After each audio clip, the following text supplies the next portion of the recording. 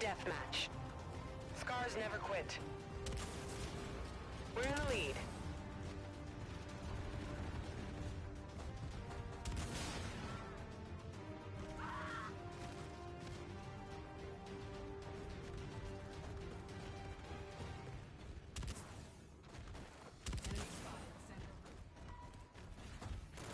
We've lost the lead.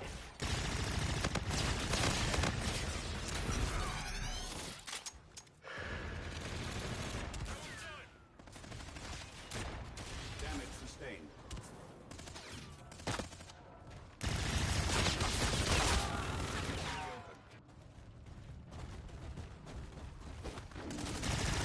We're in the lead. Enemy UAV in your vicinity. The enemy has a drone package. Friendly drone support is active.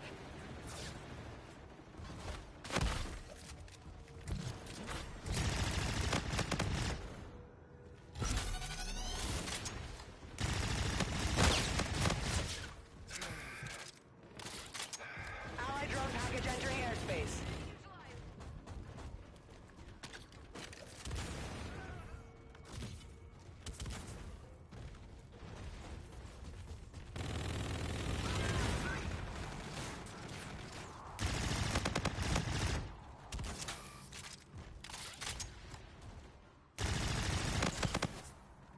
Enemy vulture is on the field.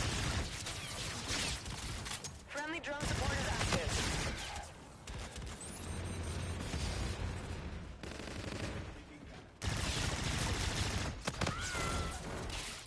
Enemy down.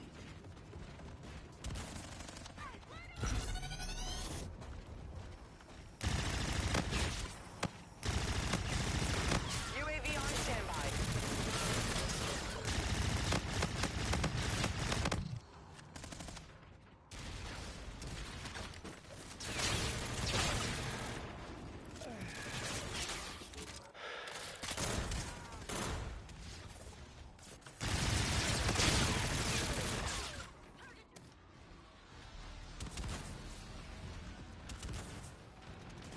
Enemy.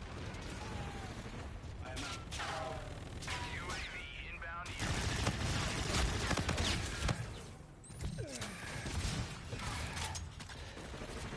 Open fire. In that window!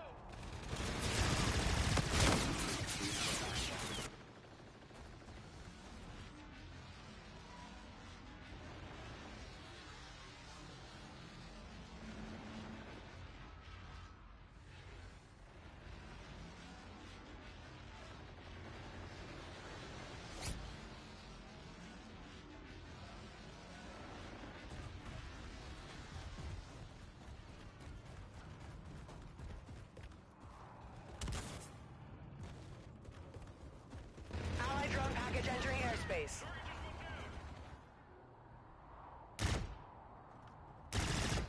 Check that window!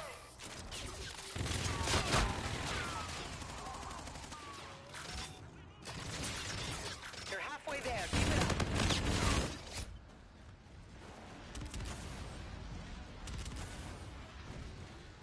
Friendly drone support is active.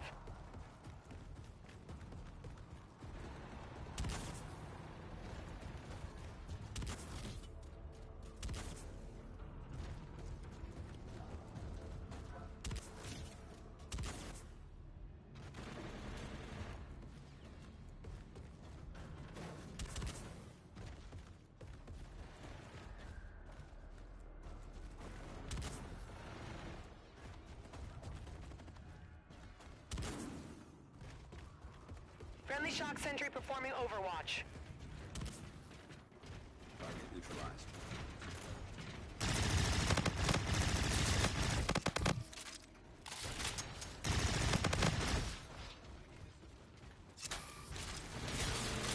Cover me. I am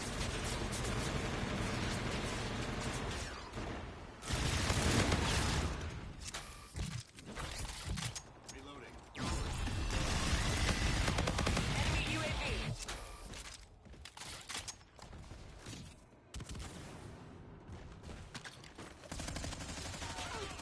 The enemy launched a counter UAV.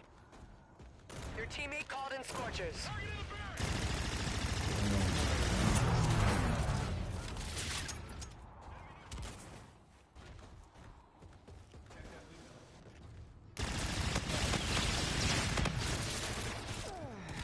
I am reloading.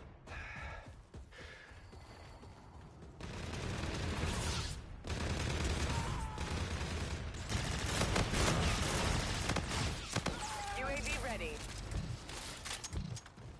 Allied drone package entering airspace. Friendly drone support is active. Friendly drone support is active.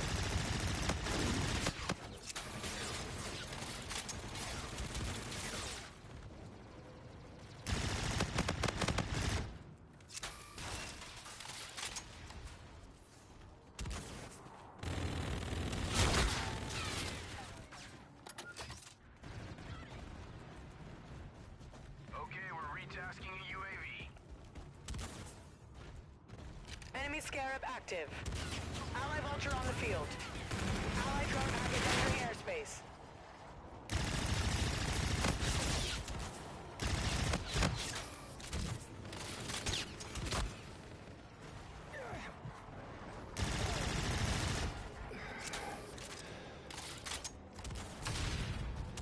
We're winning this fight.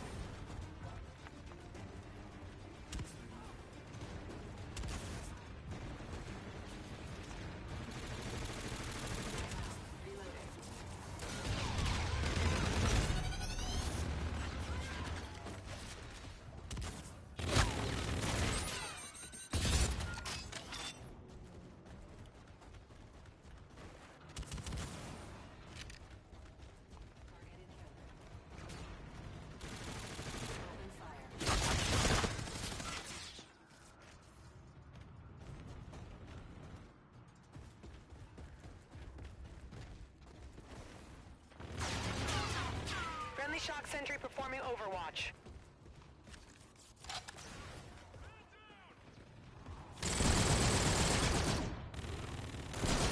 Allied Vulture on the field.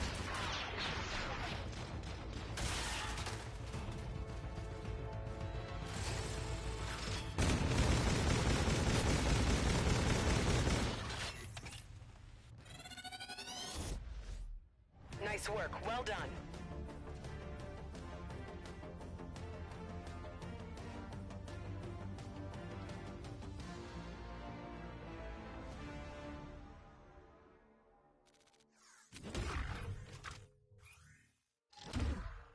Bronze honors. Job well done.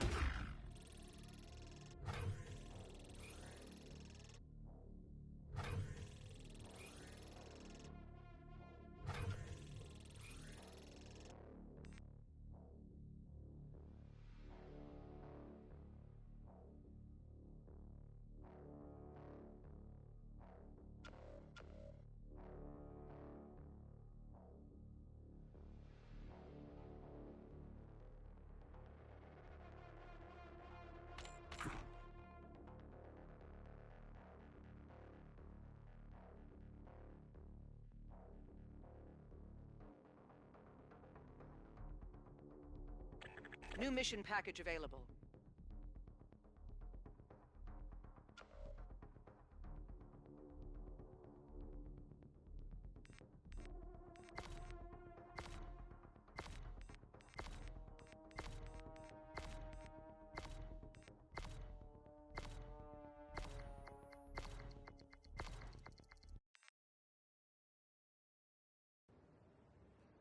Your guns won't fail you. Don't fail your team, soldier.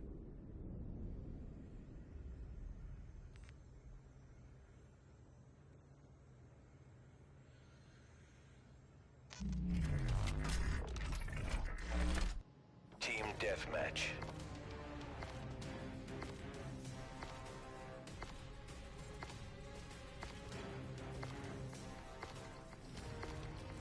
All right, set up. Let's win this.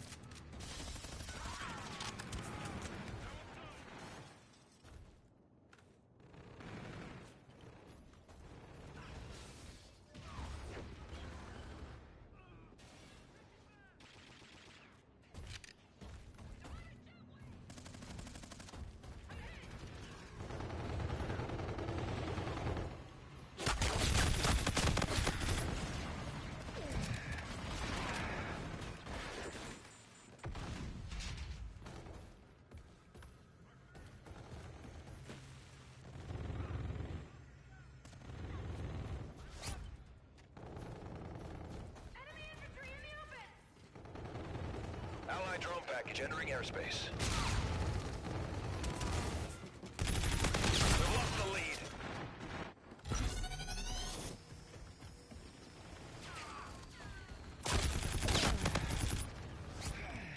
Ally Vulture on the field. Enemy UAV in your vicinity.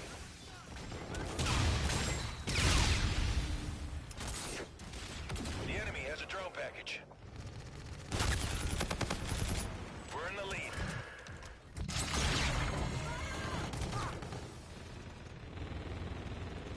We've lost the lead. The enemy has a drone package. Enemy UAV in your vicinity.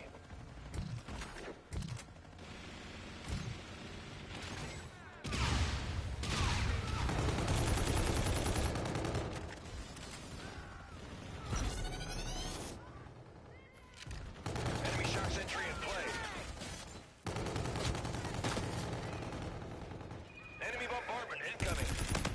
UAV on standby.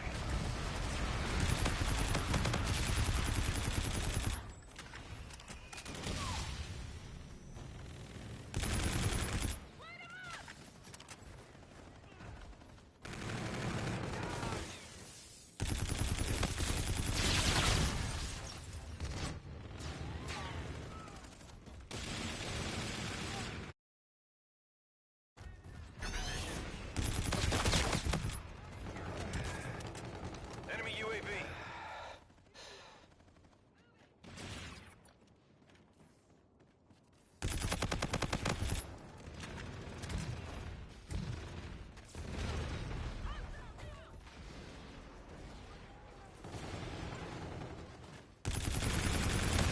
You're halfway there. Push it. Let's win.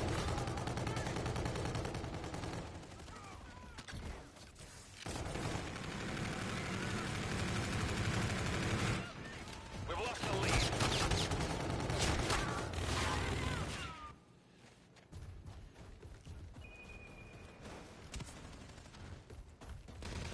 We're in the lead.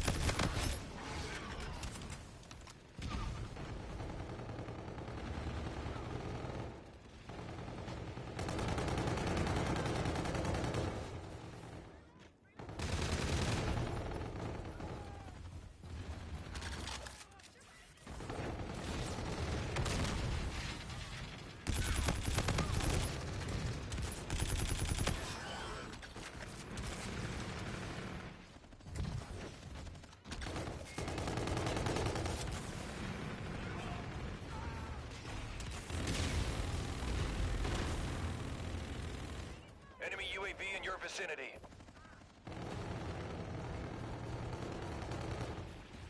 We're in the lead.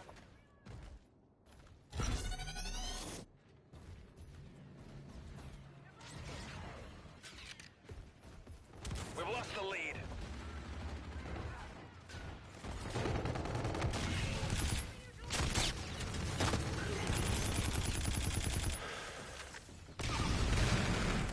We've lost the lead.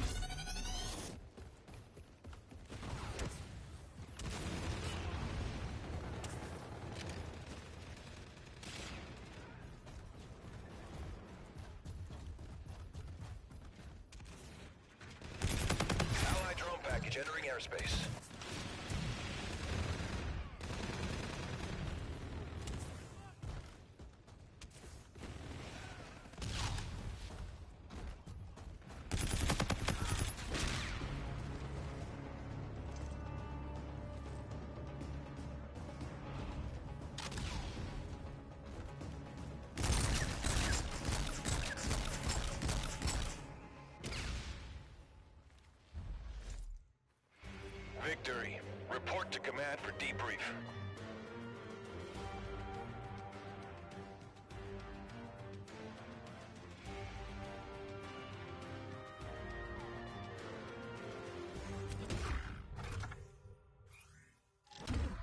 You performed admirably.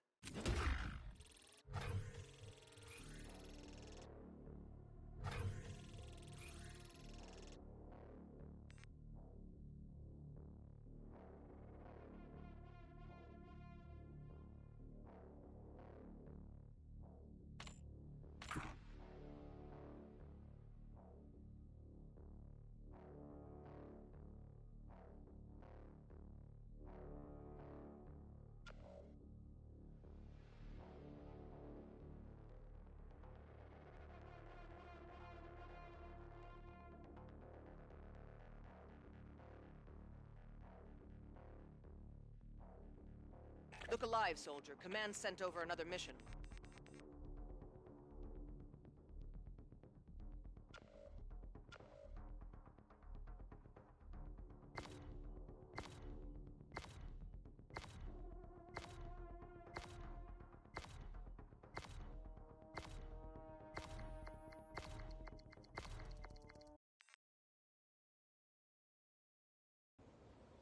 Ready up. We have confirmation of hostile activity in the LZ.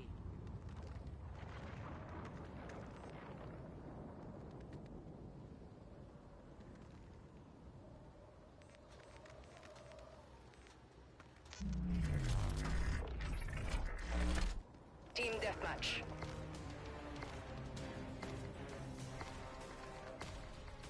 Stand ready.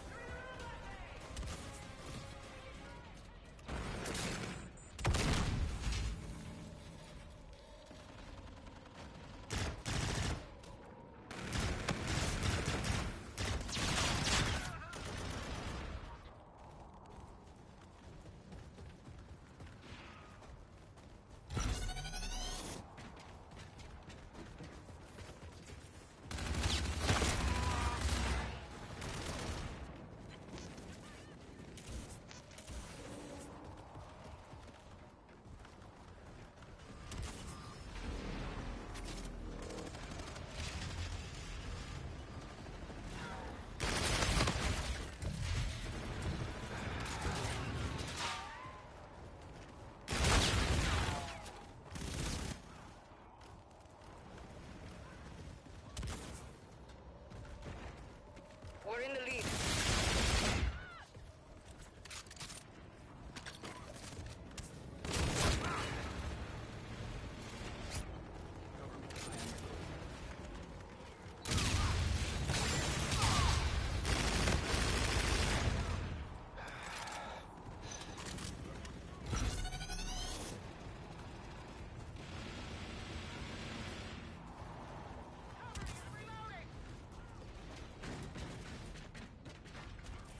Ally Vulture on the field. Friendly drone support is active.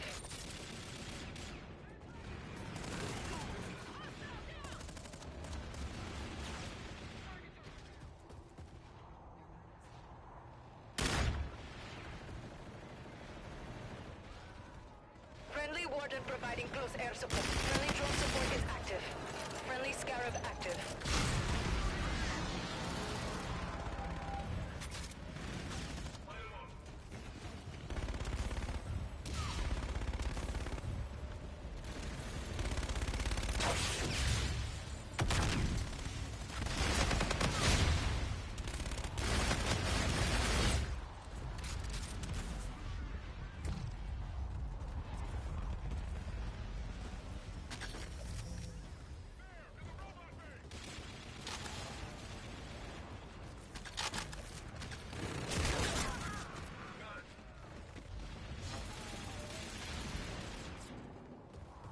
Friendly Scarab active.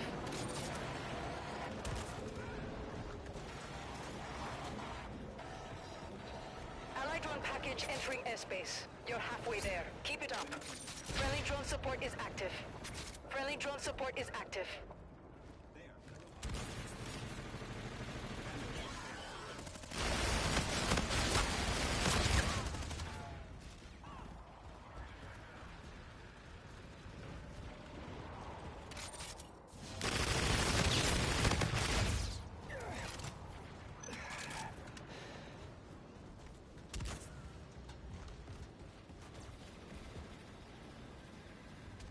Enemy UAV in your vicinity.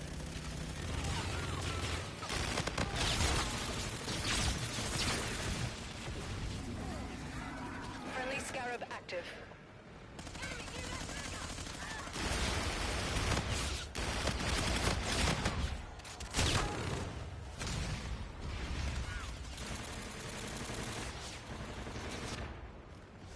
The enemy has a drone package.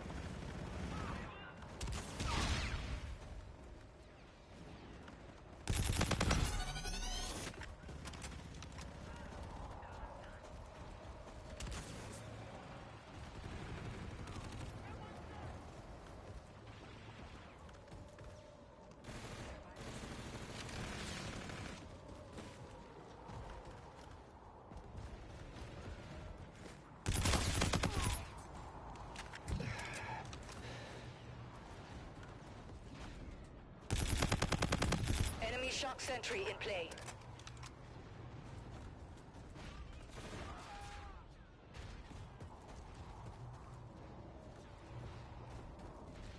Enemy bombardment incoming.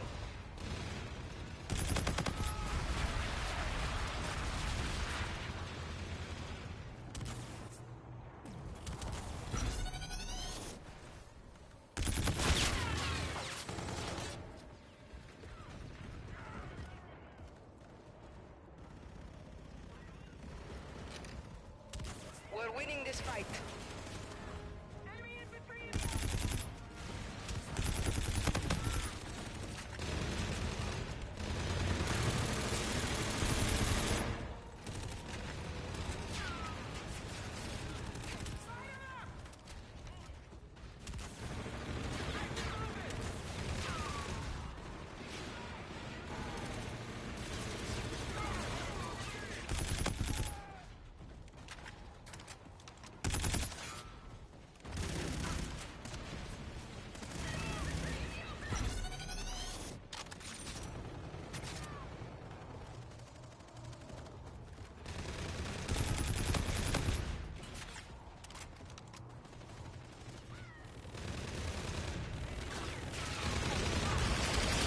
Enemy UAV in your vicinity.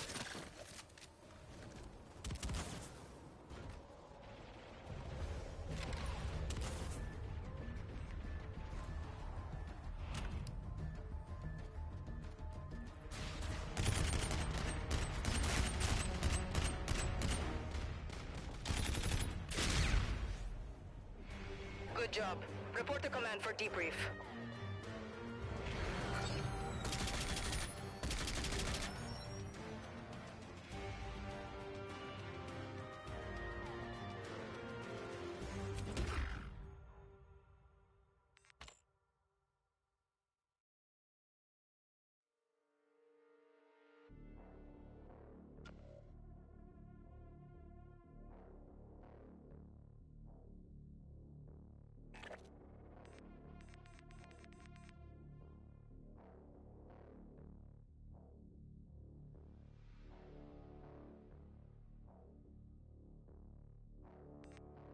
Target coordinates confirmed.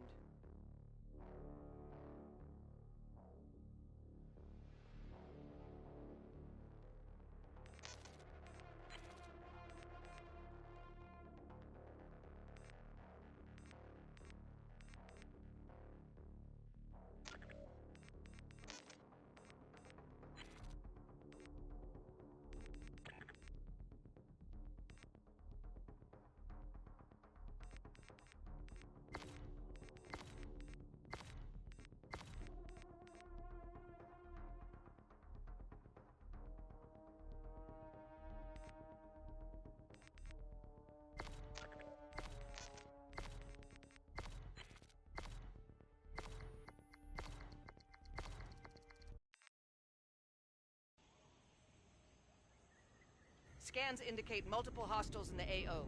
Gear up, ready for insertion.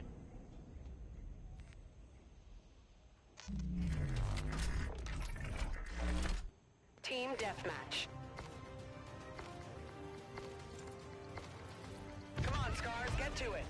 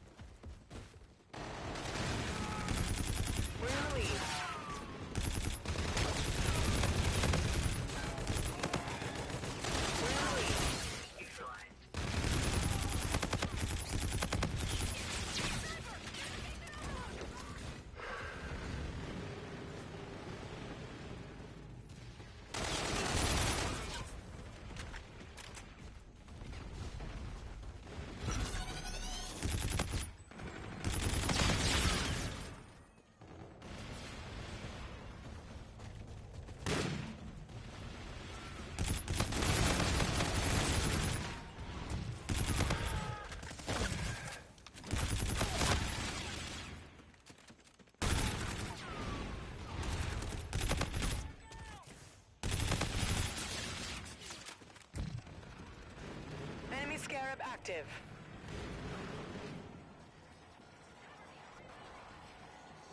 The enemy has a drone package.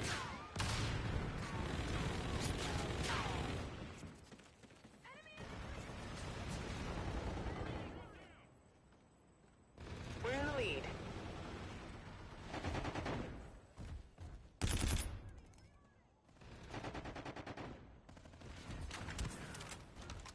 Enemy Vulture is on the field.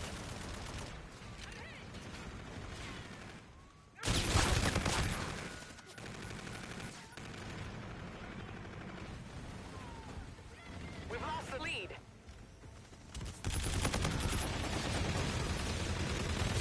We've lost the lead. We've lost the lead.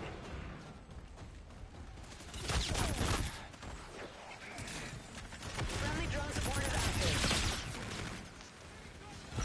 The enemy is halfway there. Take them down. The enemy launched a counter UAV. Enemy UAV.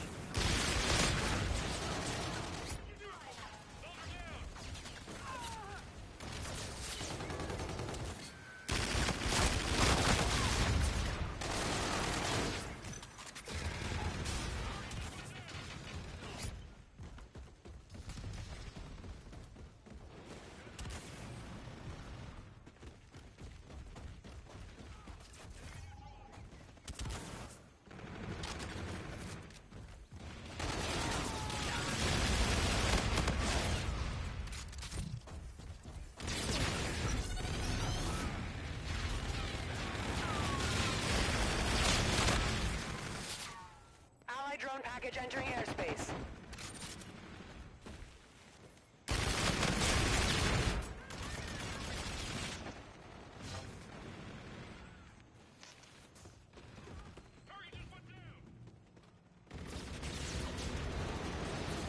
Enemy launched a counter UAV. The enemy has a drone package. Enemy UAV in your vicinity.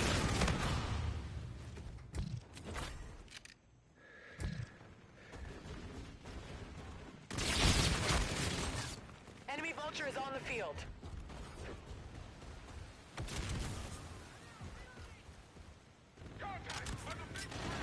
Your teammate called in scorchers. Friendly drone support is active.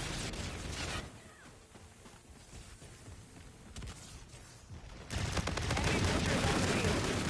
We're failing, squad.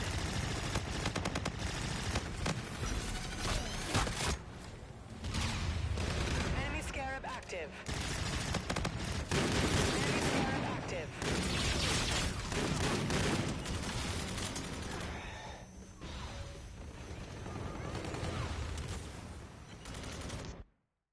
That'll do, soldier. We'll take it from here.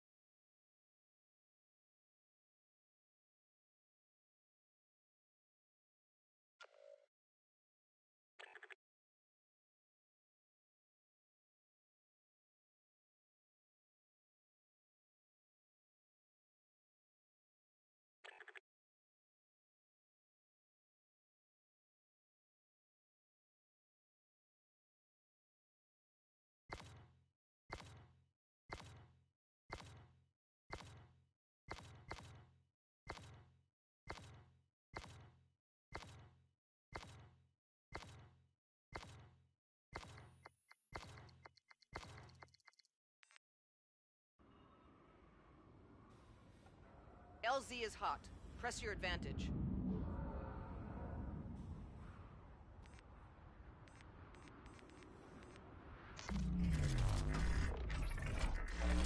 Team deathmatch.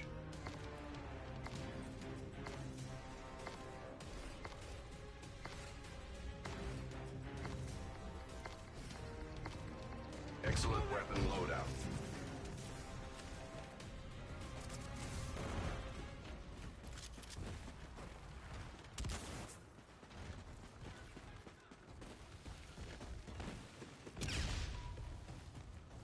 You are now in the lead.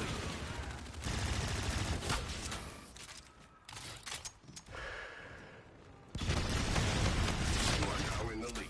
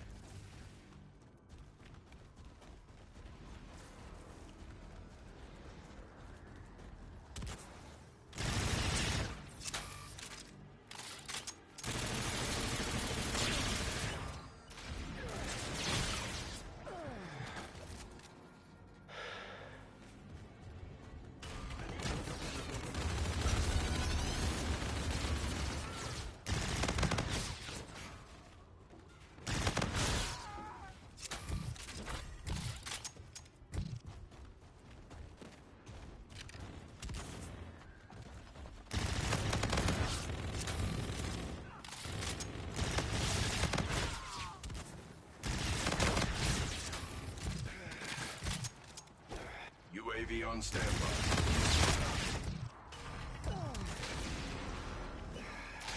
Enemy UAV.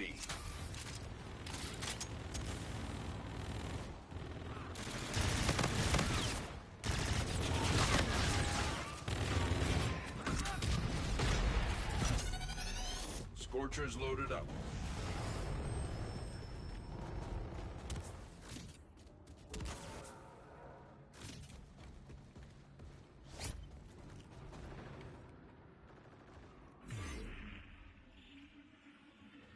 Friendly drone support is active.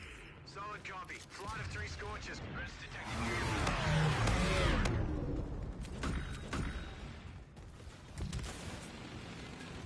Taking damage.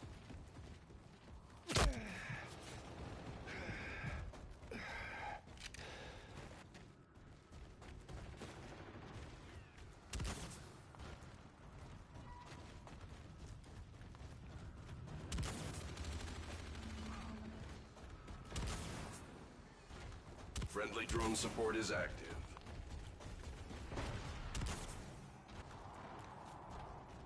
Friendly drone support is active.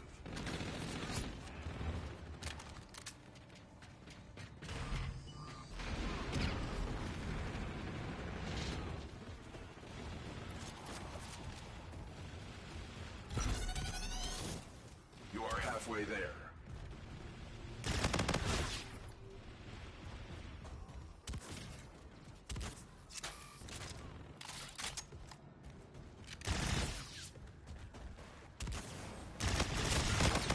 Ready to launch. Roger. Target acquired. Inbound hot.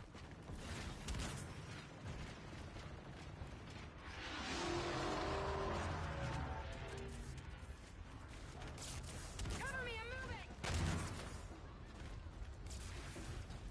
I see him. Engaging.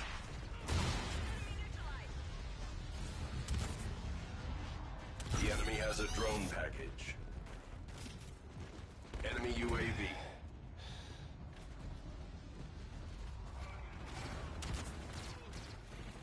Solid copy. Engaging.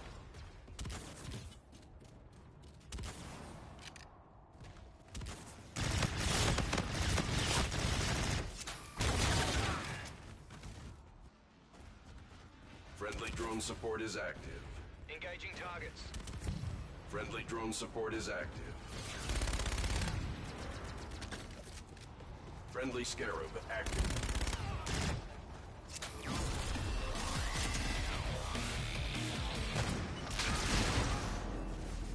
Shake it, bandits. Bug it out.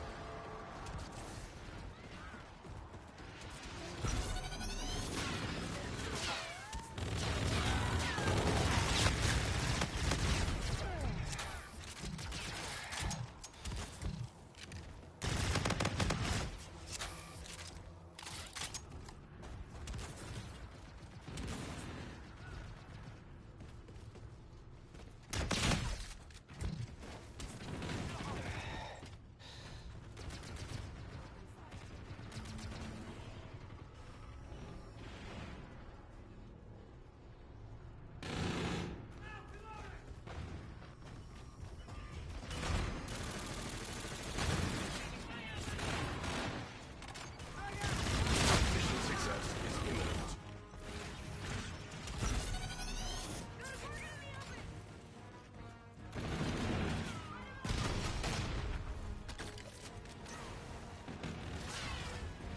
The enemy has a drone package.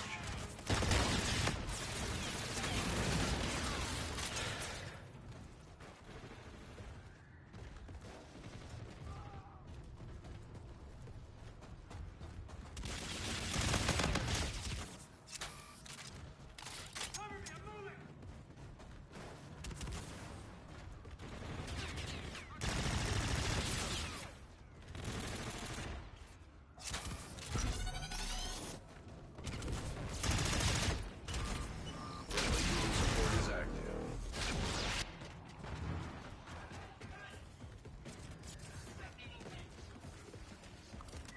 Enemy UAV in your vicinity. Enemy shock sentry in play.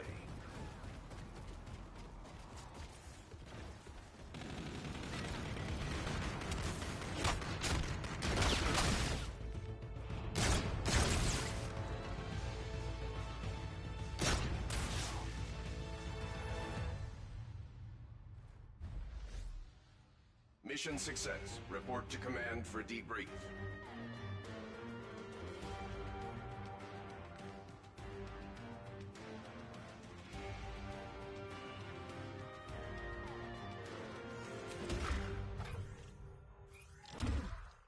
That was an accomplishment.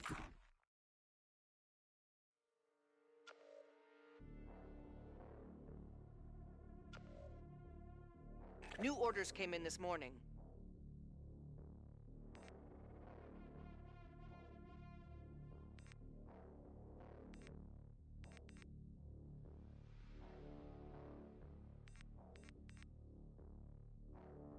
Coordinates locked in.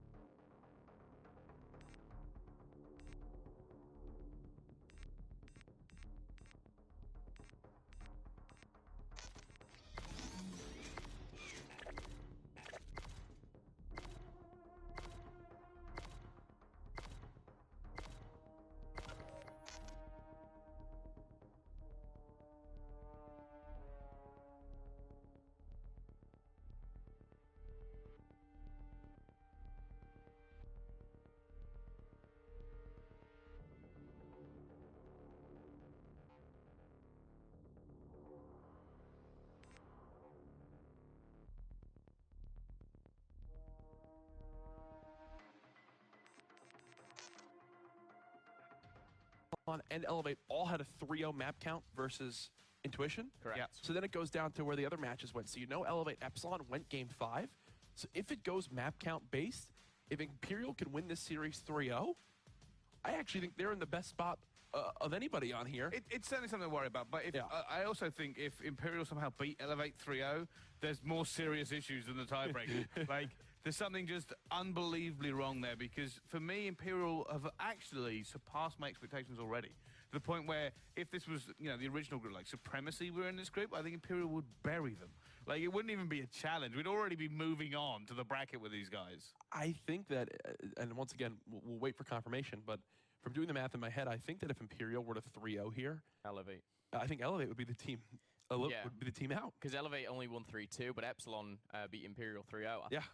So it's hard to think right now, and we don't think it's gonna be 3-0. Yeah. But quick maths from Jack. Yeah, Elevate. That would be strange to see. C2. Well, I'll tell you what. Let's talk more about the Elevate roster before we get into this crazy world of tie-breaking. Okay. Let's look at the actual team and break it down for everyone at home. So this is the Elevate roster. Should be coming on your screen right now. Look at that. Worked perfectly. Of course, Reedy, always known for his honest opinions. Shawnee, the new guy into the team. Watson and Zed. Momo, who stands out for you in this roster? Shawnee, I've got to pick for a second. Is the player which I'll be watching most. I've said it once, I'll say it again. He was a player when 2-3 years ago, thinking this guy would be on a top team at the age of 16, but he's now 18 years old. He's got a lot of hunger because he's been wanting this for so long. He's got 3 really experienced players around him, and we saw him a little bit shaky towards the S&D sometimes, but individually, I think he'll shine this weekend. Does Watson look cold? He does. Watson has that that kind of crazy look on his face again that which intimidates Jack. Yeah, I don't think it's just like a random thing. I think it's quite often that look is on his face, especially when he's got matches to play. There's a look at Elevate, though, in the booth. Again, a team has found a stress ball, and they're throwing it around. Let's talk about their captain, Reedy, because he's one of the more controversial and somewhat controversial way of putting things sometimes. I'm just finally glad he's found a team that can carry him. I mean, I want to back Reedy up for a second. Yesterday, in those S&Ds, when he had players falling off a little bit, Reedy was fantastic in the S&Ds. He had the backpack I know he was, but yesterday he was being very mean to me. Yeah, so I know. I felt like I had to... someone's being mean to you, Bryce. Yeah. How did it feel? Yeah, Bryce. I'm perfectly fine. I'm sure. I'm an adult. I can deal with it. Anyway, let's move on to the other roster. Let's jump on board with Imperial and talk a little bit about them. Brain, Endura, Sam B, and Shane. Of course, Sam B, a lot of you won't know him. On the desk, we don't know him that well either. But if Shane's picked him up, last person I knew that Shane elevated was actually Zero, so... He knows his stuff. Yeah. No, Sam B was someone that yesterday, as you mentioned, not knowing too much going into it, showed some impressive stuff in Search and Destroy. For this team, though, I'm really looking at Shane and Brain, the rhyming names, to be my MVPs of the series. I think they've got their hands full now against Elevate, and realistically, you look at this and go, this is all in their hands. They either show up now and beat Elevate and with a handily map count and give themselves a chance to move on, or their tournament life ends here. And that's pretty demoralizing if you're Imperial, because once again, we talked about how crazy this Group B was. They came in this weekend saying Epsilon won't be a part of things. Now they're facing Intuition and Prismatic. Well, guess what? Epsilon come back in, and now Imperial are like, whoa, we've got the toughest group of all now, and it's showing in a scenario like this. Yeah, this is really under the gun on this team. I mean, here's the great thing about this squad. I think Brain has performed fantastically. Shane stepped it up. Endura's actually a talent that a lot of people don't know about. He was actually in the pro chat last year during the CWL, even though he wasn't in the CWL. So it just kind of shows how much he was respected. And kind of how good he is. Sam B's the only really unknown quantity for me. I feel like if you put another name in there, you'd be really kind of elevating how much you talk about the squad. I want to just say about Brain, is such an underrated player. He was underrated in Hyper Games. He didn't get the star, studied kind of player. You looked at Zed, you looked at Shea or Quicker. But watch out for Brain. He'll be one to put big numbers up in the hard points. With me on this team, I'm wondering why they have 2 players with 3 A's in their name, Endura and Brain. And if those 3 extra A's will give them victory. Didn't you used to be known as A Courage? AYY_. AYY Courage. A distinct difference from 3 A's. Well, I feel like it's not that distinct. It's like, hey, That's how it was. I don't think it's like Ender A. Why is this important? I don't know. Jack brought it up. I just thought, Jack, I thought he was going somewhere with it. I just thought it was something that needed to be said. Yeah. We talked a lot about the series and our expectations. You want my honest expectation? There's going to be an Elevate 3-0. Wow, really? Yeah. You're not giving Imperial any credit? No, I've got Elevate. I've got Epsilon yesterday. I've got Elevate 3-0ing. I've got Splice 3-0ing Orbit later. We already saw Infused. I said this is how this tournament's going to go. It's going to be Grand Finals. It's going to be Infused 3-1 beating, it's going to be Splice 3-1 beating Infused in the Grand Final. Calling that right now. Match 22 of 38. Jack Dunlop said it. All right, wow. I mean, just to put in Elevate 3-0, I agree. So all that's like, whoa, this guy's crazy.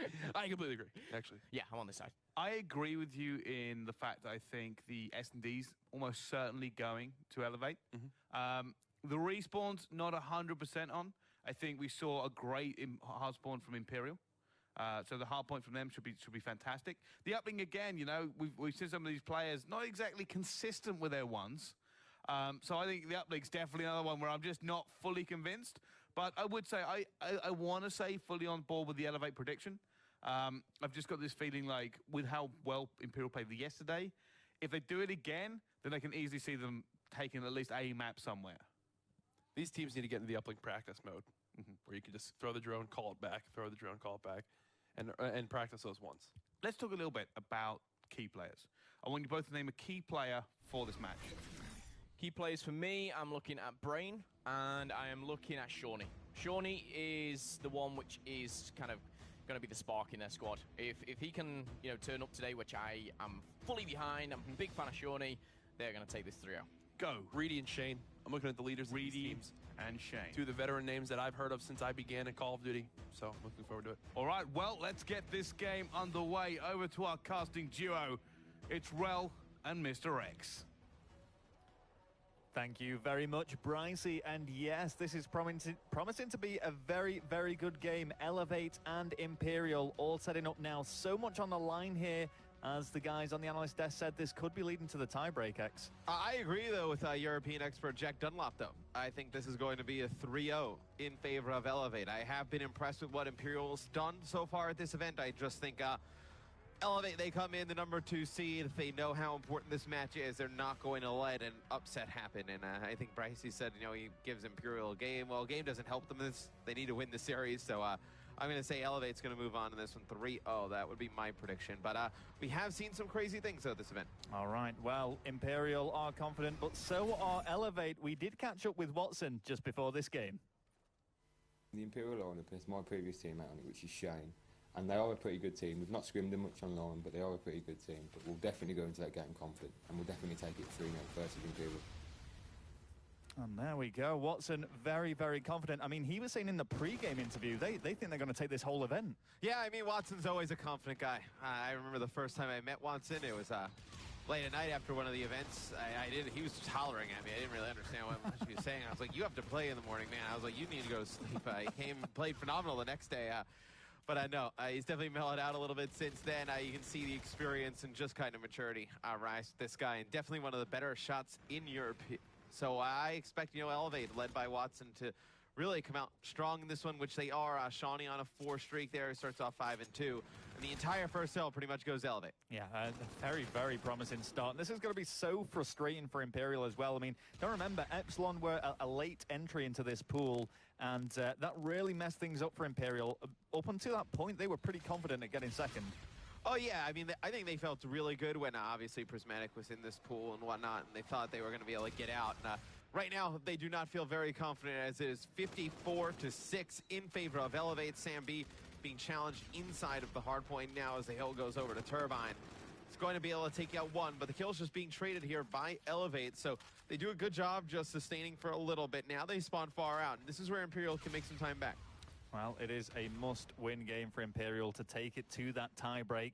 Epsilon currently sitting 2-0 in the pool. We're finally seeing them bring some points onto the scoreboard now as Endura is locking things down. He's in a great position, but Shawnee just flushes him out. He's 10-3. The guys on the analyst deck, Momo specifically, were saying this is the one to watch.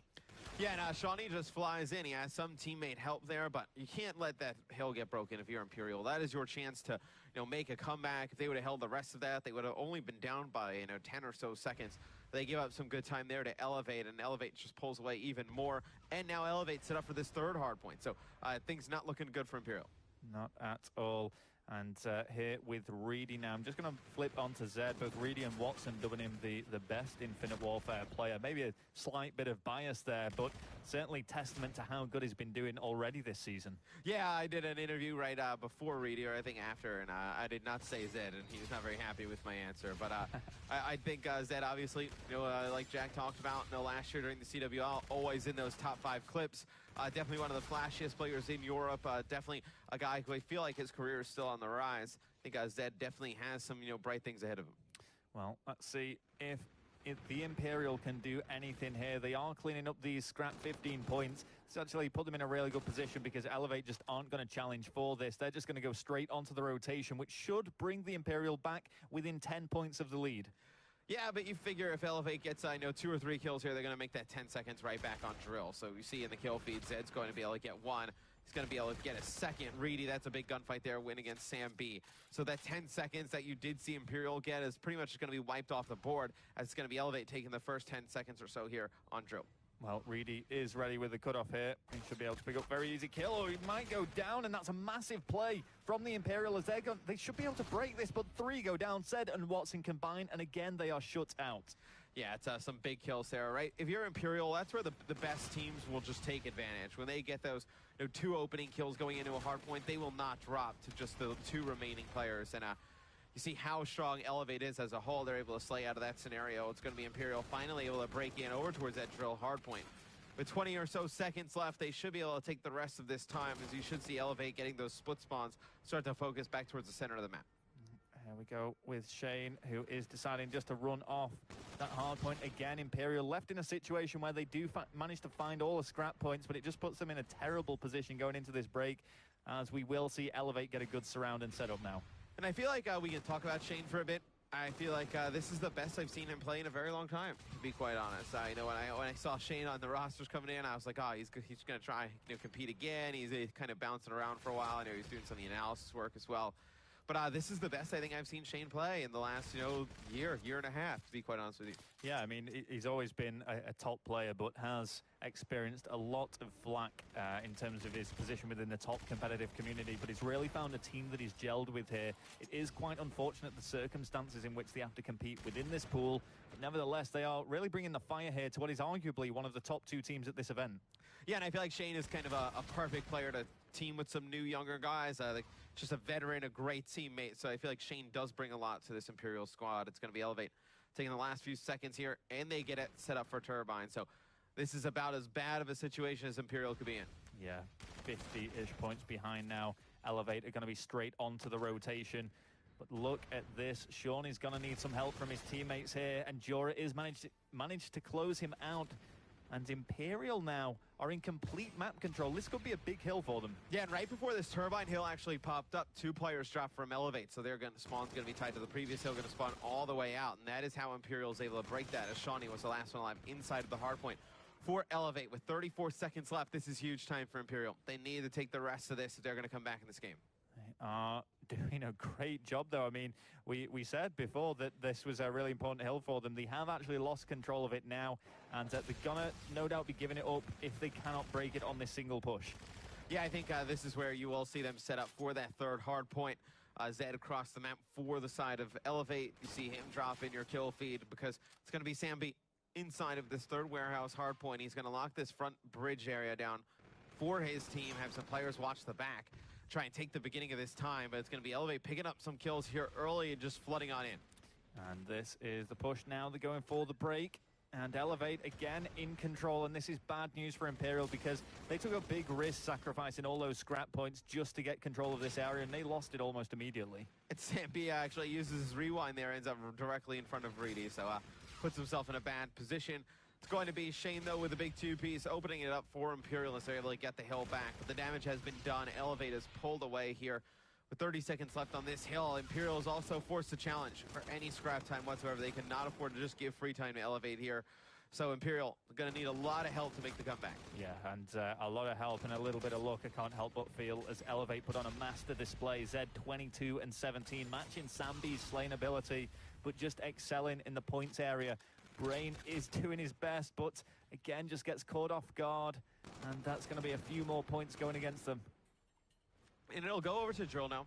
And you do see Elevate set up over by this hard point. We'll see Zed coming through the mid-map, going to use these high wall runs, trying to get in sight lines over the top of the building. He's able to get one. They know they have somebody trapped over here in operation. And see, it's going to be Reedy able to pick him up. Watson's going to be in the kill feed as well. And they're doing a fantastic job, Elevate. Just keep the assault going on the Imperial spawn point.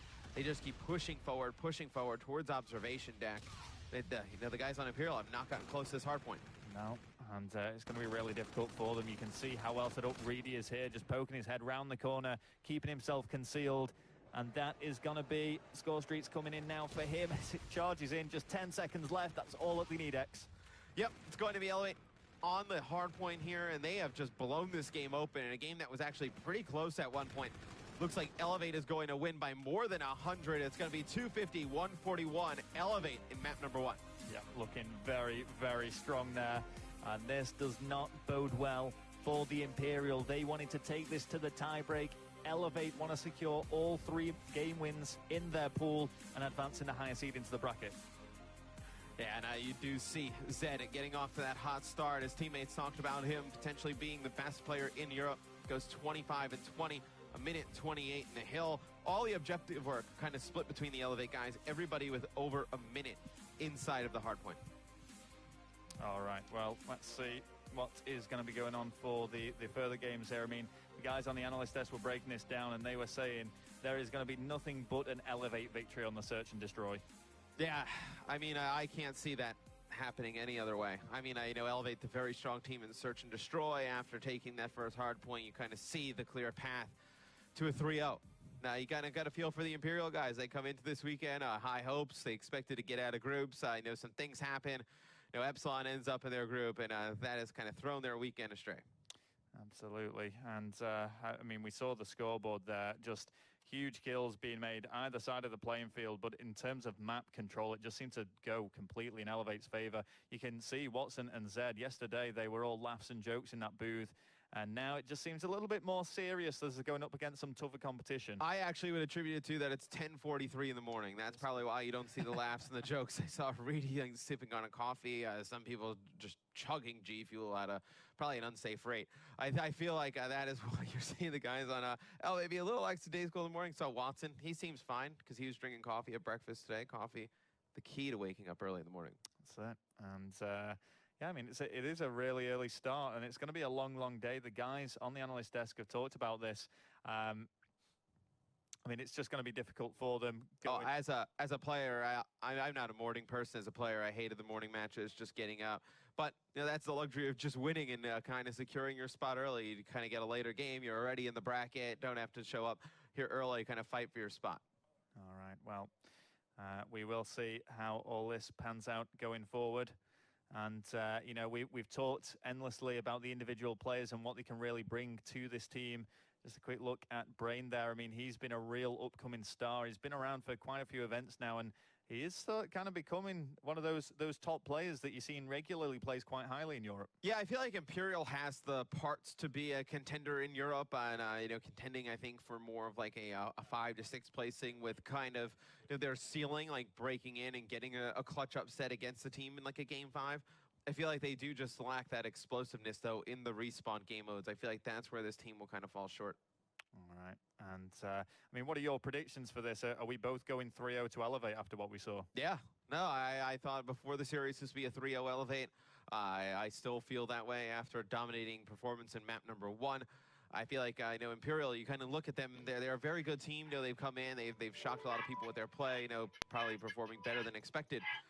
I just can't see a game mode where I would favor them in, where I can't see a game mode where I can realistically kind of say, okay, well, this is how they're going to go win a hard point. Like, I can't really explain to you that because I just don't think it's possible against Elevate. Well, you can see the maps and game modes now up on the screen. It is going to be Throwback, Search and Destroy coming up next, followed by Precinct Uplink. If it does go to 3-0, that could be where Elevate take it.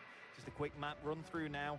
And we have seen this map played the most. It is the only map in every single game mode in the COD esports rotation.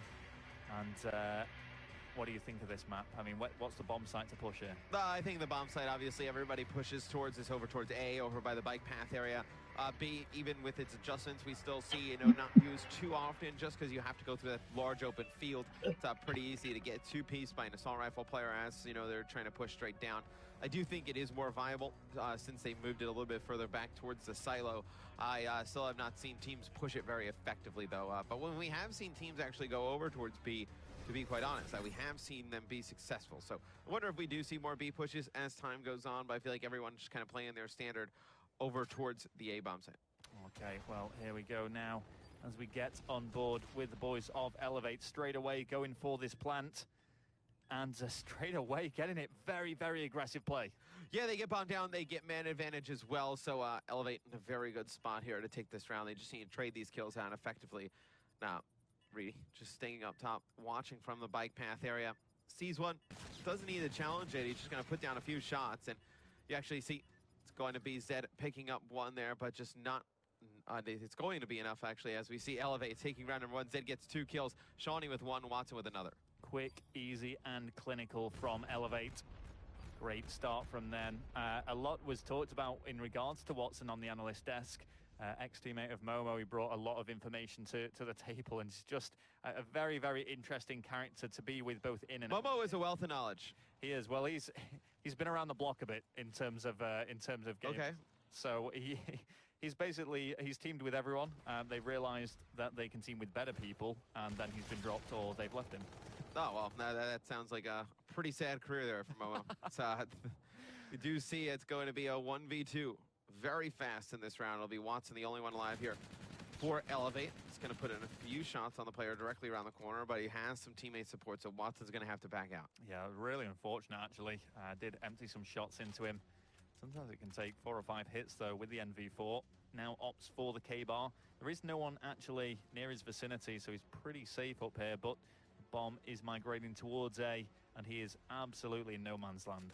Yeah, he's going to go over, check the B bomb site, just get some vision over there, and then he's going to have to wrap all the way around back towards bike path. And with about 35, 40 seconds left on the clock here, it's going to be very difficult for him to get all the way over and get back towards bomb. So see how Watson decides to play this. Well, there's one player looking over from Lemon into the middle of nowhere, and Watson not able to secure the second kill, but just some odd positioning there from Imperial. They get fortunate. They win the gunfight there towards the end. They tie it up at 1 round apiece. I thought he might have actually pulled that off, you know.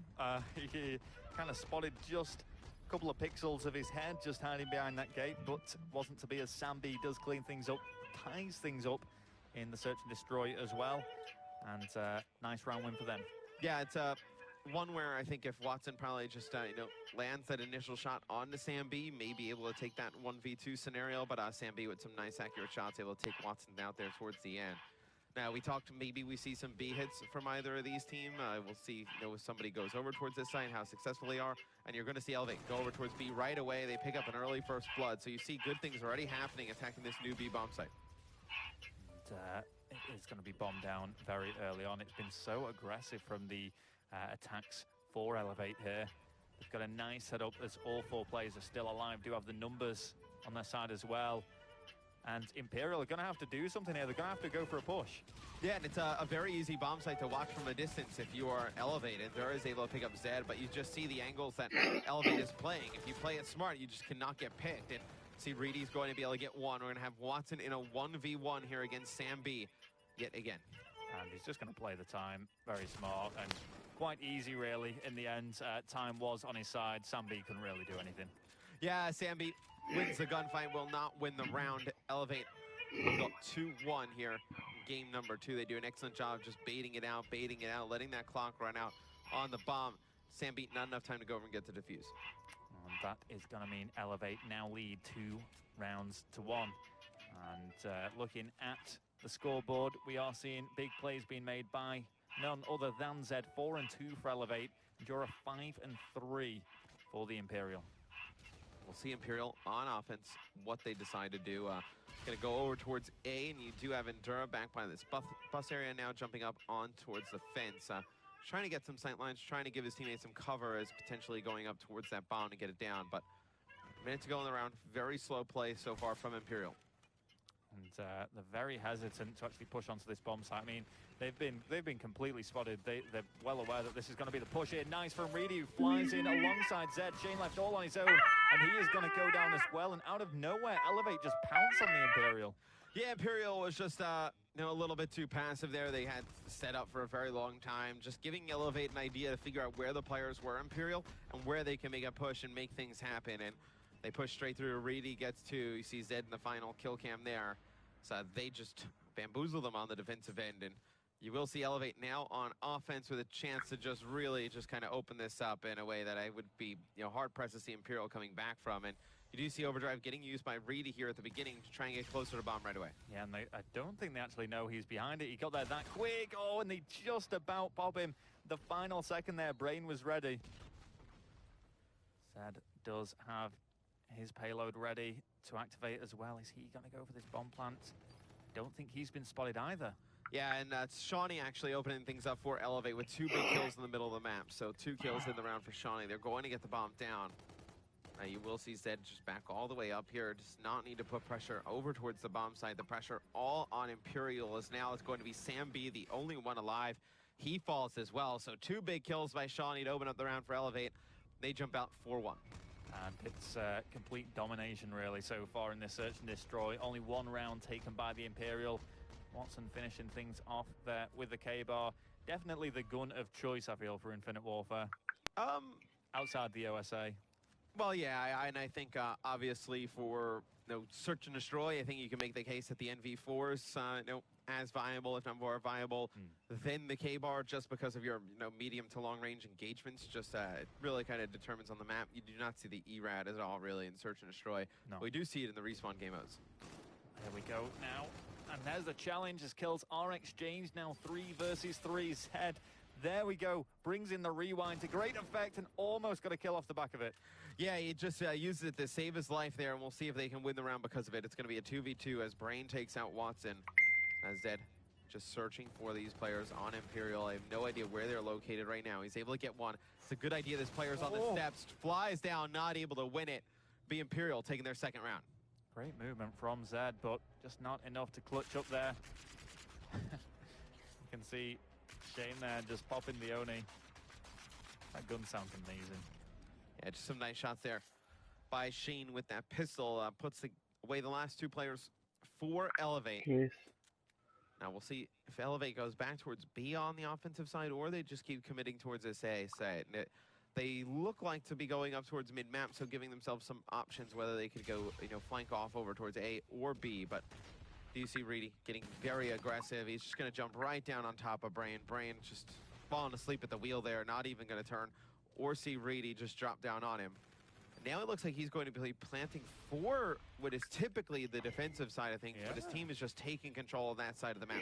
So very smart play there by Reedy with that bomb plant positioning. Very, very interesting indeed, and that's again just reading the game so well. Didn't really matter too much in the end, as his teammates did manage to clean up a round in which puts them just 1 round away from taking the search and destroy now. And I gotta believe that if they win the search and destroy, there's no way they drop the uplink. I feel like this is a team just too experienced, too strong right now. And they look like they're rolling. Look like much different than the team we saw yesterday against Epsilon. Well, it would be a tremendous comeback if Imperial could take the uplink hardpoint and search and destroy that follow, especially after what we've seen so far. Watson does also have payload ready, active camo ready to pop there. Yeah, I mean, I think they'll save camo probably for the offense, or if Watson gets in like a 1v1 scenario in this, but they do get first blood, so really no reason to use the ability. He is going to use it towards the middle of the map, probably keeps him alive for an extra second there, and he's able to take out Dura. So a 3v1 scenario. It's all on Shane here. Try and make a comeback for Imperial. Needs to clutch a 1v3, and then you still need a few rounds to go in Imperial's favor for them to win the map. So this definitely looks like the moment where you will see Elevate close it out. Yeah, Shane, he's got a lot of work to do here. Time is against him. He doesn't have control of the bomb. He's up against 3 times as many people. And it's very, very desperate times. Well, he's made a move on the bomb. You can kind of see as well, Elevate are just splitting themselves across the 2 sites. They do have the numbers to do so. If he could make this kill, though, here. Oh, this could be interesting. Yeah, but as soon as Reedy sees this bomb go down, he's going to just push around the corner. And oh, there we go. Nope. Shane not able to get out of harm's way. Reedy will jump on the bomb. And that'll be game 2 in the books. Very quick search and destroy goes to Elevate 6-2. Well, he did everything that he could there, Shane, but the end result was that Elevate were just too strong on search and destroy. Big, big plays by them. And Imperial, again, must just be so frustrated. They really have landed themselves in this group of death, and it's really showing. Yeah, I mean, realistically, that could have been a 6-1. I mean, you saw Sam B come up with that big gunfight against Watson. They almost blew that 1v2 scenario, did Imperial. So obviously, just a really strong performance by a very strong Search and Destroy team in Elevate. Not too surprising whatsoever. Going into Game 3, Imperial's tournament life, you know, their backs against the wall. I mean, obviously they want to make it out into brackets, so this is really what they're playing for here. They need to rattle off 3 maps straight to even force a tie-break scenario. Well, they're going to have to pull out all the stops if they want to do that here. And we're going to see what happens now as we go on to the next map. And let's get things set up here as we go. It is going to be Uplink Precinct. And we're just getting a view of the players now. Zed, very calm and composed. Still with the, I want to call it the stress ball, but... Yeah, I mean, if you're in the Imperial booth right now, I think you just kind of need to set the moment, set the stage for what this means. I mean, this is legitimately your tournament on the line. Great. I mean, you can go home with some pro points, but you want to just rack up even more. You want to take that pressure off when you go home, having to grind through, you know, online tournaments and ladders and whatnot. You want to place well here at this event, and you're going to have to rattle off 3 straight maps against Elevate to do it. Obviously, the odds are against them right now.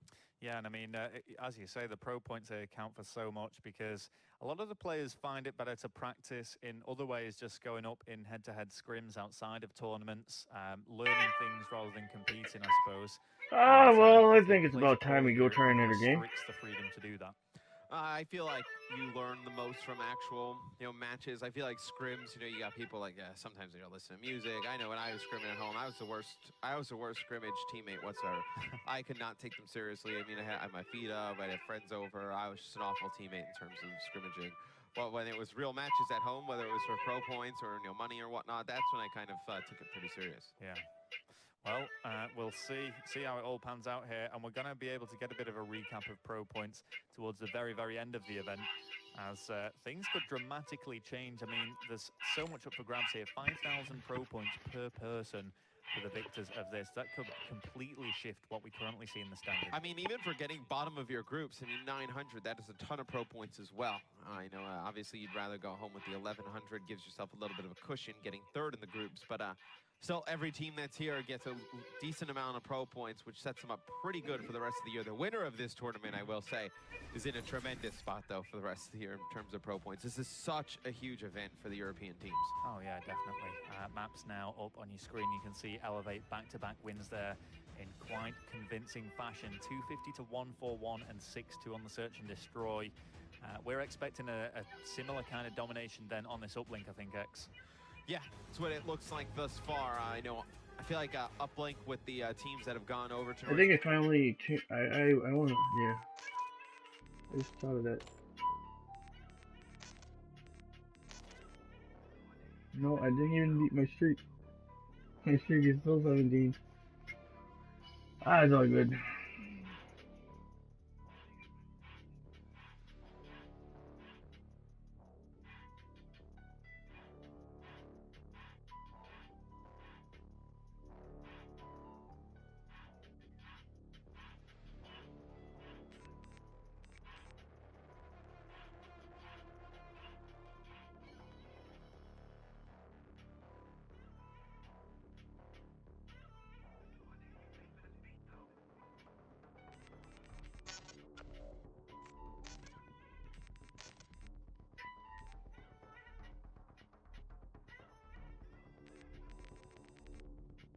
I'd like to know what position I am.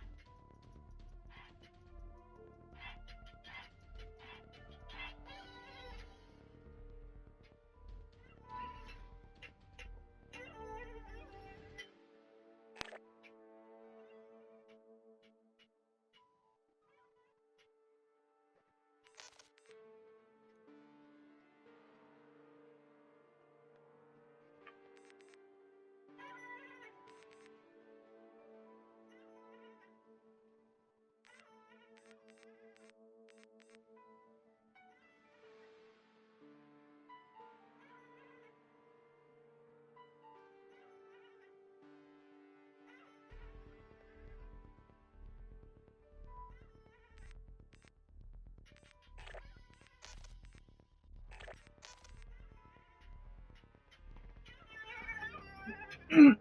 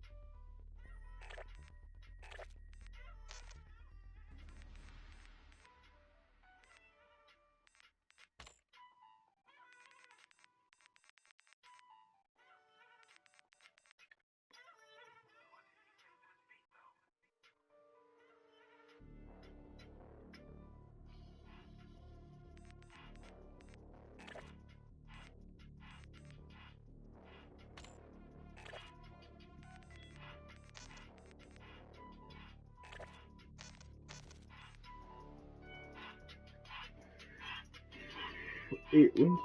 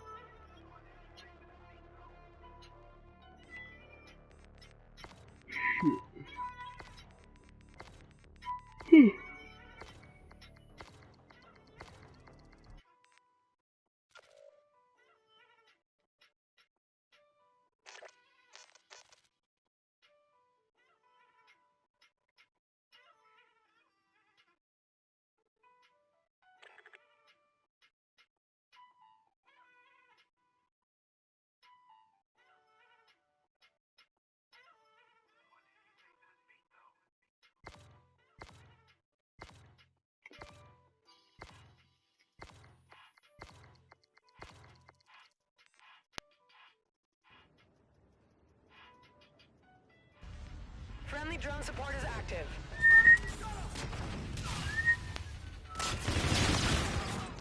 Team deathmatch.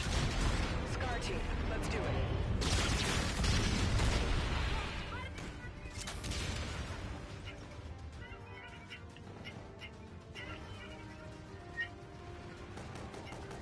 Friendly drone support is active.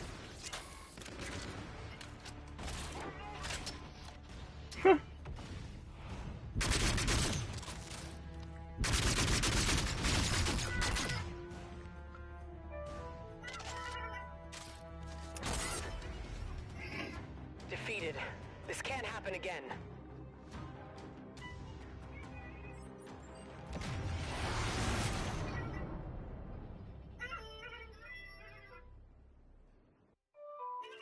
Fuck. Look at that shit. You underperformed. Wonder It's nothing why to that my team lost.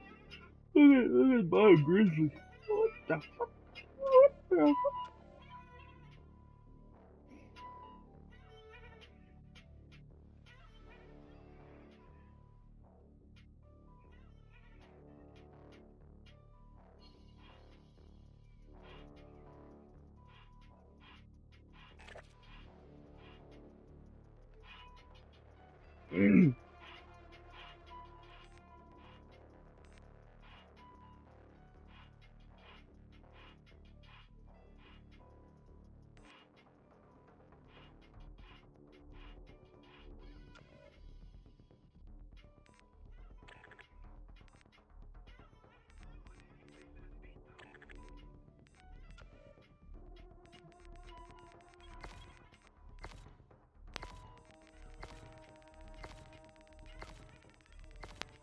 I don't think I want to play this one. Okay, damn that. Too late. Make me proud, Sabers.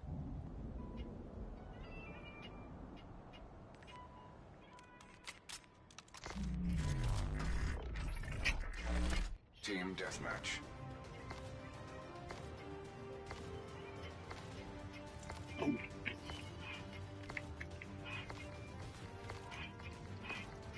Star strategic dossier uploaded.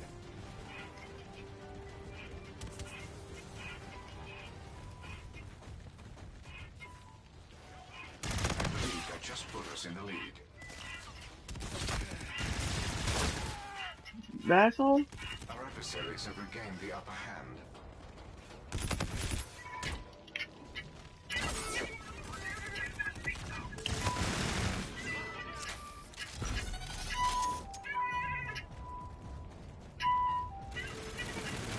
believe that just put us in the lead.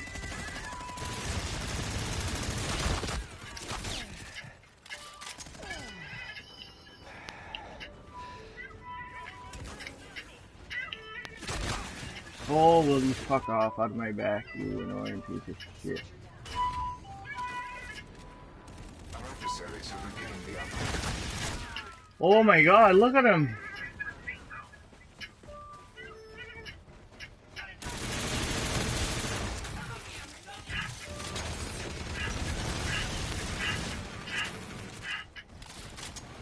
Can't spawn, fuck you.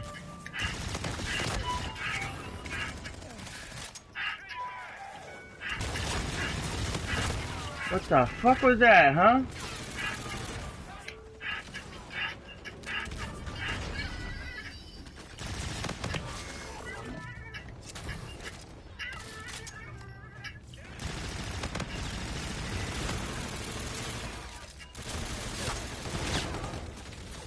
Shit.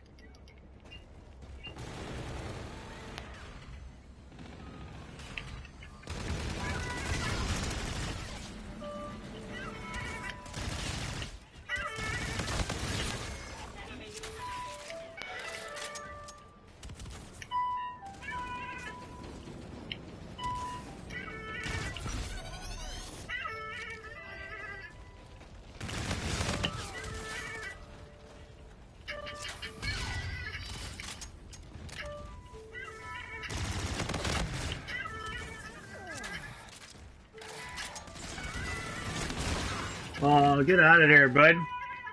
Derp, derp, derp. Yeah, you're always in fucking derp spots, you fucktards.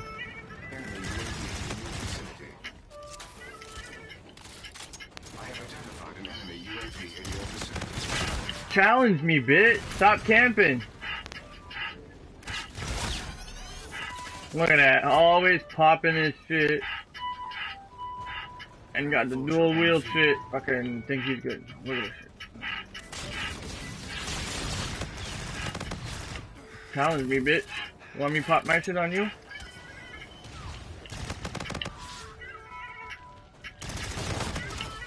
Challenge me, bitch.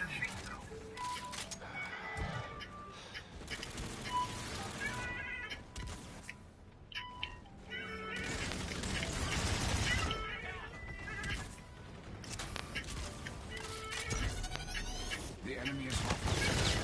To intervene. Challenge me, bitch.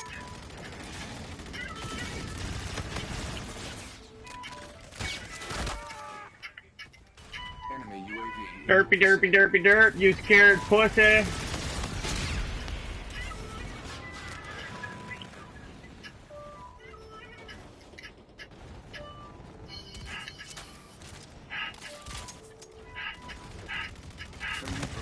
Is active. What the fuck? Swooty? That's not cool, bruh.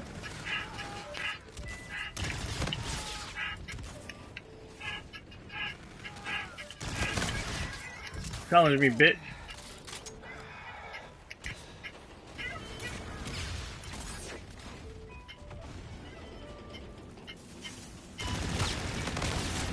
Oh shit, I'm gonna fucking lose this game because of my fucking shitty ass teammates. What the fuck? The enemy is a drone package.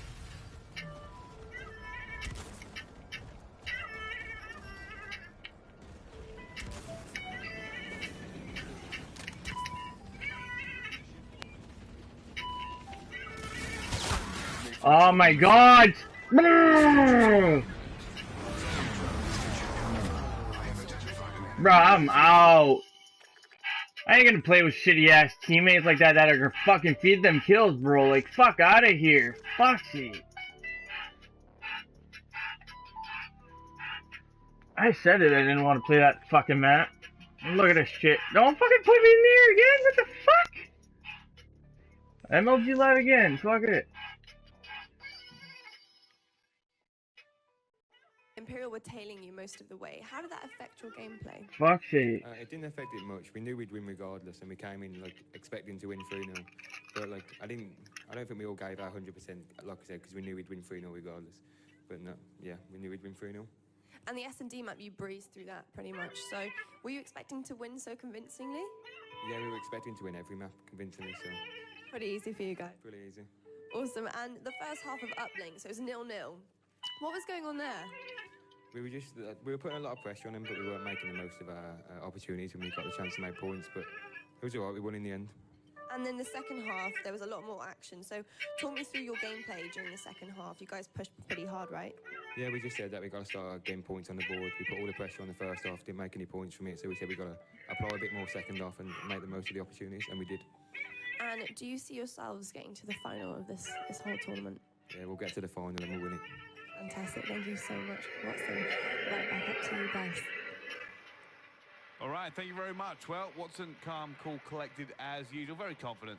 I've heard, I think, 9 different teams now say they're going to win this tournament. Well, yeah, it's pretty impressive. It's 9 winners on the pretty common thing to say. It's just, I just love always hearing that question because it's the same answer but the different variation each time. Like, we've got the confidence, we've shown in our gameplay, yada yada. We're going to win this tournament. Watson, though, I'm going to believe him. Once again, going back to that scary thing, I'm just going to say, yeah, go. Wow, I think that's a bold prediction. You just predicted Elevate to win the entire thing. I didn't know. I said earlier. Well, that's what you just said. Confused. You just said it. I'm just trying to make Watson happy. You just said it. You just said it. I'm not predicting that. Okay, so you don't believe Watson? No, I don't. I should step back again. Just let you two go at it. No. All right, well, I'll tell you what we're going to do now. Let's go by this map by map. So we're going to start with the hard point. Momo, what did you see? Very strong plays, good rotations from Elevate. They out-rotated, they outslayed, they outsmarted. For me, it was a clean-cut game from them.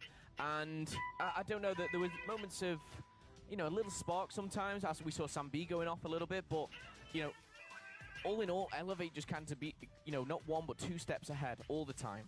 This was a series of Elevate as a team being in control for basically every single game. He tries that weapon switch too much. Don't They switch grow weapon. it. Yes, sometimes maybe you'd see Imperial begin to come back a little bit like on this turbine hardpoint in this game, but then boom. The next thing you know, a great rotation over towards Hangar. They build back up that lead. Watson had a couple quieter respawns in this series, but I think that shows the strength of this Elevate team, that they have the depth in Shawnee, Reedy, and Zed to pick up the slack and make sure they can still win these games. Imperial just always seemed 1 step behind, and Elevate just did a great job of getting that lead and closing out the game. Yeah, I think so. For me, again, this was kind of the settle here. I wondered if Imperial would be able to take this hard point. They had a great hard point yesterday. And that's what I kind of brought up in the pre-predictions. I said, you know what, if they're going to do something, it will be here. You know, but it didn't really pan out for them. They just didn't really show up like they did yesterday against Epsilon. So, yeah, that kind of went down to them, and I think that kind of set the tone for the series. Yeah, it really did, because going into a Search and Destroy against a team like Elevate, you just not only lost the hard point, but you have been kind of, you know, pushed aside with ease. You saw there in the interview, Watson was like, we're going to win 3-0 regardless. We weren't really going 100%. That I don't believe. But... you know, he seemed pretty chilled. He seemed relaxed. There was no kind of pressure on him. He wasn't panicking at any time. And that was, as a whole, for Elevate, they seemed, you know, very, very relaxed going into that second game. They certainly did. Well, let's move on now to the Search and Destroy. And Destroy may be an apt word for this one, isn't it? It's Elevate, and they've got some S&D specialists. That's the only way to put it. And every single one of them showed their strengths in this game. It was a well-rounded effort. Everyone ending this one, if I'm not mistaken, positive or right on the cusp of it, where it was just well-executed offensive plays.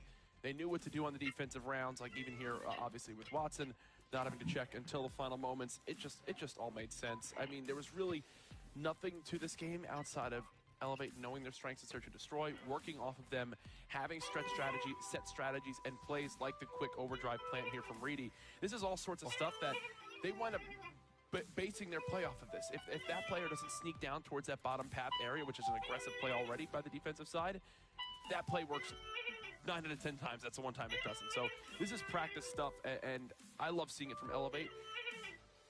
I'm wondering how the top teams now, when they face them later on, how they'll do, because we've already seen how Splice can absolutely decimate teams in Search and Destroy this weekend. And I think, again, you know, that's something we're going to keep an eye on, actually, as they go up against better and better teams, because we know Riddy's had that reputation all the way through Black Ops 3 as the Search and Destroy player. So I'm kind of looking forward to it. Let's move on now to map number 3 then. It's the uplink, and this was very tight. Half was tight, and then it started slowly slipping towards Elevate. Yeah, as we got into this one, the first half was back in 2, and, you know, we started to see a little bit of light from Imperial, and, you know, maybe not on the slaying side of things, and that's what I kind of took from the first side. But they were going toe-to-toe, they were defending well. No one really could obviously, you know, grab a 1 or 2-point play. And we went into the half thinking, you know what, can Imperial get something sneaky? Can we get just a 1 or a 2-point play? But straight into the second half, Elevate strike first is a big 2-point play, and it set the tone for the last 5 minutes. There was one point in this game, it was about the last minute, where you saw all 4 players of Imperial get kills. They wiped Elevate off the map, and they were right outside the station area. And as they went to go for the push, you heard Mr. X and Raul mention it. This was it. This was their final big play. They needed 1 dunk. And they run forward. They send like 1 player towards top station, 1 towards the back alley area, and then 1 towards the lower street. All the lead blockers just die, and then it skips to the drone carrier, and he's not only behind the rest of them by a good portion, but he's like beating down the air because he knows he's dead. He's just trying to, at that point, die, spawn back up with his team, and try to go for another push. It was just poorly executed, and I think it showed. And then Elevate pounced right back with, what, 2 dunks in the final 30 seconds. All right, well, let's talk a little bit about Elevate and where we're kind of putting it now, because big shock yesterday, Orbit fell to Team 3G. Yeah. Well, that's who they're facing, right? I want to make sure. So who exactly now will Elevate face off this? Elevate face... That's... I think it... I think Elevate face... Fnatic. Yeah, Elevate face Fnatic. Infused will face the second place team. Epsilon, which is 2 fantastic games coming up. But talking about what you said there, where do I place Elevate? They came in as a top 4 seed. I placed them in the top 4. I don't really see them breaking the top 2 in my eyes, the top 2 seeds. Okay. But I don't see them dropping into the top 6. I think they're very comfortable right now in the top 4. But it's very, very hard to say, especially this early on, you know, in the season, in the game. This is my first real chance to, you know, see these teams go at it at LAN, head to head. So I think they sit 3rd, 4th. Okay, 3rd, 4th. Jack, do you agree with him? Fnatic yesterday had their struggles against Infused. I'm more wondering how that team bounces back after such a tough loss like that. Their first real test for Wuskin on the main stage, kind of a fail. Yes, they're going up against a great team in Infused, but now they've got to bounce back and face an Elevate team that looks like they're back in form. I'm siding with Elevate, I think, in that match up against Fnatic. Okay, so, you know, you're going to keep them going forward, but that means a double loss for Fnatic. They lost their last good game, they're going to lose their first game into the bracket. Thankfully, it's double elimination for them, so they'll have a chance to go for this bracket run. Yeah, but can they make it? You know, it's not that. We were saying this earlier, actually, while we were watching this game, because Raid's in the audience right now, and we were talking to him about it, and, you know, we were saying, you know, this is a stacked bracket. Every single game is hard. There is no easy way through it. We actually think there's quite a diverse kind of skill level in Europe, but actually the top 6... not a million miles away from each other. Yeah, not at all. You know, they have this solid 6, and I've kind of chopped them into 3 pieces. And I think, yes, you know, you're going to see, you know, teams creep into the other ones as we see more LAN. You know, we've got a lot of LANs coming up. But for now, I think, you know, the story time, or the story, or the, what am I trying to say, will, you know, go through after this event. We're going to see those storylines develop. Obviously, these teams. I got it eventually. And I think that's what we're all waiting for. And it's very hard to go into this. It's going to be difficult, but you said about rated in the audience. The one thing that we will see is, you know, ex-teammates going up against each other head-to-head. And hopefully we will see some upsets. I love seeing upsets. Who would you team with? Rated and Joe or Josh and Bance? I would go... Now I'm not sat next to Rated. I'm going to say Bance and Josh. Oh, okay. Sorry, Rated. So you're on Team Splice. I am. But, I mean, I've said they're going to win the tournament. I can't really go any other way. All right, fair enough. Jack, who would you team with? Well, I've already predicted Splice to win this tournament. But, you know, I would say our European expert, European Call of Duty expert, Mr. X, will probably side with Slice as well. So I'm going to go with him. Just because you two keep calling each other European experts doesn't make it true. You are aware of that, right? Technically, isn't Maven like the European expert from America? Well, yeah, I mean, Of course he is. He's European expert. European made the game. He did the rules. he's actually produced it. Why? Alright, I'm gonna go play a game. Let's go. Double XP, gotta level up.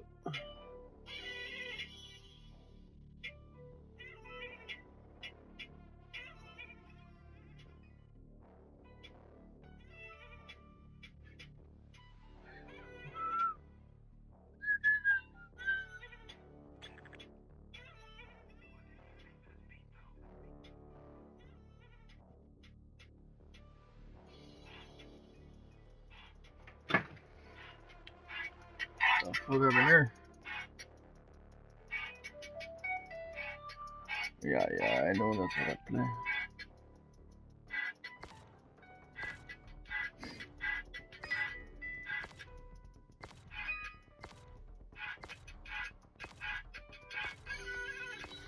Huh?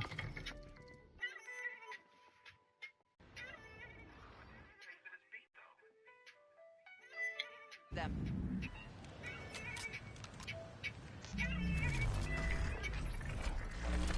Team deathmatch.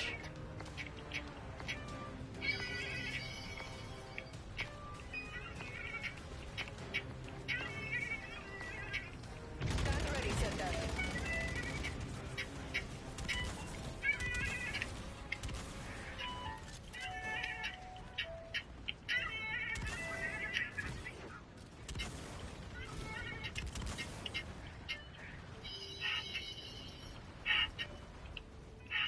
We've lost the lead.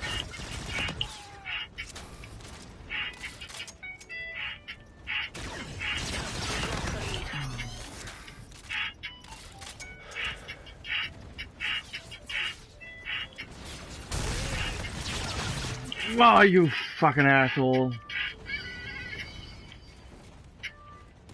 We've lost the lead. We've lost the lead.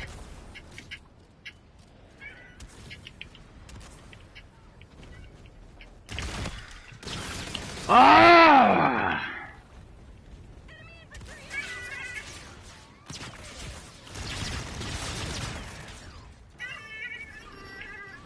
Fucking teammates. Fucking teammates. Fucking teammates. Look at this shit. Look at this shit. Look at this shit, guys.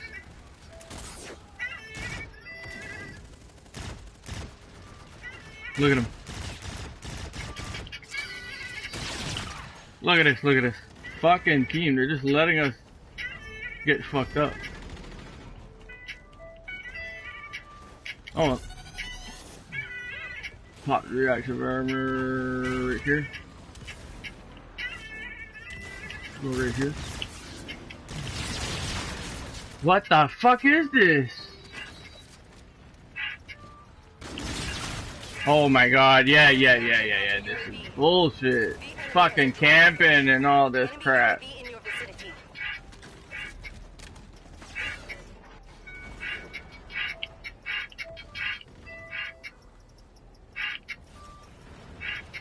Enemy scarab active. Look at that. How can I not get a fucking kill? Makes no fucking sense right now. Friendly counter UAV online.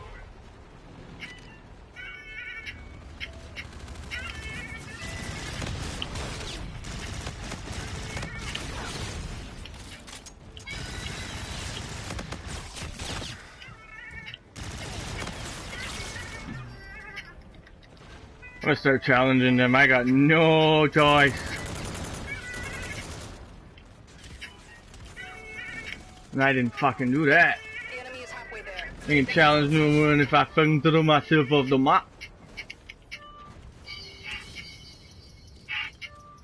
Allied drone package entering airspace.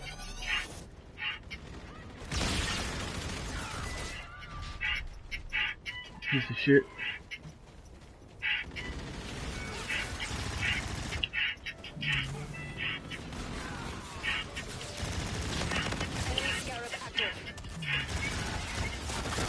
No! Oh, what a gun. Not enough ammo in this bit. It's only fucking 90 ammo. Counter UAV. Enemy UAV.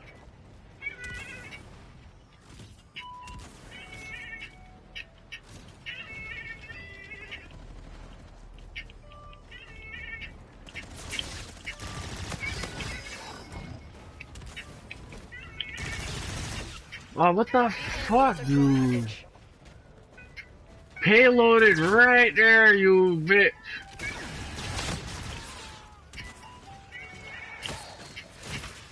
Fuck off!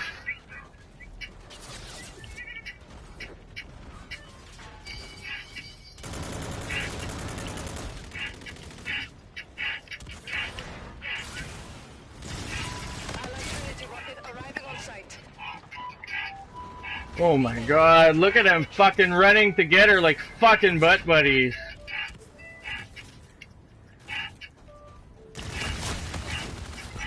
Yeah. I'm fucking done.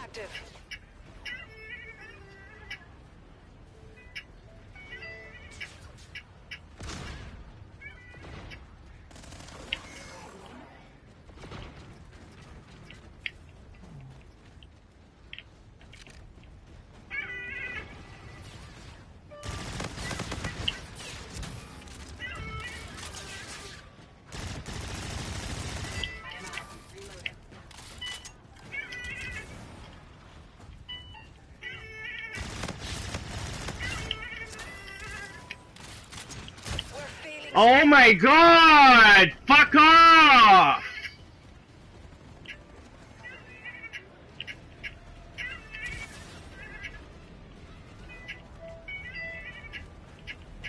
I ain't feeling look on the ground for no little fucking cock-sucking grudge in this bitch.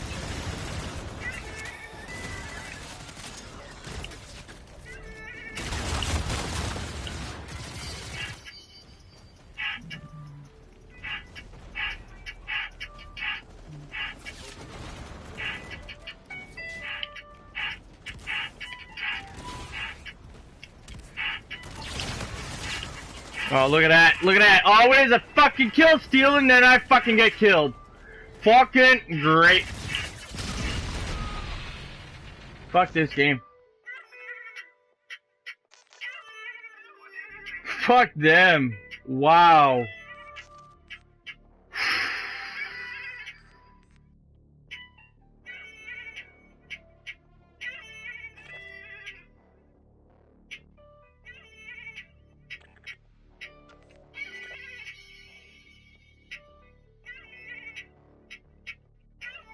God damn it.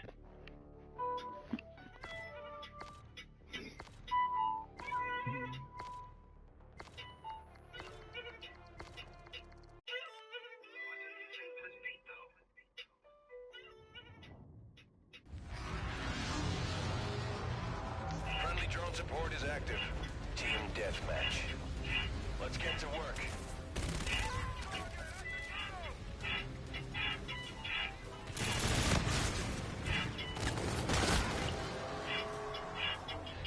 Enemy UAV.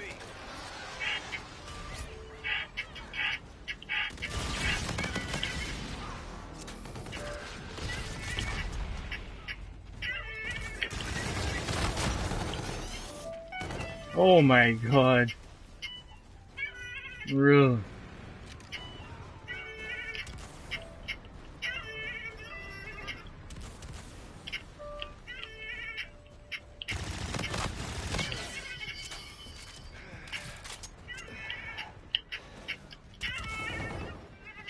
Friendly drone support is active.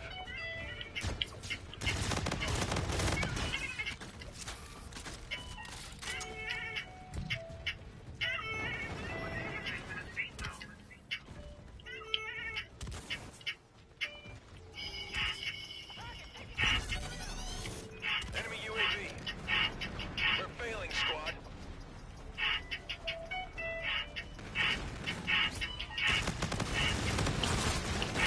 No! Fucking stupid ass teammates. Ally vulture on the field.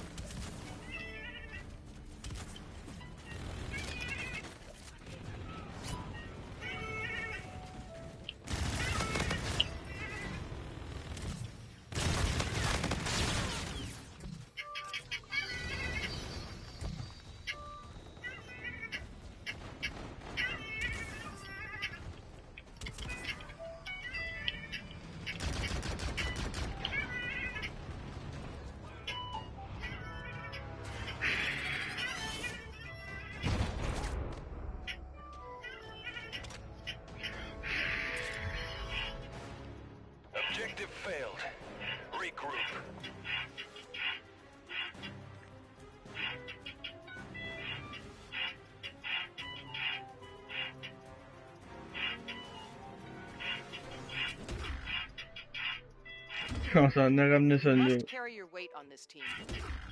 Oh, we were carrying our weight. Shut the fuck up. Looked like we were gonna bring it back with me, Thunder God, and Bundy. That would have looked like. And if that get the fuck out, I'm pro would have got out. Yeah, we would have won. You should got out. Listen up, Saber. This is direct from command. Stay We there. have target Be on the other confirmation. team. Blah.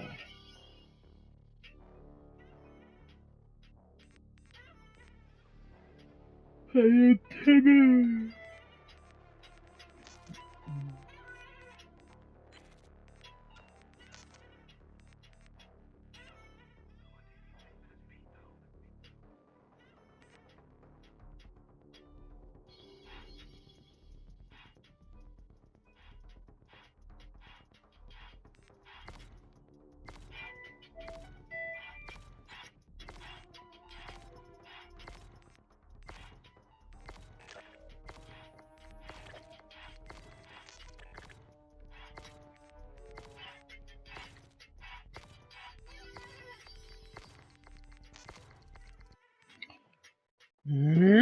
Why the fuck didn't they put it on that stupid piece of shit?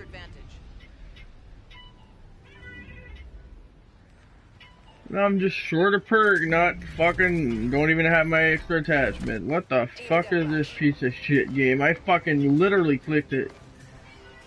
And I had to go back. I'm like, what the fuck, you piece of shit? Stand ready.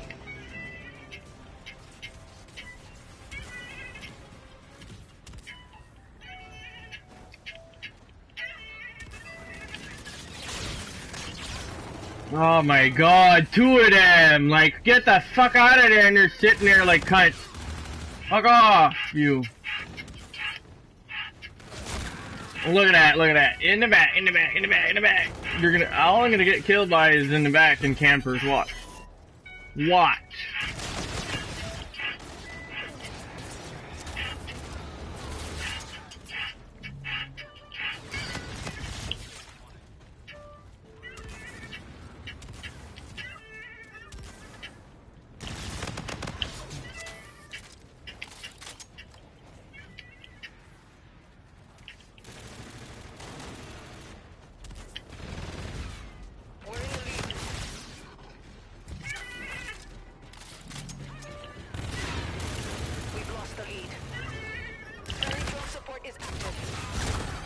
In the back.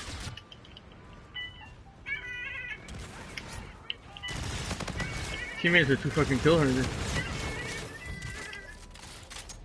Enemy UAV. We're in the lead.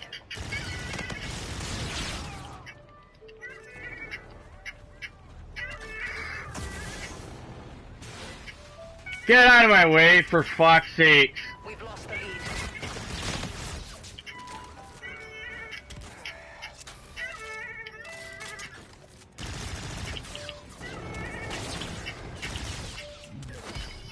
Man, what the fuck?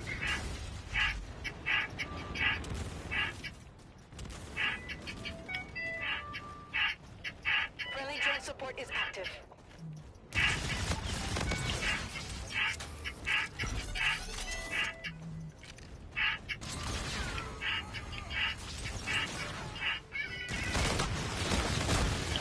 Look at this shit. 2 fucking claws. What the fuck?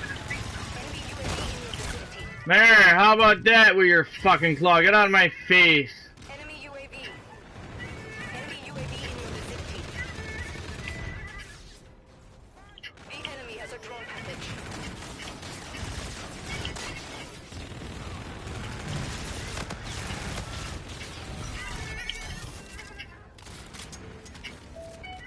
The enemy launched a counter UAV. Pop this. Enemy vulture on the field. Fucking go around. Enemy scarab active.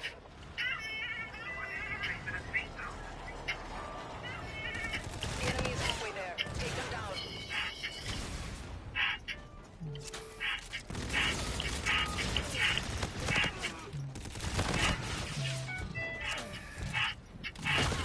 No, in the back. Incoming. Take cover. Fucking piece of shit teammates. Look at this shit. I'm gonna have to quit the game. I ain't even gonna quit it. Fuck it.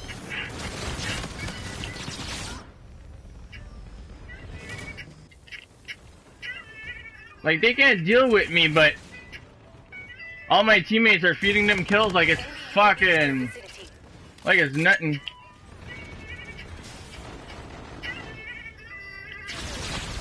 Like, look at that, look at that. You're really gonna fucking sit in the spawns, huh?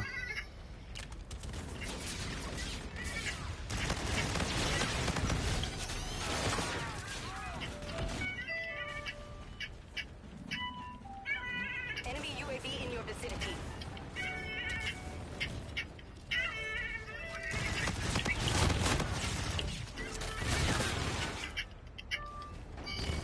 You're trash.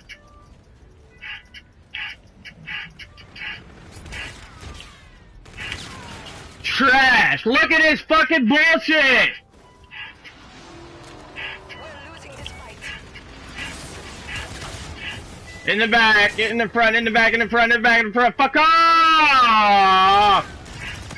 You camping bitch!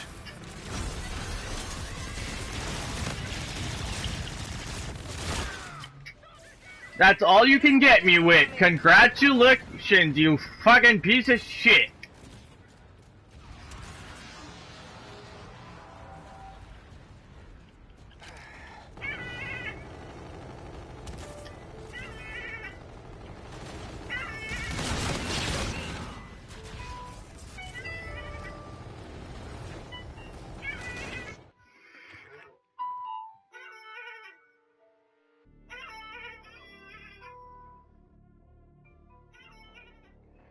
Can anyone tell me what the fuck is this? Why do I get these random cancers on my team that can't do fuck all?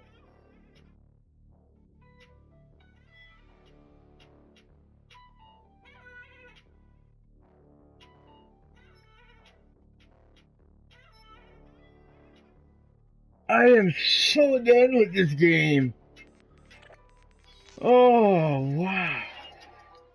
Towards back turbine where they got those first 25 seconds, and then there in the end he gets the entry 2-piece to follow up Zeke's kill that was traded on out, stays alive long enough to the point where he gets 2, and then he actually gets his kill traded, perfectly done, draws the attention of Slice, in which his teammate then cleans him up, and that is how Millennium get that final second.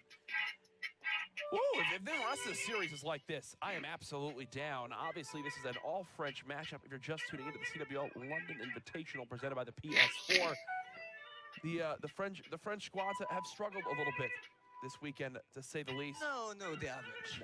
They're great. They're amazing. Okay, that's maybe some not. bias coming in there. Maybe not. Maybe not. For real though, is this a team that are either of these teams actually? French teams are awesome, bruh. I'm French.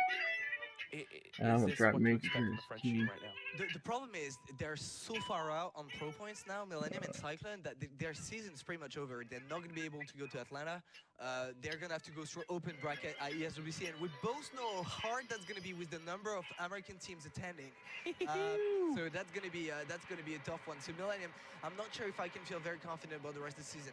However, there's the other French team, Supremacy, that unfortunately couldn't attend, and I wish they could have, because maybe it's right now the best shot for France, but still very young team, very inexperienced, so I'm not sure how well they would have done, especially with the way that Imperial has been playing. We will never know, but how is the rest of the season going to be for them? Are they going to be able to attend MLG Atlanta through the open bracket?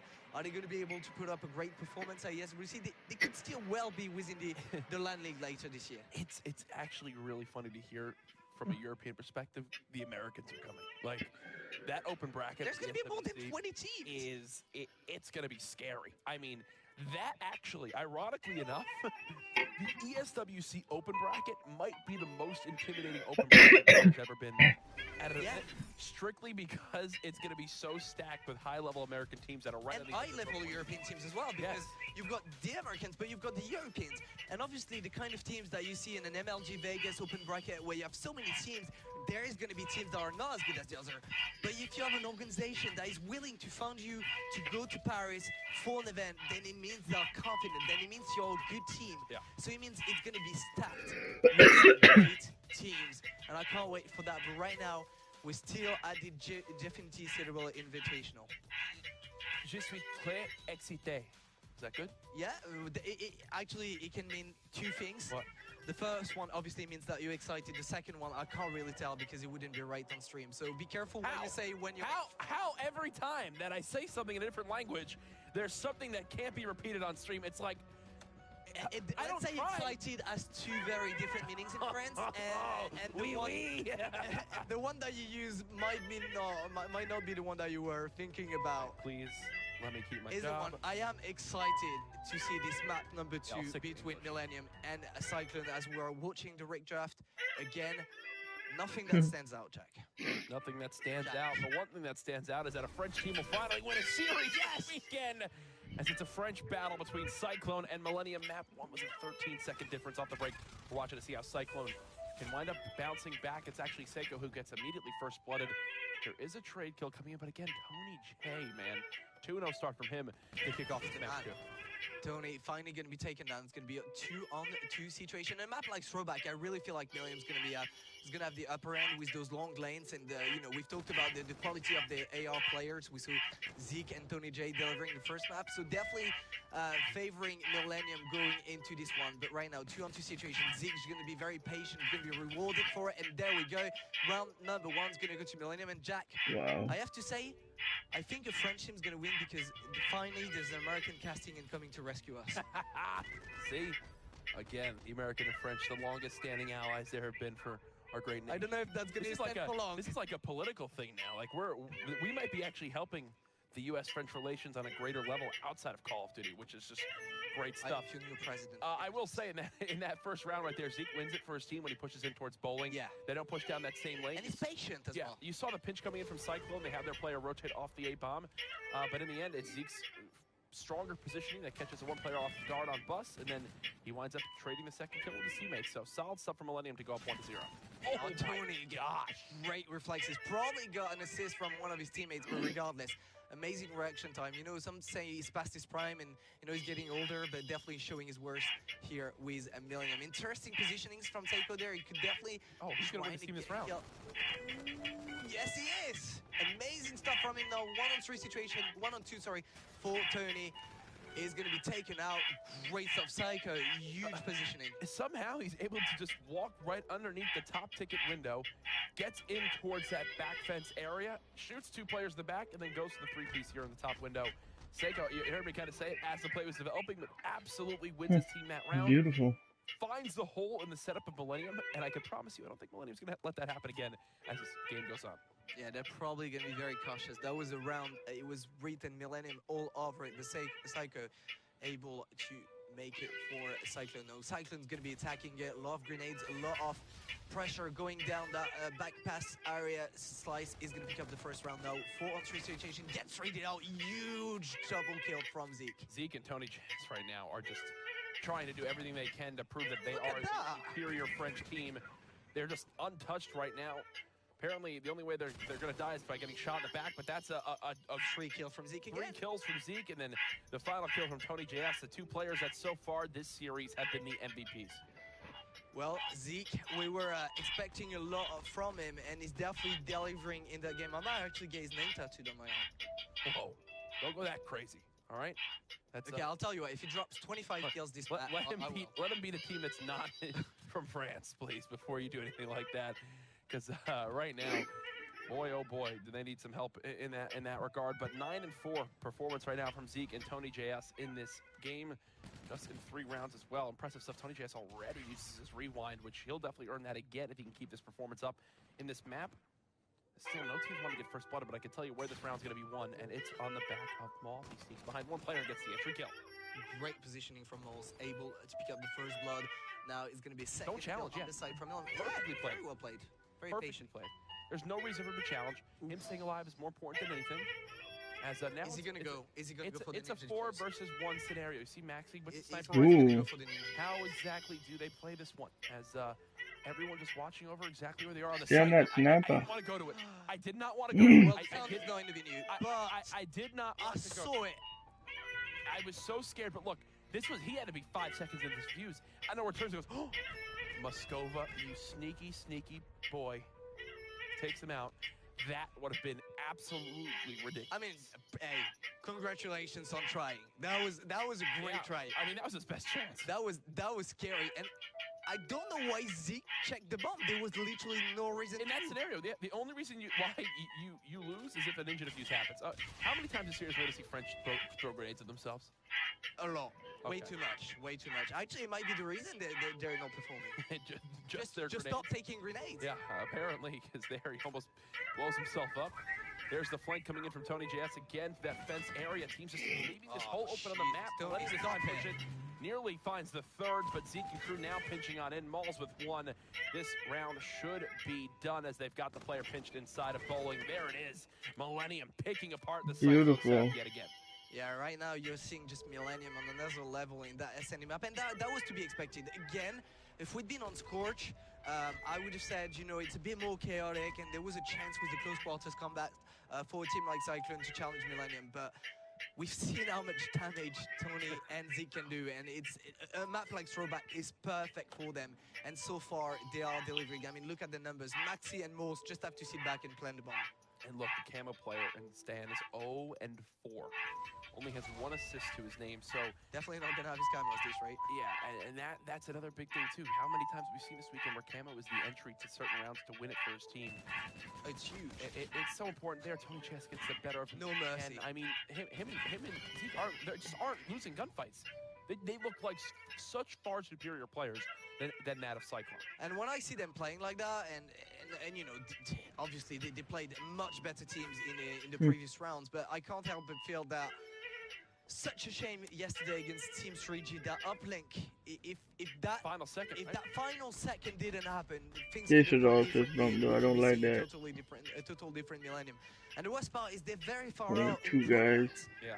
And they're telling actually each other good job, pretty much. challenge Team 3G, so it's a missed opportunity for the boys of Millennium to earn pro points and offer themselves a great season. Now they're gonna have to obviously do something amazing and a miracle at ESWC if they want to maybe qualify for the Line League later this year. But Cyclone showing a bit of resilience. Slice is going to be able to pick up 2 kills, and Maxi is going to be left alone with 1v4 situation. Watch Maxi 1v4 with a sniper rifle. I would have really been seen it all in this world. You could do it, Jack. I know you could do it. I've seen. There's no you would have got that shot.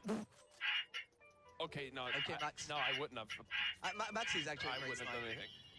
Oh, no, yeah, he's taking actually the longest route.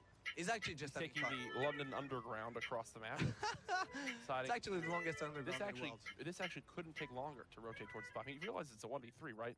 I think he knows it's lost, so he's just trying to go for the sexy quick scopes. Ooh. Wee as he's gonna fly in.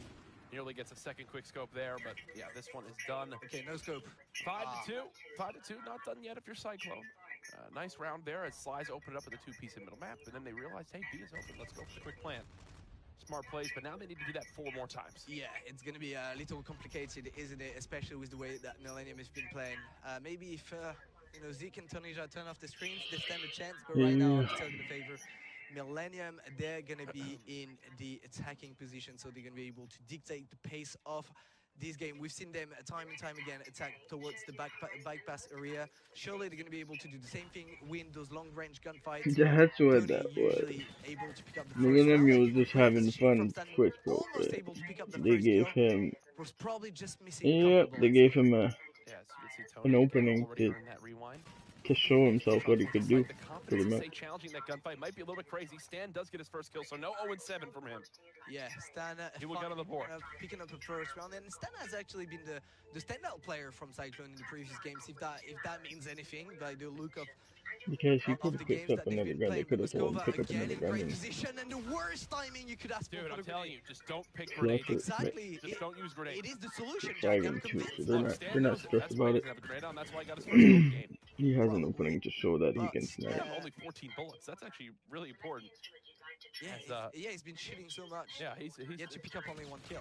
There you go. Now he's got 3 bullets to his aim. He's got to run for the weapon at this point. I'm not even sure if he's realized it. Yeah, he's going to go ahead. There you go. He's got it now. 1-on-2 for Zeke. Can he do it again? He's going to be taken out. And just like that, ooh, it's a bit scary, isn't it? Got some streaks now. Yeah. Earned 2 by Slice. He's 9-6, so he's turned things around. More kills than the rest of his team combined. Okay, Millennium.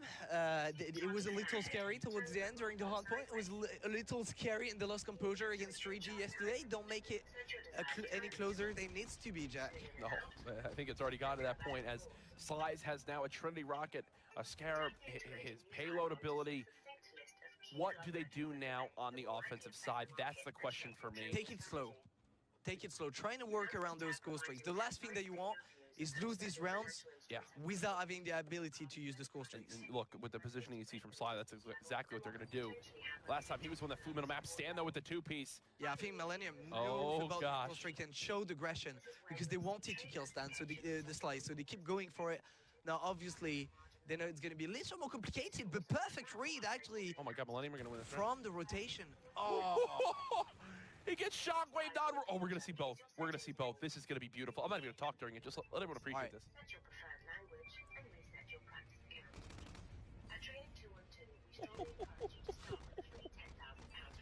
Wow. Well, this is a new Cyclone team, isn't it?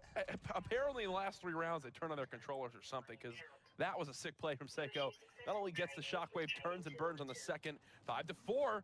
Multiple players on streaks have shut down basically everybody on Millennium. This is a little scary, Millennium. It was looking very convincing up until 5-1, and now it's just very, very scary. It reminds me of... I love this play. I love this play. Only a 5-second plant and competitive before the streak can come in time. They've already got the objective down, and now you're going to see the rest of Millennium just get underneath cover. Stay alive. Zeke has one rocket behind him, lives through it. He's got reactive as well on the objective. This is a best case scenario. I guess Maxi shouldn't have risked it. Cut down. 4 versus 2. Multiple payloads as well for the side of Cyclone. 2 kills now, though, come in favor of Millennium. They've got to check this objective. Nothing on it yet. Oh, gosh, this round might just happen. Maul's in middle map with the active camo as well. He'll drop down behind one. Peekaboo, my friend.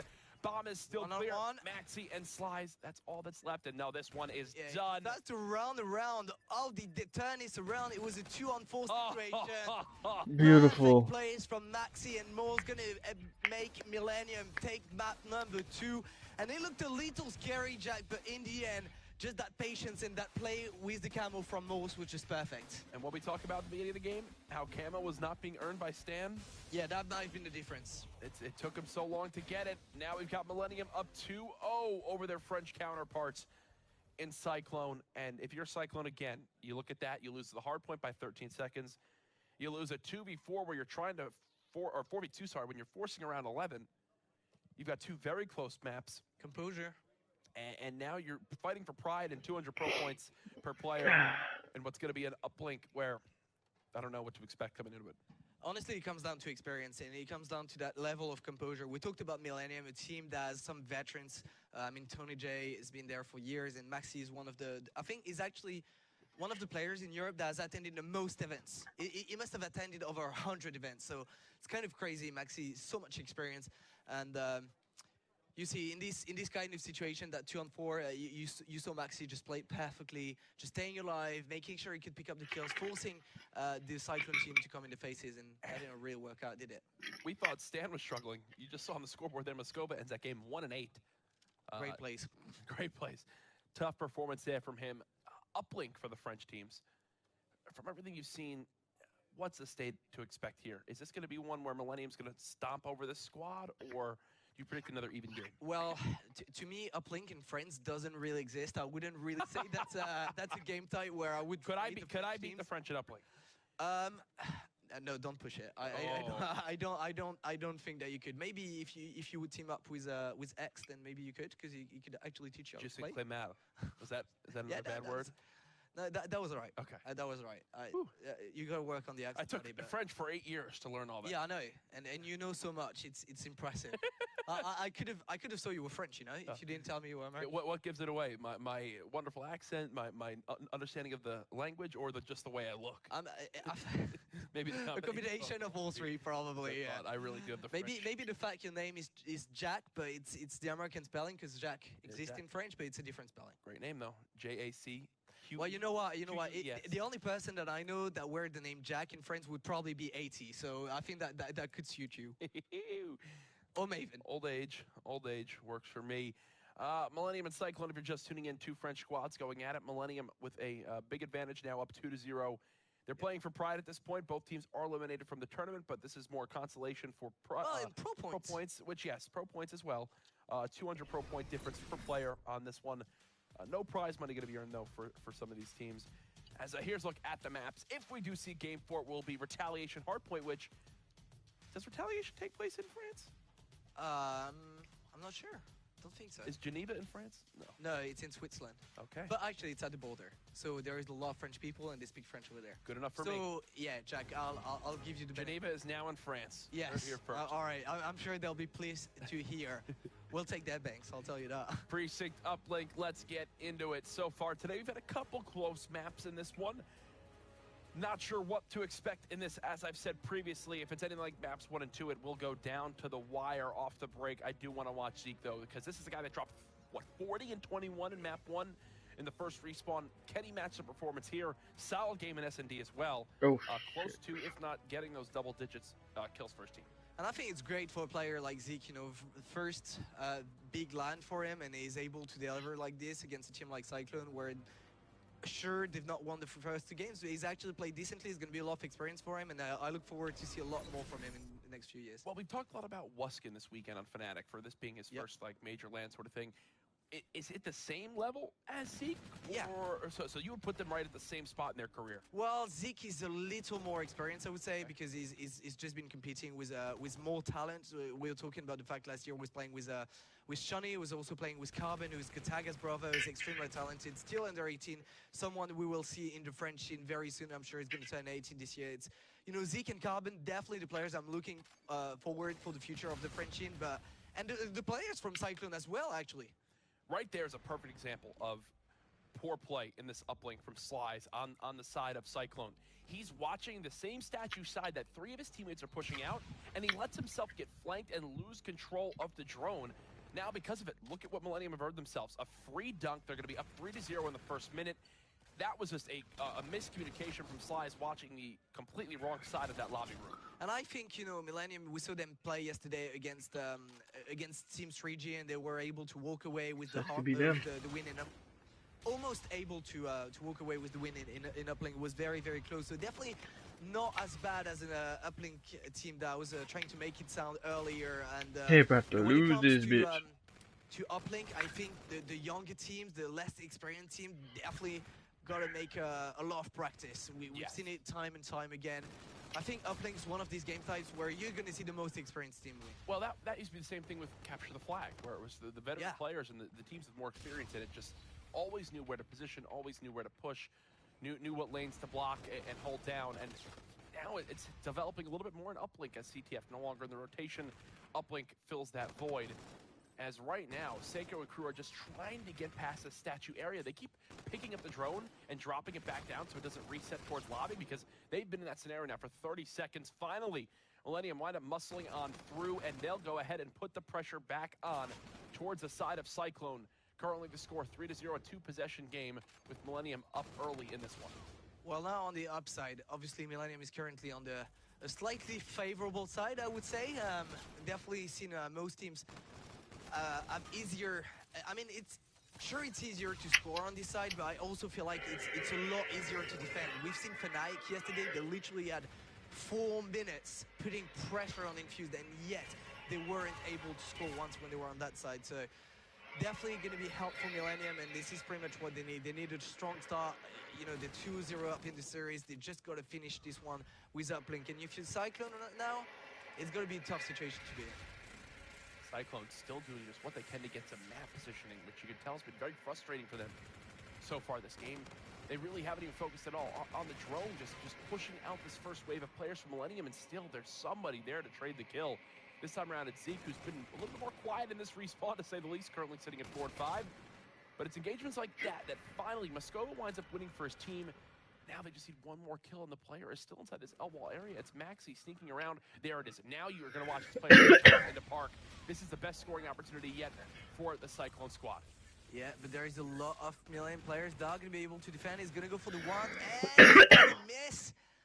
And even if he didn't miss, I'm pretty sure that would have been an interception. That sums it up perfectly. I just kind of sat there for a second, watched a drone sitting right below the portal as they missed that throw.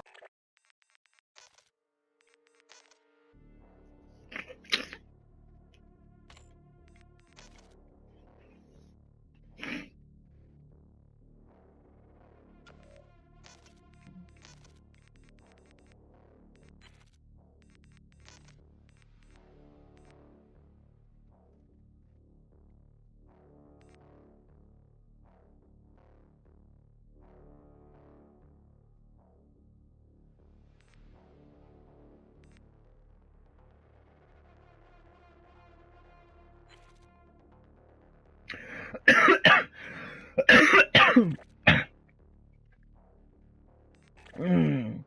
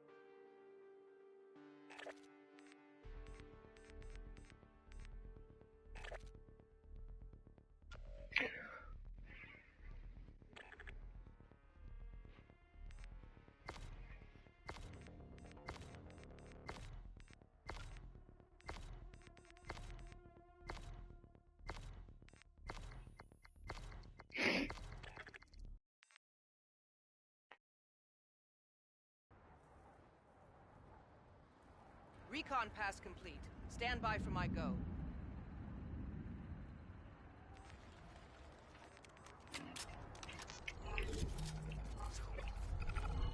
Team deathmatch.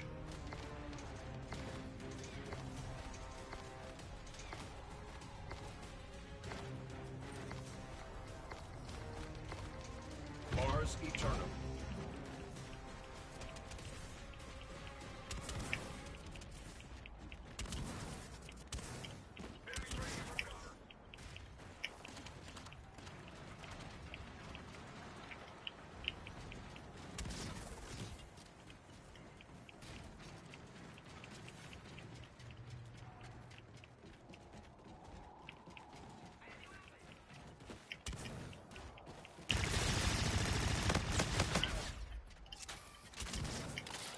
You are now in the lead. You are now in the lead.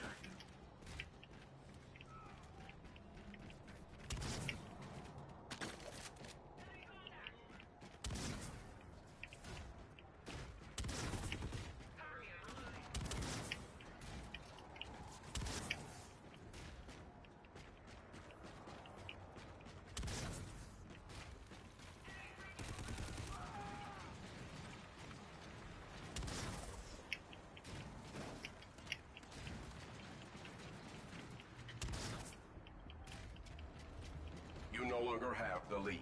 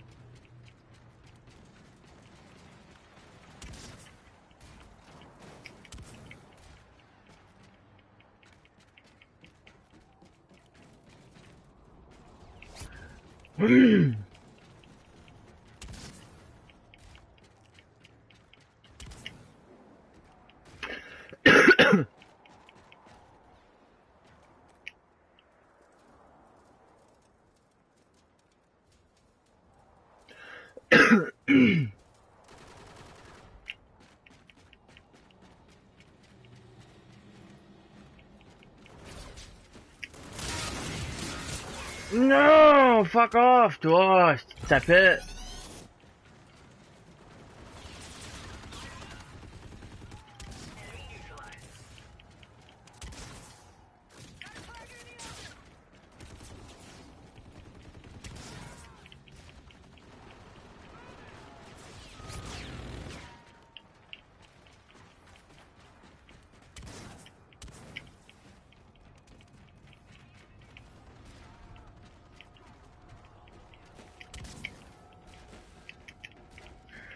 What the fuck is going on, dude? Like, Friendly drone support is active. Ally Vulture on the field.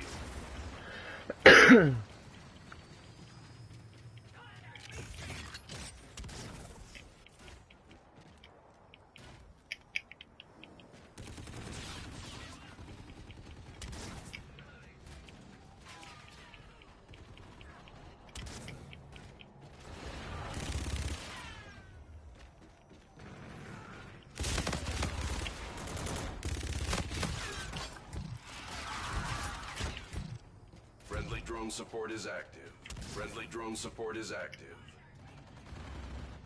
Friendly Warden providing close air support.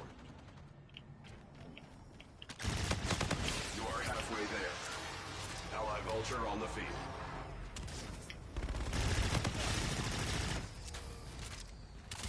Friendly drone support is active.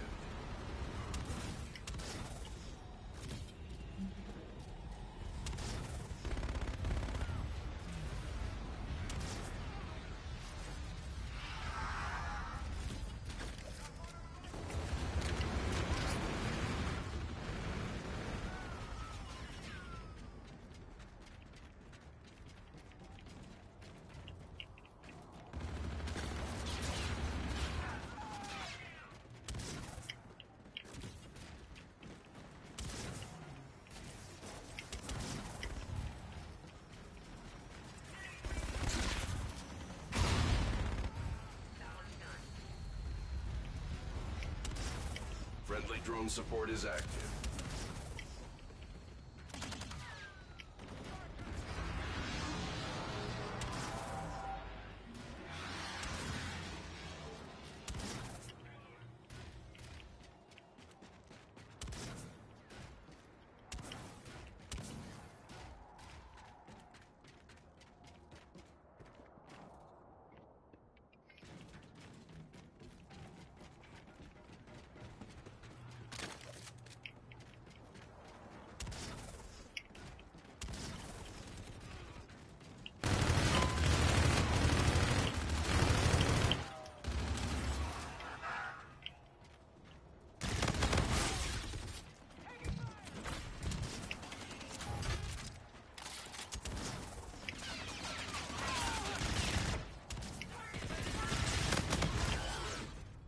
Ally Vulture on the field.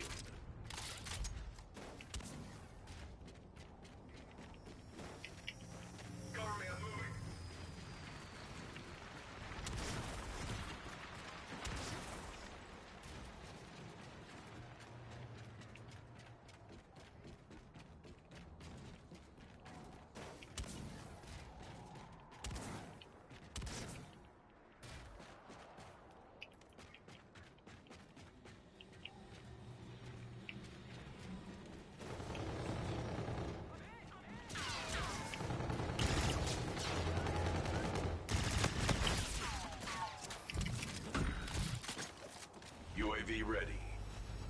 Enemy movement is hot. Triangulating positions.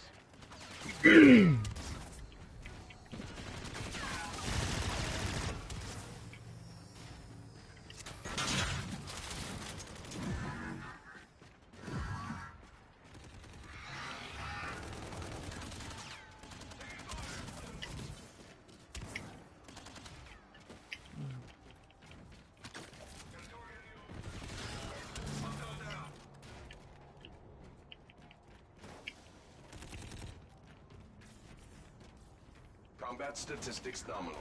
Continue engaging.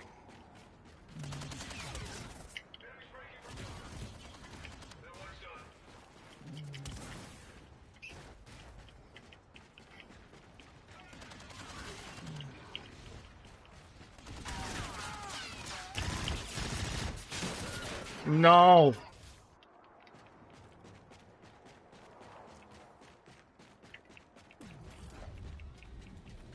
Limited mission time remaining.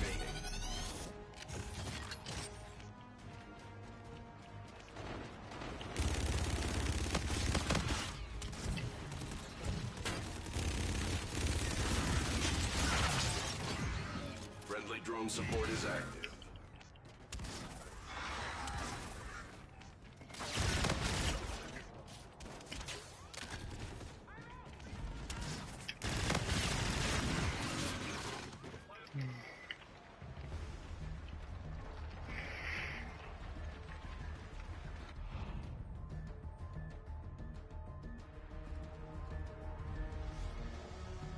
Mission accomplished.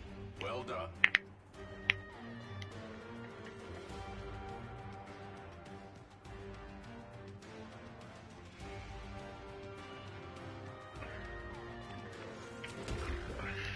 Fucking everybody with kill steal and Your promotion shit. entitles you to Saber Team 7 assets. I'll expect better performance.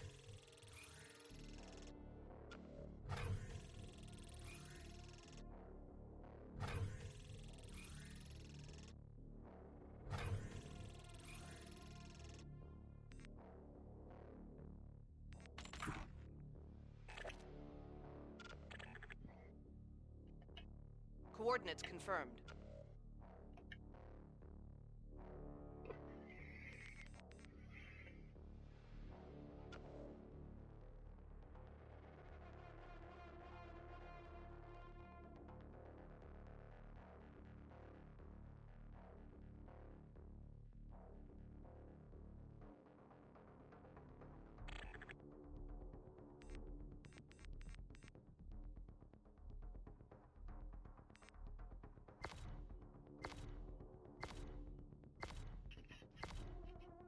I don't care if you're my team or not, bro.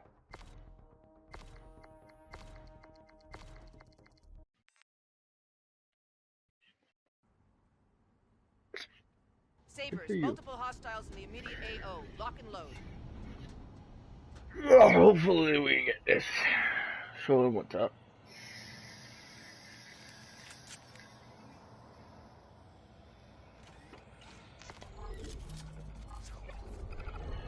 Team deathmatch.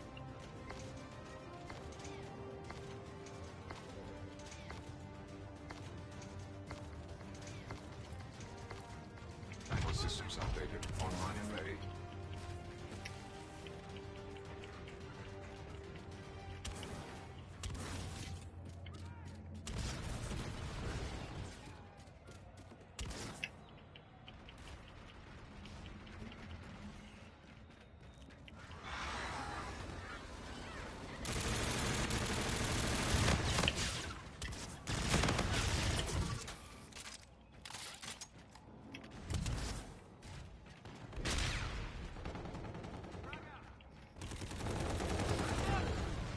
I don't give a fuck who you are, bro.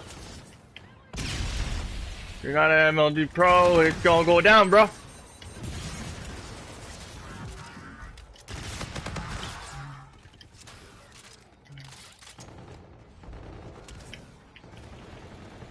believe that just put us in the lead.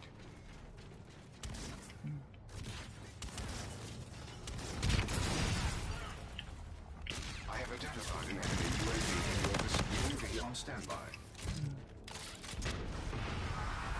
Threats detected near your position. Locations marked.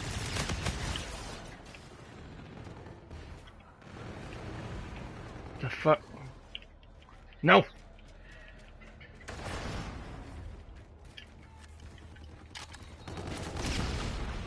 Man down.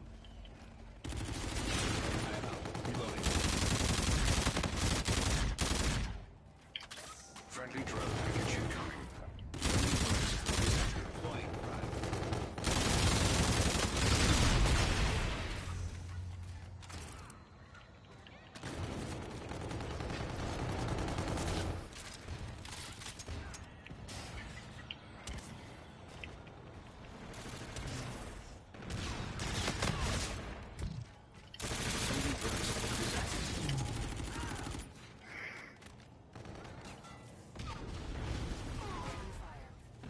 UAV ready.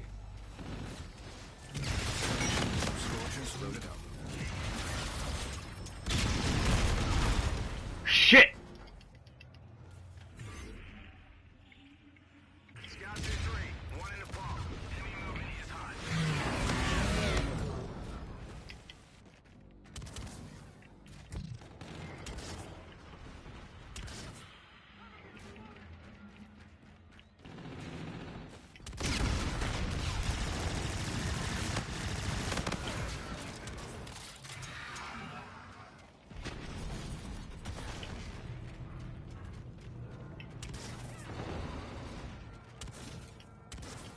No, that happened.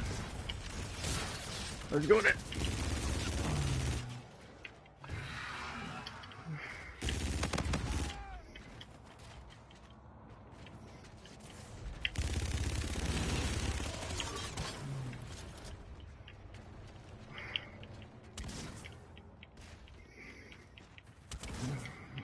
That's what's up.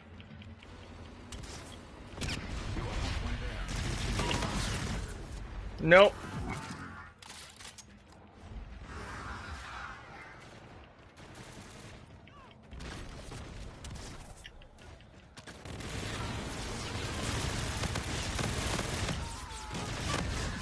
Shit!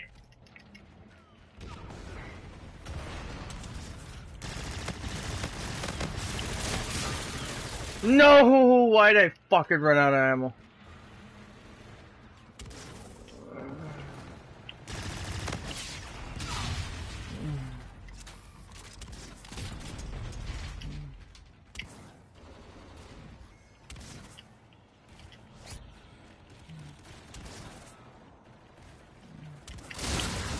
Shit, you fucking asshole. That's a fucking sniper, get out of here. You piece of shit.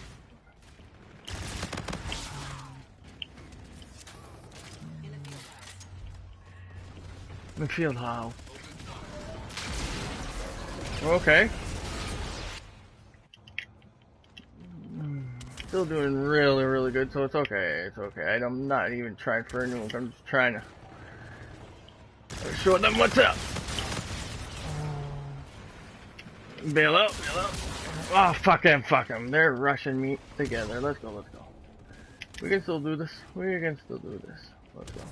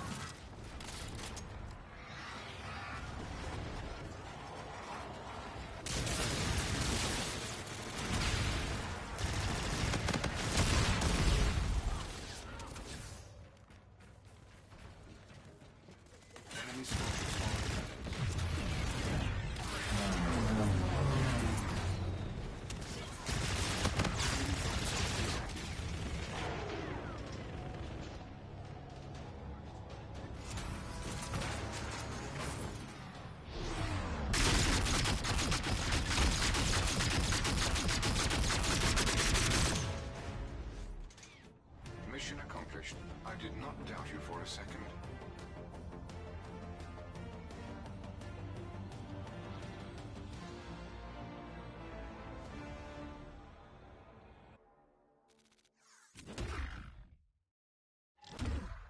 Wasn't the tech's fault.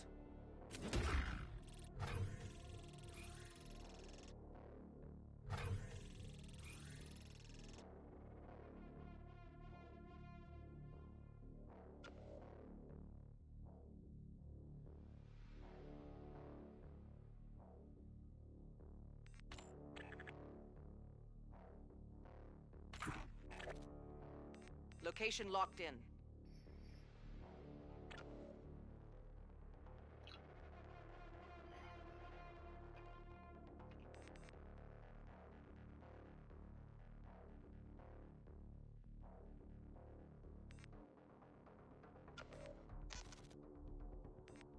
I am out of there. Oh, but that was a good game. That's a kill source. Done. Shit.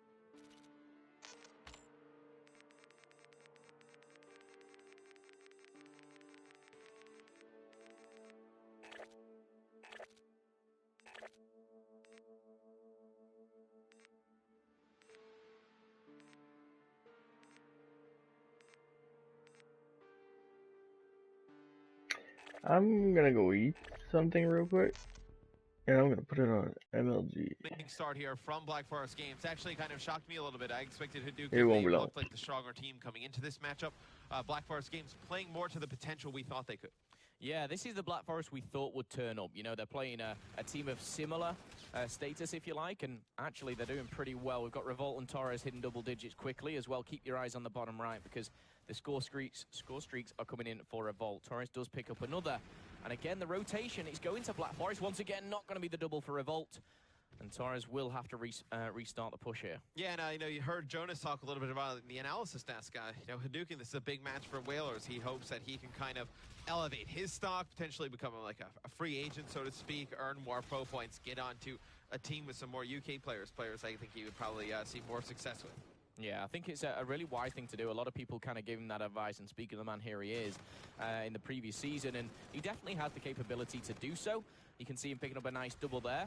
Hops the rewind, and he actually could maybe find one more, but his teammates save the day as Xerox and Shucks come in, and they will get a couple of points back-to-back, but Whalers definitely one to watch out for this season. Yeah, I mean, you can tell he has you know, all the skill, all the talent. It's just kind of he needs some more teammates around him that can put it together. Right now, they are struggling. Shucks is at 5 and 10 double negative. You know, you have Whalers, the only one positive for the squad right now. On the other side of the coin, though, for Black Forest, you have Torres 13 and 8, Revolt at 12 and 9. Those are the two most known players on this team performing well early. Okay, we'll see what Torres has to do. He finds a battle which he avoids there, and wisely so, because I think he was on the back foot, maybe going for a flank. As we hit the second rotations, back onto the bridge we go. And we're going to see score streaks coming through. Nothing picking up, though, as they are dodged. Diablo and Baldy do swap and trade out. That's going to go to Subsisters. A nice double comes in, but Whalers answers back with two of his own. And now there's a bit of a battle. This next gunfight is so important. In fact, Baldy, he just needs to stay alive here. Not going to happen as Whalers finds the third, and it's a 4-kill streak for him now. And for as good as Black Forest Games has played here early, I mean, they are just you know, giving up the hill off to the second hard plane, Turbine to Hadouken from losing it. I mean, they have guys with full streaks and whatnot, and it seems like this game is just going astray from them. As you see Hadouken pull in and take the lead here. They're going to be able to clean up some kills in the middle. Hardpoint is Black Forest Games, but not able to secure any time here. So Hadouken with a fantastic hold here of Bridge. Now with the hardpoint rotating the turbine, the spawns being far away for Black Forest Games. This is not looking good. And Black Forest Gaming, they rotated early. 3 big kills come in. The last one coming in from Shucks. And they will rotate, not only having the majority of the bridge, they're going to get full control of the turbine. Diablo is going to finally fall. Xerox should be able to trade this one out. He knows where he is, but the jammer grenade's going to come in. Finds one, maybe the second. Is going to tag him. Not going to result in anything further. But we do see, again, the boys from Hadouken holding on to this turbine. Yeah, I mean, they're picking up kills, Black Forest Games, outside of the hard point, but when we get towards the hill, that's where they're losing all those gun engagements. It's going to be Shucks taking out 2.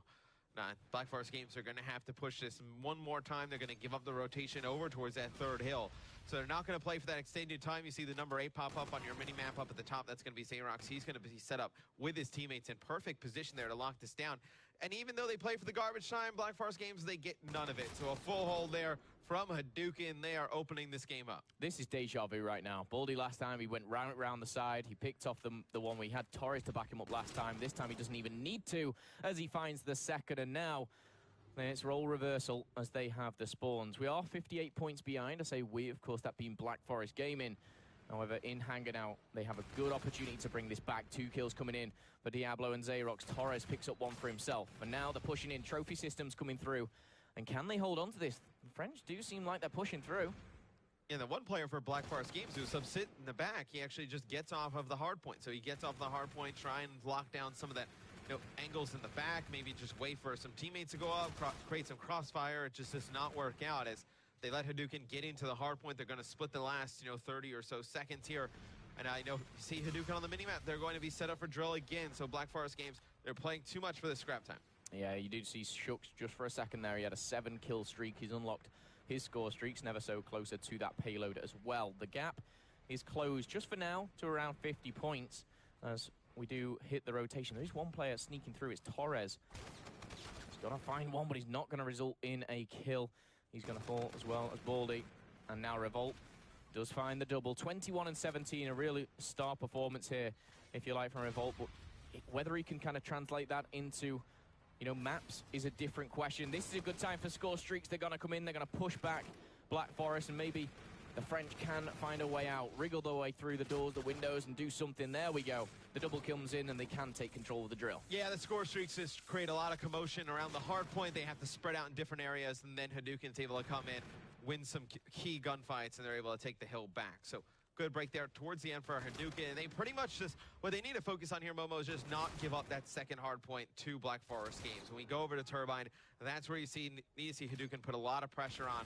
Can't let Black Forest Games sneak their way back with a full 60 seconds there. Yeah, 3 players all over 20 kills now for Hadouken. The problem is that the Black Forest Gaming have is last time it came back to Bridge, Hadouken actually held this very, very well. They do that again, and they can secure the map right here, right now. Whaler's on your screen, locking down the cave. He's going to tag one, pick up the kill. Still has rewind available. Where he's close to, should I say. Can he find a second? That would unlock it. Does get it. Doesn't need it just yet. And again, this is Hadouken holding Bridge. And I mean, after the first rotation of Hills, Black Forest Games had about 95 points. So you're looking at, 50 seconds since then? A little bit more than that. So not a great second hardpoint rotation for Black Forest Games. They've gotten absolutely dominated here. And for a second there, I thought Whalers was going to pull some crazy type of play off and take out one more. But 20 seconds left on the Bridge hardpoint. You see Hadouken. They're split spawned right now. It seems like they're not sure what they want to do, whether they want to challenge or go for that Turbine. I think personally you need to play for Turbine. Don't challenge the last few seconds here. You need to get set up. But they only have one member for their team over there. It is going to be Diablo, and he's going to fall. So they have nobody there set up for that Turbine hill. Yeah, this is a struggle. I mean, both teams have been very poor at actually holding this hard point. Alternatively, both teams have been good at breaking it. So you've got to favor Hadouken maybe going into this one. A couple of kills either side. They can push through, gain the 7 points that they need. Check your corners. That's going to be punishing. Double kills comes in, and now the countdown from 5 begins. The French starting to pre-fire. Only one man can stop them. Not going to happen there. 250 to 170. Game 1 is done. Again, we do see the boys of Hadouken actually picking up not only their first map win, but, just anything positive from this tournament. Yeah, and that is one where Black Forest Games, they started out looking good. As soon as Hadouken got the momentum, there was no fight from Black Forest Games. And just unfortunate to see me get off to a good start. Looks like you're building some kind of momentum. The other team just gets one thing to go their way, and you just have no resolve, no fight in you to make a little bit of a comeback. Yeah, both of these teams as well, of course, plays Infused and Fnatic. Let's not kind of forget those caliber of teams. They both lost 3-0. Very tough group. Yeah, very, very tough group. But they go into this one thinking, okay, people expect us to lose to Fnatic or Infused, but let's let's get a win on the group. Let's do something. Let's not go home without a victory. And this is really, not just for Pro Points, but for Pride as well. Yeah, it's very difficult when you go into groups and you have this last match, and I know you have not had success in your previous two. It's especially difficult because, you know, obviously these teams went up against Infuse and Fnatic first. You lose one of them, a lot of pressure going into the opposite match. It puts a lot of pressure on you to win. Neither of these teams did. That's how they find themselves in this scenario. For the side of Black Forest Games, you saw Torres go 24 and 20, minute in the hill. You know, Revolt got off to a good start. He finishes even with a minute and 19. And for the opposite side of Hadouken, you did see Whalers go 24 and 22, a minute and 24 in the hill. So a good game there from Whalers. Okay, well, the interesting thing now is it's search and destroy. And what was the stat you gave us? I said it loosely because I'm not 100%, but I know they lost their first one 6-0. This being Black Forest. I don't know if they lost their second 6-0 or 6-1, but they have been so poor on search and destroy. And yes, they played Infuse. Yes, they played Fnatic. But even against these top caliber teams, you should be gaining a couple of rounds. You can't just get 6-0 and whitewash like that. A round. I mean, you got to be able to win one round of S&D. Regardless of whether, you know, it's going up against the likes of Fnatic or Infused, you should be able to pull out one round, really. I mean, get a first blood, get a man advantage, and just trade effectively. It's not a... I feel like it's not as difficult to, like, steal a round of Search and Destroy as, like, it's potentially stealing a game of Hardpoint or a game of Uplink. It's something even the teams that we do not rate as high should be able to do against top competition. Okay, well, the map is going to be Throwback. We've already seen it once today, maybe twice actually. This day's going pretty quick so far. Black Forest Games versus Hadouken. We go into this one 1-0. If you just joined us, ladies and gentlemen, Hadouken have come out strong, of course. Hadouken predominantly the French, Whalers, Xerox, Diablo, but of course you got Shooks in the mix there representing Germany. Jonas has a chance to see 2 French teams win today. He could be an excited man by the end of this one. He really could. A ball of French energy after this one. He'll be running around, throwing baguettes at everyone, having a happy time, but who's going to complain? On the flip side, though, Black Forest, you know, they have a bit of a mix themselves. They have, you know, Torres, Subsist, Revolt, all the, you know, this UK kind of Dutch split, if you like. And I would say, you know, equally they have both new players on both teams, both veterans on either side. And you're more, you know, obviously in the competitive pro scene in Europe. Why do players from different countries not team with each other as frequently? Like, you know, in some other games we see players from all over Europe team together and whatnot, and they're pretty successful. Why do we not see that? I think, honestly, you know, looking at the kind of regions between it, for example, the French, you know, they've had their biggest successes when they've teamed with the likes of, you know, Tommy, or I'm trying to think of, you know, the time where the French were the best, and, you know, that's going back quite a while, but they had a full French roster, and I don't know. I think that may be a bit of a conflict. I think that's, I want to say, it's more of a language barrier issue. Yeah, but a lot of the French players, you know, the likes of Maxi, Diablo, Whalers, they speak really, really good English as well. So whether it's, you know, fantastic English or not, there is always that kind of hiccup. And because I feel like there is some kind of untapped potential in the French Call of Duty scene where if you were, let's say, you know, a veteran or somebody like along the lines of, like, let's say, like a Shane, right? And you kind of had to form a new team. It's like, well, you've already kind of tried all the new up-and-coming guys in the UK. You've seen that. Like, why not take a chance? There is always that possibility, and I think sometimes, you know, maybe not exploited here, but one go down either side here. Torres picks up Diablo. Gunfire going down at the bike path here. The bomb has been planted on A. 35 seconds left on the clock. Jumping on board with Baldy. He has a big job to do here. He's got to find one spot in, but it's not enough to take that down. And every second that goes next, it's favouring Hadouken. Yep, Baldy on the chase, just cannot find any players from Hadouken as 2 in front of him, does not know who to target first. He's able to get one there, but Torres absolutely turns and destroys Xerox, and he has to get on bomb here very shortly. Fantastic play here by Whalers, just forcing some shots down, able to get the kill. So, according to Momo's stats, Black Forest Games did not win a round in their first 2 S&Ds. The opening round here, they're not able to get. They do look good, though. They force it down into a 1v1 scenario, just not able to win. Yeah, if I'm wrong, apologies. But as for now, we're going with it. Maven makes up stats all the time. There was one where before a game he said last year, he's like, oh yeah, you know, 80% of the offensive rounds win on this one. I kind of looked at him like, that's not true at all. He's like, you're right, I made it up. Well, let's see if they can get their first round. Torres has 2 kills already. He's going to spot one in the top window, tag him, but it's not going to result in anything further. Revolt, though, does draw first blood. This is the round. Yeah, this is what they got bombed down. They got first blood. This is it. Black Forest. This is where we're going to see it. Numerical advantage. No. Lost 3-3. Now the defuse needs to come in. 1 has been spotted. 2 has been spotted. Z-Rock, surely. Oh my goodness, that is a mistake on his behalf. Traded out. Whalers, he's going to be the one left last alive. 1v2 now. 20 seconds and a defuse. Surely he can't do this. Finds the first. Has rewind. Oh no. You can't challenge. He knows where he is. He's going to spot him, and there he is. Ducks into cover. Clever play from Morley because he's drawn him out. He's going to get killed. They did it. It's going to be a win on the board for Black Forest Games here. I'm happy. Round number 2. The only problem is now that you have given Whalers his payload ability with rewind, he now has Trinity rockets as well.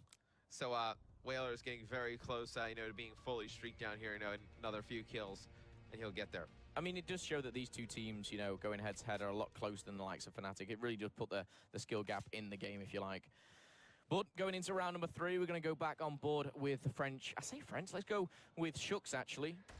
The one German player has pulled out the longbow. FMJ quick draw and the variable zoom has been attached. Misses the first shot. Xerox has pushed up so far with the bomb and a 7-kill streak. 7-kill streak, did I just say that? Whalers is 7-0. Oh my goodness. He's just absolutely dominating, fully streaked out, has rewind as well.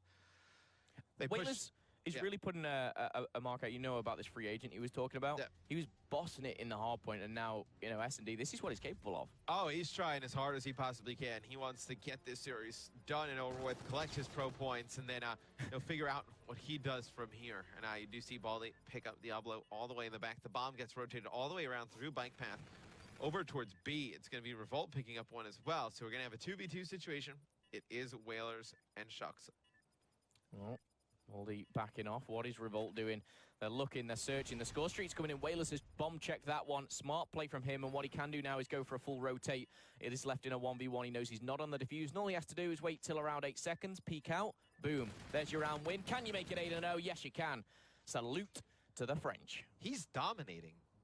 He's basically saying, anybody out there, you want me? I'm here. I'm dropping big figures in hardpoint. I'm collecting a few pro points along the way.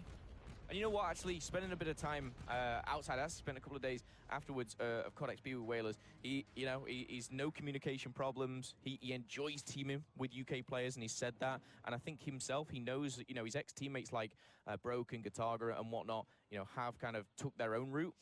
Well, I feel like happy to move on. Yeah, I feel like there has to be a part of him that feels like maybe, in the French scene, he has kind of hit the limit, of where they can go. And I think it's probably, a lot of guys from the other regions in Europe, like their dream is to play in the UK of Call of Duty, because the UK has dominated the European scene since I've been involved in the Call of Duty World League, and I see another round win there for Hadouken. But I feel like if you're, a player from France, I feel like this is where your dreams could end up, is playing with the UK teams. And one thing you did touch on there, and I want to kind of reiterate, Whalers, he's kind of hit that top level. They tried different things. They tried, obviously, getting Twiz over last time. That wasn't successful. But even then, he's 10-0. I mean, I can't go away from him. But even then, when he was teaming with the likes of Gatagas, who's such a fan favorite, Broken as well, so many fans, Whalers was their best player. And, UK players have openly played 8s. He's always invited to those as well, a real friendly face. And I really hope the best for him. And he is proving it here. Yeah, you got to feel like if, a UK team needed one guy, I feel like he's got to be one of the top ones that they would go after right now. You see the type of performance he's putting up here in Search and Destroy. I mean, you look at everybody's stats, you can definitely tell the guy we're talking about. 10-0 right now. He's fully streaked out. He's used some of them now. He's got one player pushing him. He's able to take him out. 11-0 in Search and Destroy on throwback. This has not looked good for Black Forest Games. Make it 12, Whalers. Thank you. Yep. They got their first round win on the board. Not won any since then. It's been all Hadouken here. And you see Whalers just doing what he does best, just picking up a pretty easy kill, The call-out came from his teammates on the flank. You saw him turn around on the train tracks there and finds himself round number 4. The crazy thing is there's actually potentially quite a lot of rounds left in this game. Maybe only 2, but Whalers can extend on this. Can he have, and I hate to jinx it, a flawless game. Oh, I'll go back on with Whalers. There's no reason to watch anybody else. Yeah. I mean, we got to watch this game. He's 12-0. I mean, Let's hope he rotates to be. Let's bring that mini. He could stare at the line the entire round. I feel like we still need to watch him, but he's going to rotate back towards B as it seems like Black Forest Games not exactly sure where to go with the bomb here. They're in the middle of the open, though, so if these streaks do come down... He didn't use it there. No, just trying to gain some information. Probably knows that they're going back over towards the A site now, so... Oh, if he uses it now. Oh, my goodness. If he puts it on that bike path, he's used it. Let's hope it's in the right path. He's going down. He finds one. He finds another. It's his teammate, but who cares right now? Doesn't matter. Bomb planted. Whalers is going off. He's doubling up on his streaks at this point. He's 14-0. Another guy in the middle of the map. That'll be an assist. He's got rewind. Can absolutely not miss right now. The bomb, though, is down. It is a 1v1 now, so it's going to be Baldy going up against Whalers. So Baldy trying to secure this round win for Black Forest Games, and he does it. 1v2, so Baldy comes up big there for Black Forest Games. Yeah, and Whalers couldn't use his rewind there because he does. He basically gives a free win to Baldy. You know, the time was ticking. Whalers had to push forward. He was going to jump on the actual bomb to defuse it for a second, but his teammate went down, and another round does go in favor of Black Forest Games. Does that go any further, though? I don't think so. And I'm going to stay on board with him. Apologies to Shux, Diablo, and Xerox, but right now there's only one man, and it is Whalers. And look at this split, 4-4 either side. If this is fast, this could be a very quick bomb plant. Yeah, usually you see most of the teams stack over towards the A bomb site. That's exactly what Black Forest Games does on the defensive end. Unfortunately for them, the bomb will be going down over at B, and with these streaks and the bomb in that open area, it's going to be very difficult if Whalers is still alive for them to get on the defuse. 15 kills, and he's wanting to get a few more on the board as well. 30 seconds left, 3v2, Subsist and Revolt. There's no point watching anyone else. Oh, Subsist is going to get one back. Let's jump on board with him for a second, because 26 seconds. He has found a 2. This could be a 1v3 potentially. Shux is at the back and now needs to play it smart. Let's try and get on board with Shux. Sniper, don't miss. You cannot miss. He doesn't. No. 5-2. Easy kill there at the end of the round. Player motionless on the bomb, defusing. You can't connect on this shot with a sniper rifle. I have a lot of concerns. I was worried he was going to go for like a very high one over blue and just miss his shot. I was worried he was just going to keep jumping up in the window or something like that. Which is a bad worry to have. But it's going to be 5-2 in favor of Hadouken. It'll be Black Forest Games are back against the wall on the offensive side. Looks like they're going to be bringing this bomb over towards A. They seem reluctant to try anything else on this map. Some shots going down. It's going to be a kill exchange from either side. It's going to be Torrents picking up another one. They have not taken out Whalers yet, though. That is the real big problem. Yeah, and Whalers does still have rewind as well. Be sure to keep an eye out for him. He is the one defending solo at A right now, but the bomb is being rotated. Black Forest Games have made a decision. They've called it out. We're backtracking. We're going to B. However, are the French aware of this? And just Whalers has actually doubled up on his streaks, so he does, of course, have those in his back pocket if he needs. Still with rewind as well. And it's kind of crazy to think if he's not going off like this is probably a closer game, because, I mean, the Diablo's 1-7 right now. Not a strong game from him. 17-2 from Whalers. He's able to get one with a streak. Does still have that rewind available. He has held on to this for so long. I'd like to see him use it soon. Has one player pin here in the corner. He's going to let his teammate come. Pincher on him. He's going to fly over the top. Diablo is going to finish that second player off. It'll be Hadouken taking this map 6-2. Finally, we see the rewind in use. Whalers goes 17-2. More than his whole team combined, and that wasn't too shabby. You know, they had, what was it, 14 between them, but 17 kills. That is breathtaking from the Frenchman here. He was fantastic in the hard point, dropping, I think, a 7-kill streak at one point. Black Forest Games had 19 kills. Whalers had 17. You can guess what the scoreline of the overall match was from that. 6-2 in favor of Hadouken. I mean, look, there's not much to take away from that one other than Whalers. I mean, 17-2. Just a dominant performance. I mean, he doubles up on streaks. He probably would have doubled up on rewind if he would have used it a little bit earlier, but Most definitely. You know, he had a really, really good performance there. Well played from the Frenchman himself. And you know what? I expect nothing but brilliance going into the uplink for this squad. They are 2-0 in the lead. If you're just joining us, Black Forest Games, they're going into their third and final game of the tournament. Will it be their third and final map? They've not won one yet. Yep. However, it'd be nice to see them get a win, though. I want to see them, you know, put a fight up and I mean, do something. Look, I was going to say all of us are former competitors. Some of us are, specifically just me and you. I'm not sure Brycey or Jack or, you know, Rel has competed in anything. I think nobody wants to go home without winning a map. No, like, it's like how motivated could you be to like go home and practice, put time in? It's like with the same group of guys, like when you barely won rounds in Search and Destroy, and you couldn't take a map. I mean, it'd be very difficult for Black Forest Games to continue down this path if they do not win the uplink. Absolutely. I mean, this being an invitational, if I get my words straight, it does mean, you know, it is a very, very stacked event. You know, you don't have that open bracket. You don't have those teams that, you know, are maybe not as, you know, serious or not on a professional level. So, yes, they're coming in here with a very low seed. Every team is more than likely expected to take it, you know, take the win from them. But it's maps. You know, you've got to put a fight up. You've got to have something to give. I mean, they knew the teams that were coming here. Yeah. So I don't think that's an excuse. Like, oh well, we weren't prepared. It's like you play in the GBs, you play in the 2Ks, you know the top competition. You can watch a lot of streams and whatnot. I mean, you could have watched Fanatics games all day long, watching Tommy stream. I'm sure there were VODs from, you know, other teams around in the 2Ks and whatnot. You could have put that time in and kind of figured out a better play style. I know worked on some things. You had to have known there was holes in your game coming in. Like I feel like I would be really hard pressed to believe that, you know, that they felt really strong about their S&D coming into this event. Difficult to believe. Now S&D of course gone. It's done, and it may be the last S&D they play here. Uplink coming into this, and I'm trying to actually think back to the previous Uplink that these two teams have played, obviously against Infused and Fnatic. I know Infused absolutely, in fact, Fnatic's first game was an absolute whitewash as well. So both of these teams, you know, have not had good Uplinks. You know, they've both been kind of swept aside. Look, I can't look past Hadouken, though. Yeah, I think this is Hadouken's game for the taking.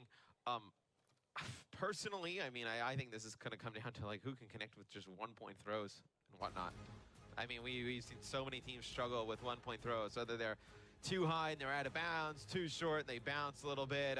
It's just not been a pretty sight when you see these teams try and throw one-point plays. And I think in a game like this, with these two teams, the one that makes the less mistakes in terms of just not missing those one-point throws will end up winning it. Yeah, silly mistakes. If Whalers continues in the form that he is on, I think if his team can just simply outslay, that will show the results as well. Nothing crazy in the rig draft, everything as expected. They take overdrive, so I'm happy to see that. I think in the previous one we saw a Centurion and something overdrive. Questionable. However, the game is underway. Let's jump into it.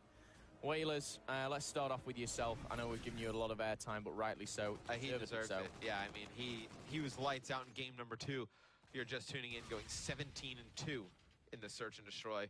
Now, Hadouken one map away from taking this series, getting a win here in London. Black Forest Games, they lose this. Definitely a tournament they'd like to forget. Well, the drone is going in the hands of Shucks and actually pushing a different way. This could be the one-point plays that you're talking about, Matt. He's going for it. It's high. It looks pretty good, actually. It is good as Shucks puts number 1 on the board. Diablo picks up a couple of kills either side. And now the drone is reset, and already Hadouken strike first. Yeah, I mean, these two teams, you may not see a lot of map control, not a lot of good opportunities to score. So something like a 1-point lead here early could be huge for the side of Hadouken. And you do see Diablo trying to hold serve on the defensive end. Torres is going to try and rush in, put the drone down. Not going to be able to do so. It's going to be a full team wipe for the side of Hadouken as see they have the drone in hand. Yeah, they're pushing this very, very tightly together here. And they're going to find another, traded out by Baldy. Subsys gets the second, and actually another kill could potentially put something on the board for Black Forest, but no, Diablo finds himself just hiding for a second, keeping himself alive. Let's jump on board with the Revolt, who has this drone.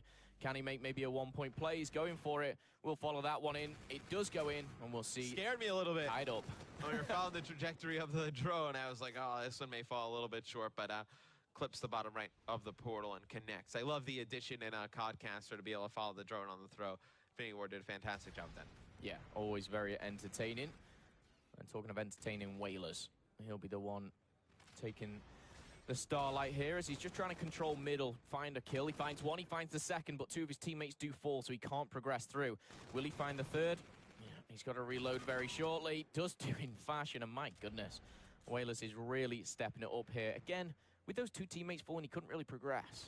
I mean, you can just tell from his gameplay, like, you can tell, like, kind of like an elite top player from, you know, some players who are still trying to get into it. Like, I mean, his reactions are fast. Like, he's on point where he needs to look always, has a great idea. You know, really just the general game awareness. Yeah. Is there from Whalers. This is a guy definitely, I feel like, can ascend in the European rankings throughout the year. I'd love to see him surrounded by, you know, three, maybe UK players and see what he can form. But we'll, of course, have to wait and see if any changes go down. Drone is still in the middle, though, and the scoreline sits at 1 apiece. Revolt trying to toss that to his teammate, which he will. However, Shooks is in the middle of things, stirring things up. He's going to find the second, maybe the third. Slides past, he does. Big triple kill for Shooks here.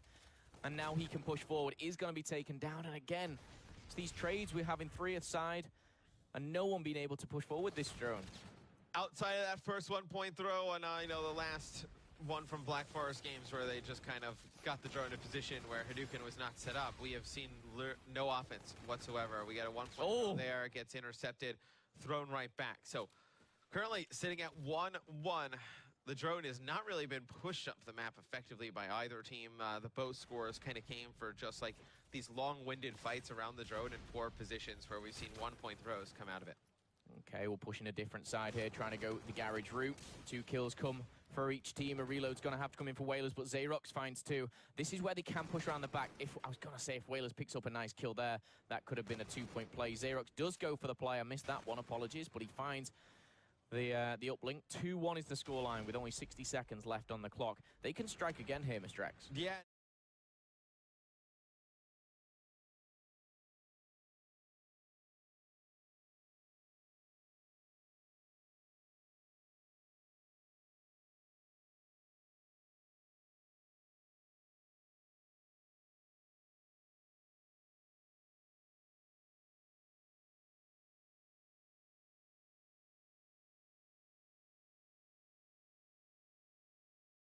Once again, 1-point play, makes the throw, makes the third, and that's another point on the board for Hadouken there as they go into the final 30 seconds.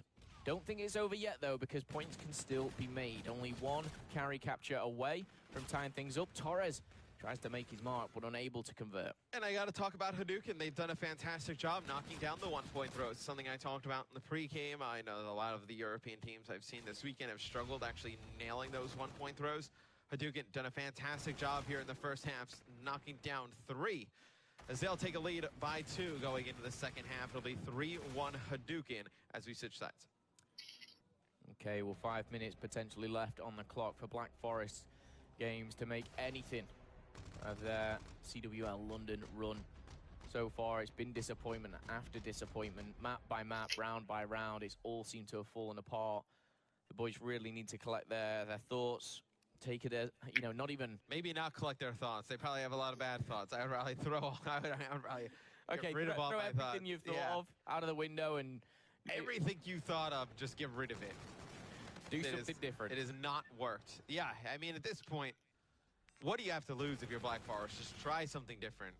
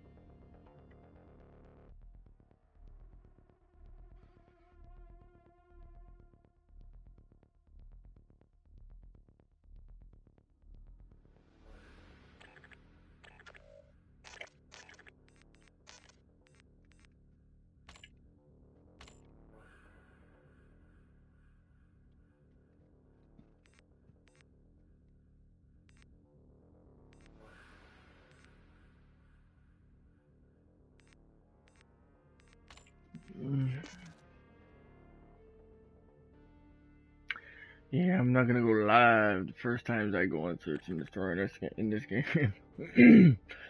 I'm gonna have a little fun first. Well, maybe I could. Well, I already went about 6 times. I do decent, I guess. Hostiles confirmed. Take the fight to them. I believe that just put us in the lead. Team deathmatch. Good day for a But I am even better at other game modes, so.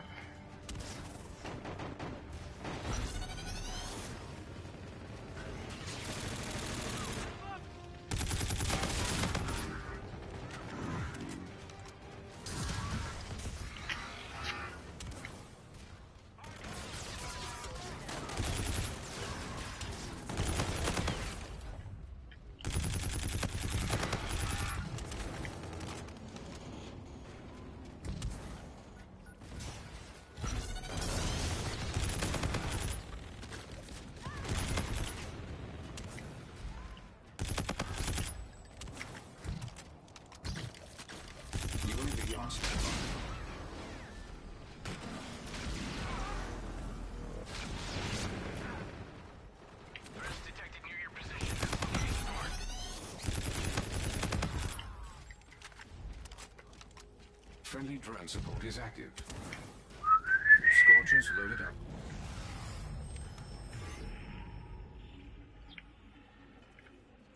COD 2-3, flight of 3, inbound hunt.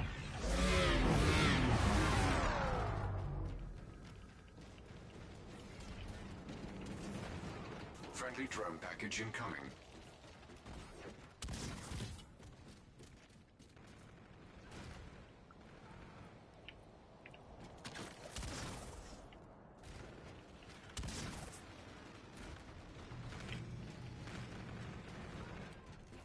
Friendly Trinity rocket inbound.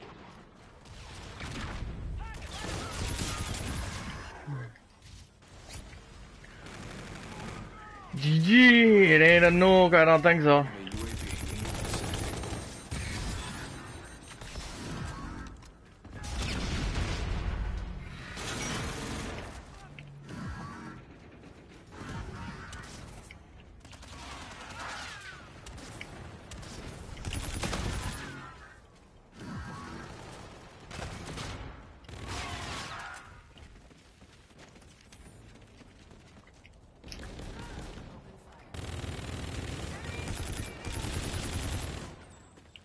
Friendly drone support is active.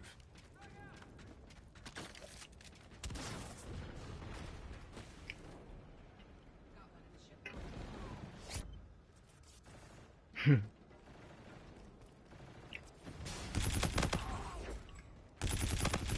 are halfway there. Continue advancing.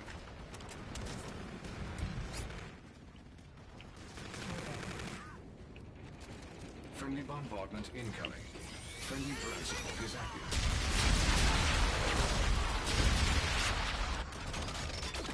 Well, that was heck. Friendly drone package incoming.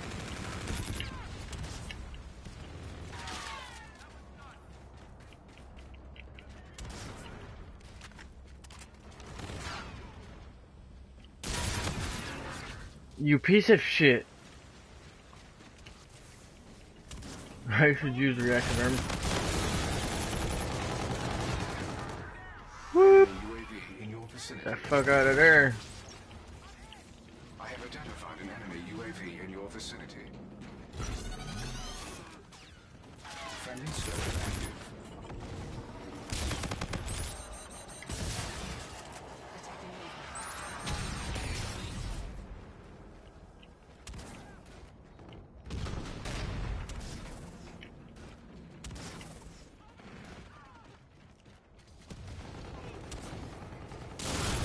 No!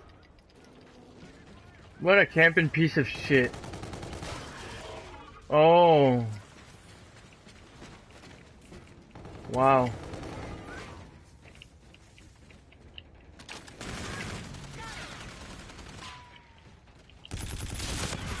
Y'all suck. Get out of my way. You're all showing them where we're going. See? One.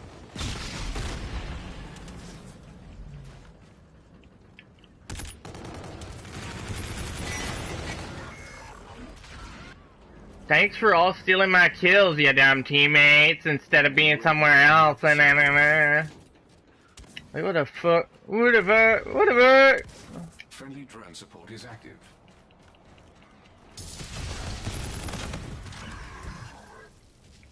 Better by myself, so please and thank you, fuck off. At our current pace, we will prevail.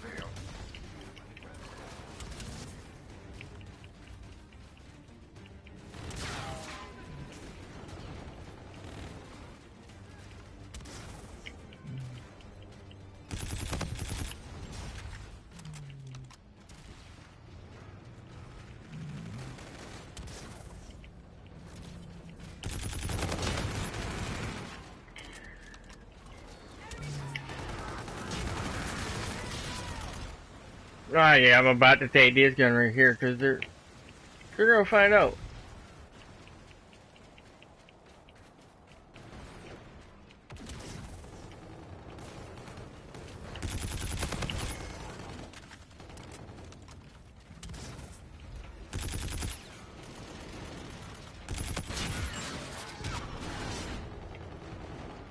They're about to find out. Look at him.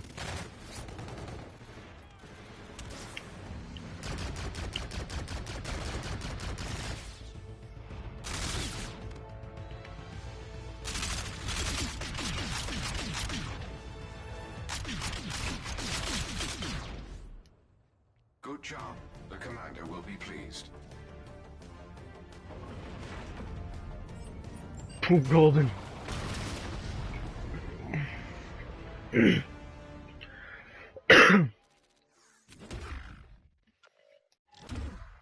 I want more performances like that. Gear up. New orders are online.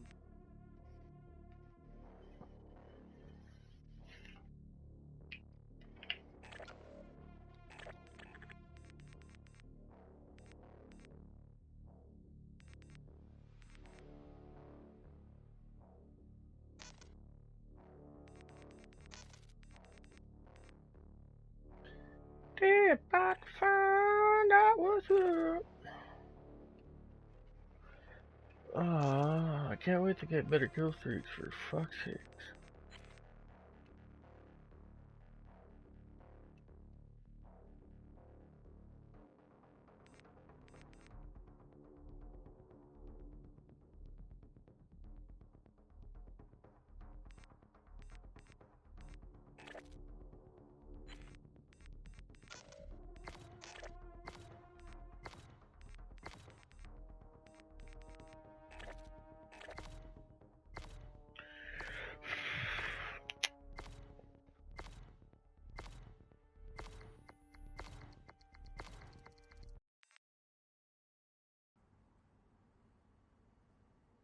Recon pass complete. Stand by for my go.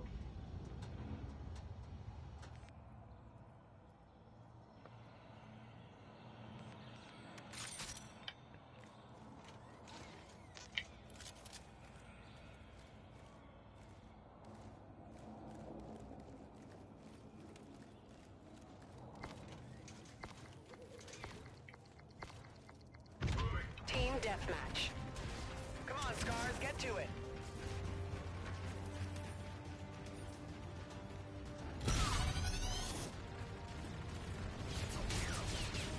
We're in the lead.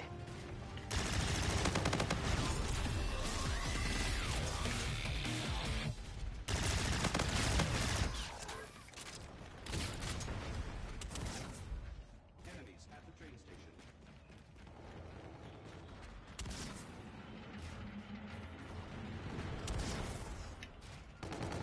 Enemy UAV.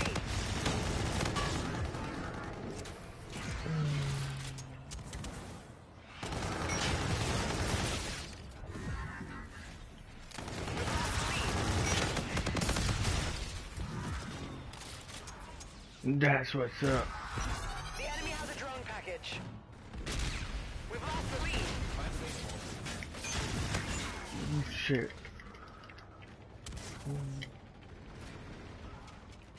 Shooter in the silo.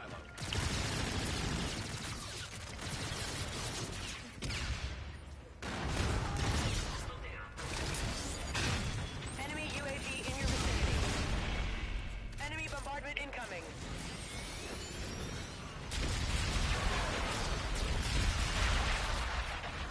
Come on, guys, chill, chill.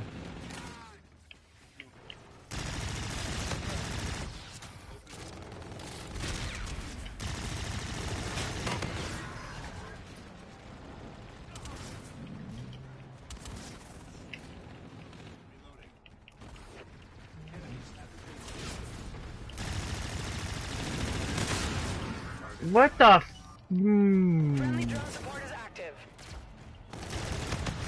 Get up out my face. Enemy Scarab active. Enemy UAV. Friendly bombardment incoming.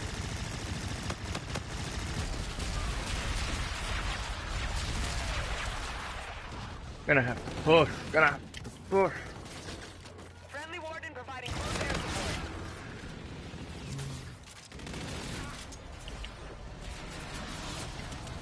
I have no more ammo.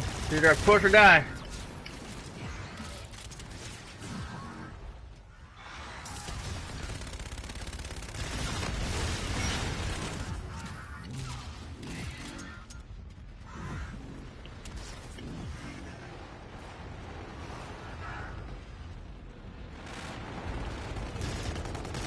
UAV on standby. The enemy is halfway there. Take them down. No, you fucking jerk.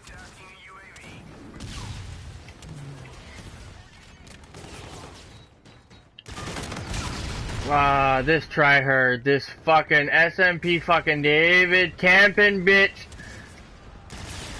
LMG camping hoe. MLG. Major loser, Gaylord, motherfucker. Enemy UAV in your vicinity.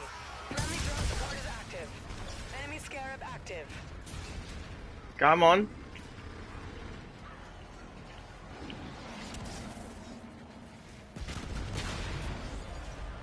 Push, push. No, not here.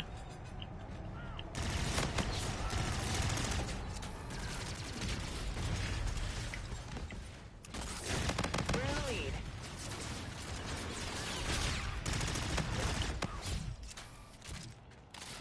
UAV on standby. Let's go, let's go. The Let's enemy go, has a let's drone go. package.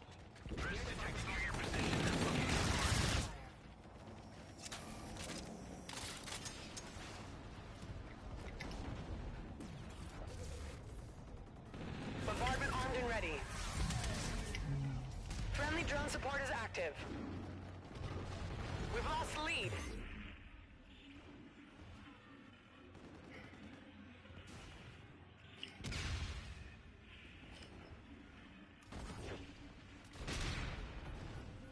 Targets confirmed. Stand by for impact. We're in the lead. Get back in your holes.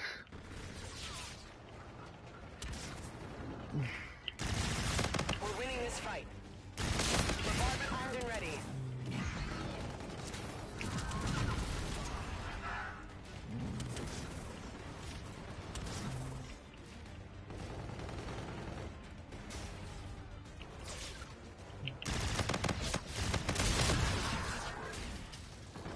We've lost the lead. Missiles incoming to your targets. Wide dispersion.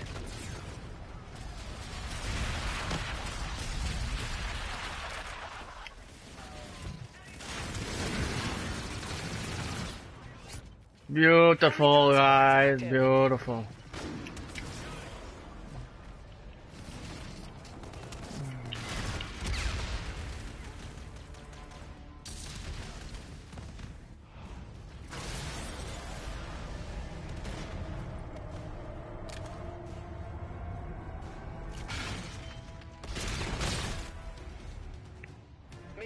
accomplished. A good day's work.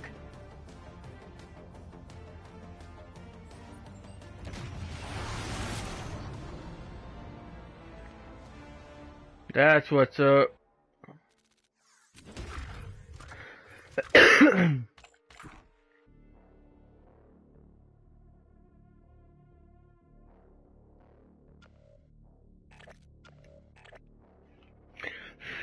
How many wins in a row I got?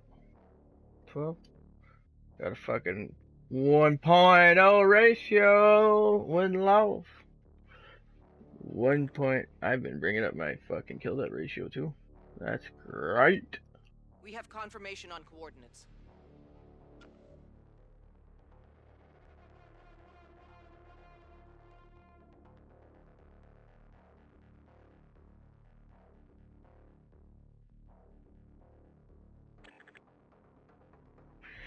And the class I use, I might as well back out of the love. Tryhards, I'd rather be myself. I'll be trying hard. I'm gonna show you guys my class.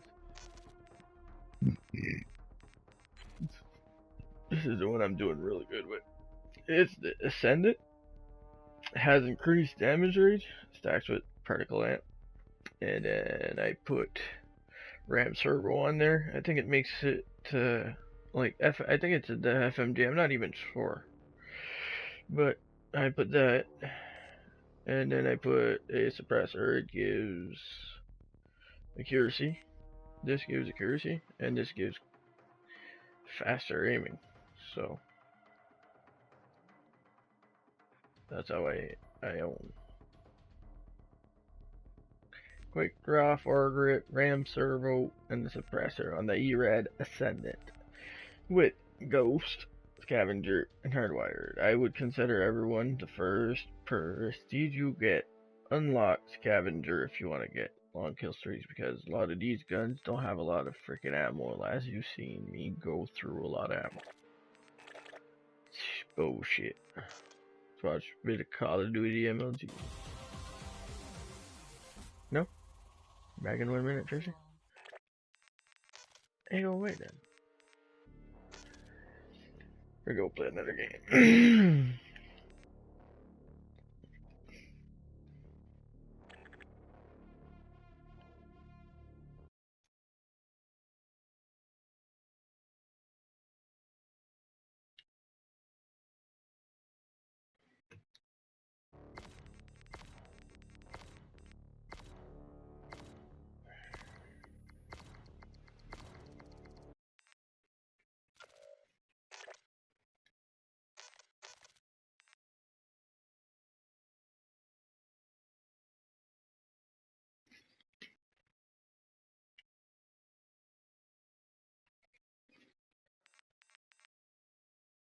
Why is it that it does this?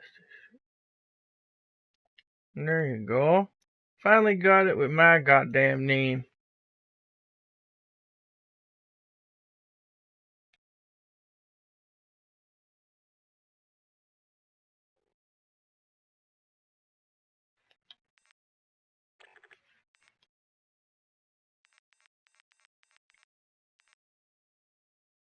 Oh shit.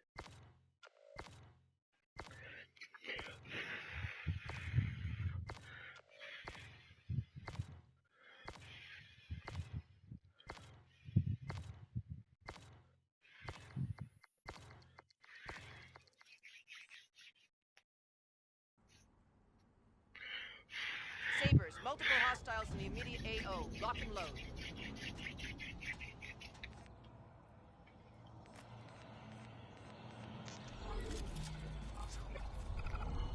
Team deathmatch.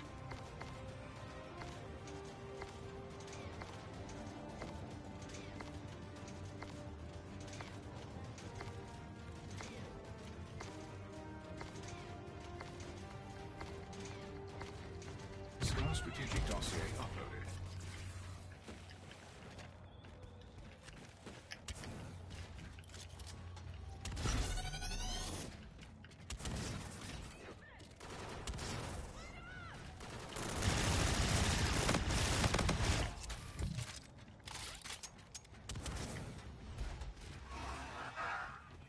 Already sealed the Kingslayer kill. Get out of here.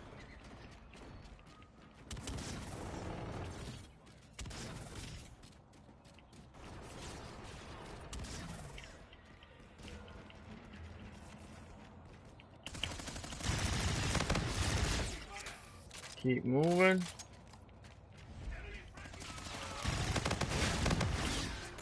Keep moving.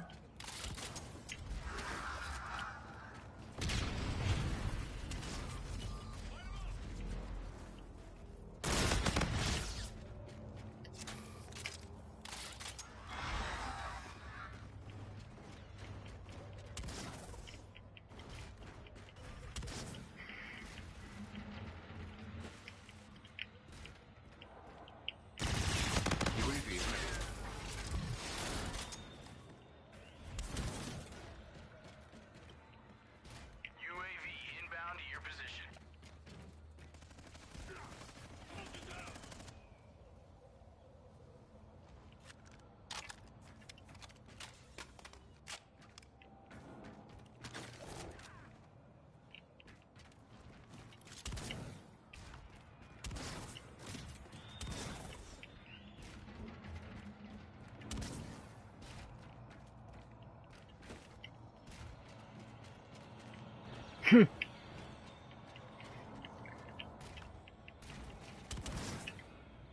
Friendly drone package incoming. I made their fucking team quit.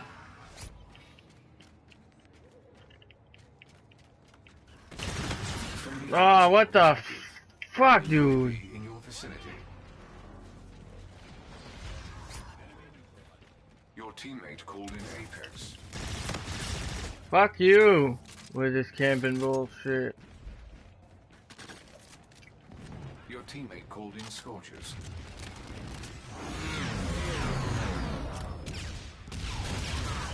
Oh my god. This fucker.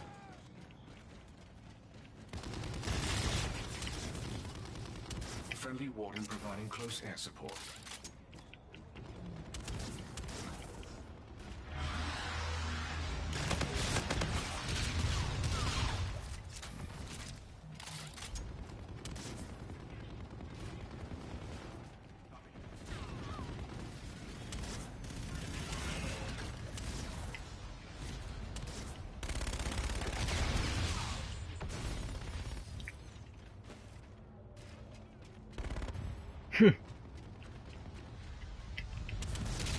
After you make him quit, there's no like flow. See? Oh, okay, they're back. Some people are back.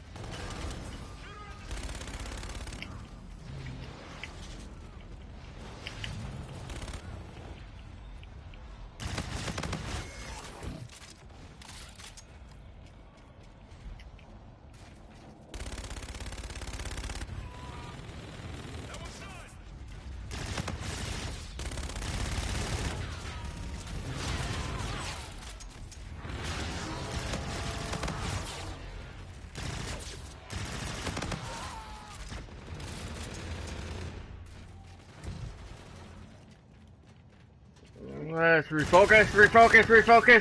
Fuck off.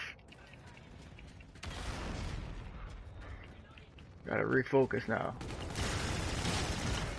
This fucking new arc there, yo. I'm gonna camp like a con. That's too good. I'm gonna camp. I have identified an enemy UAV in your vicinity. Oh, Jesus Christ.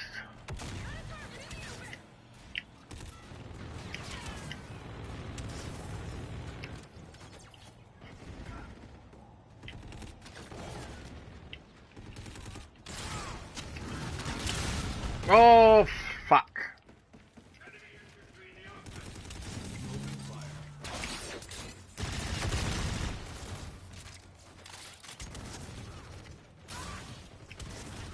Our adversaries have regained the upper hand. I have identified an enemy UAV in your vicinity. Hide. And come back.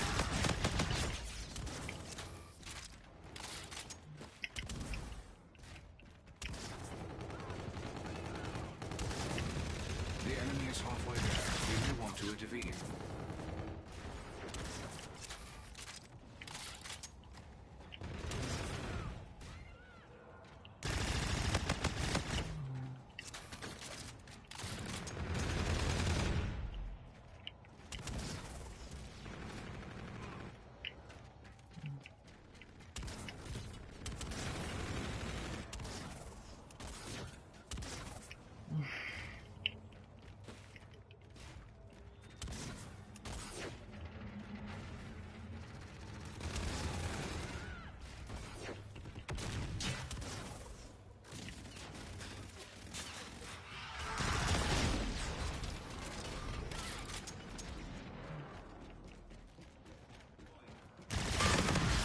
No.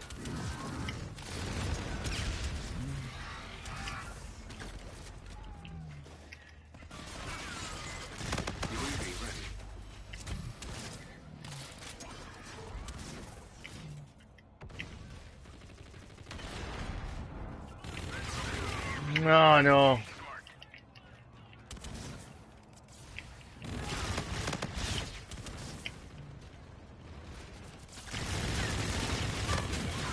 Oh shit, shit, shit, shit. You piece of shit. You're gonna rush me with a fucking payload, huh?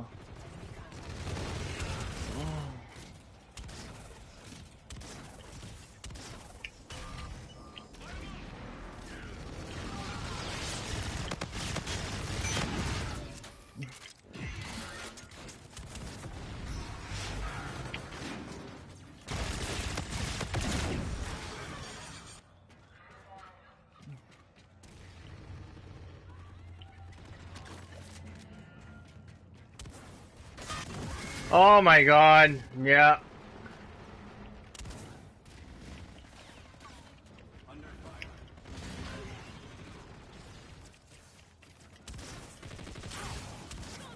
Enemy UAV in your vicinity.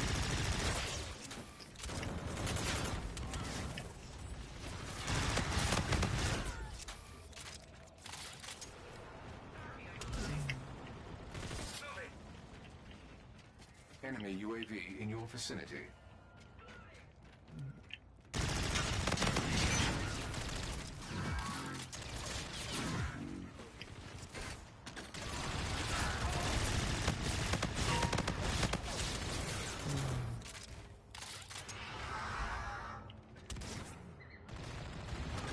We are losing ground.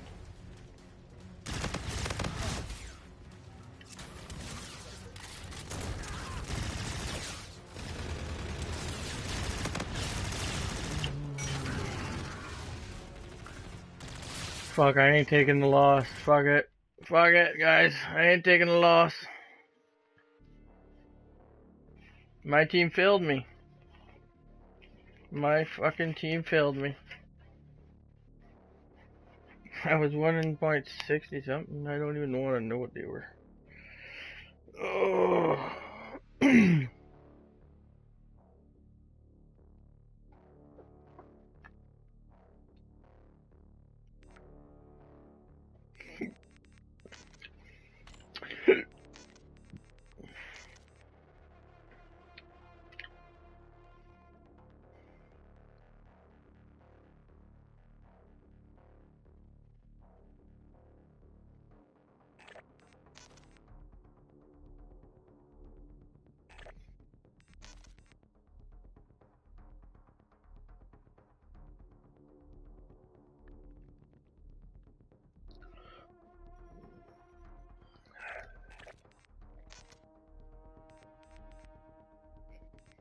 'Jesse boy, the King Slayer.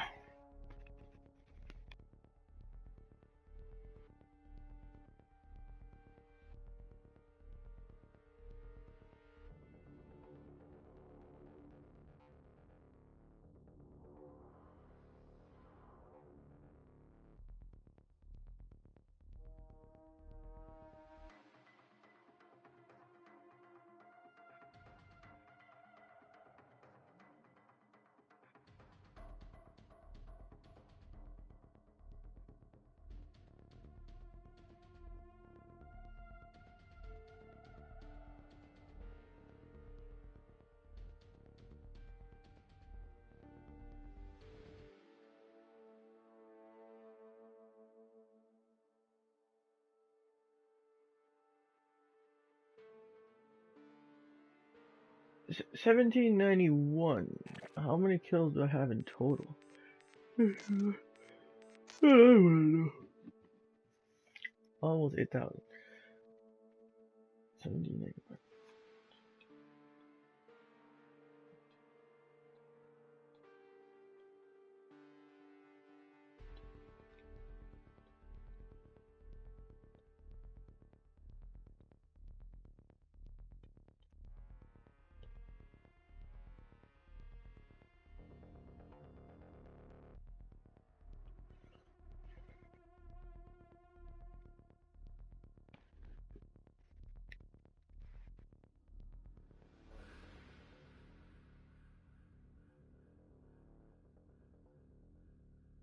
So there's 44% fucking chances that I kill the fucking...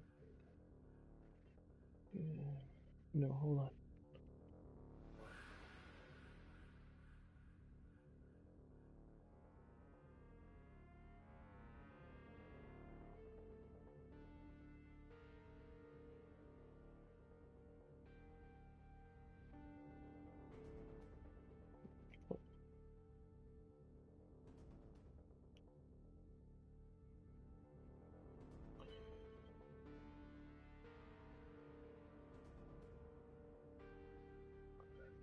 Hold on.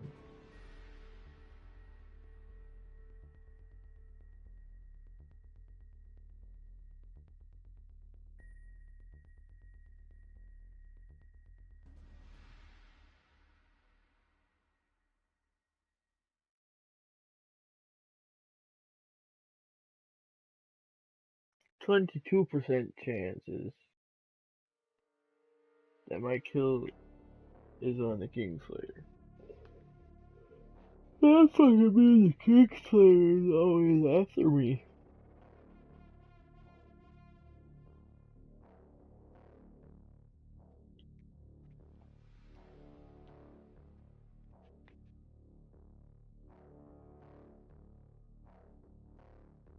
I used to do terrible. I used to have a .73 kill that ratio on this game. Look at me now.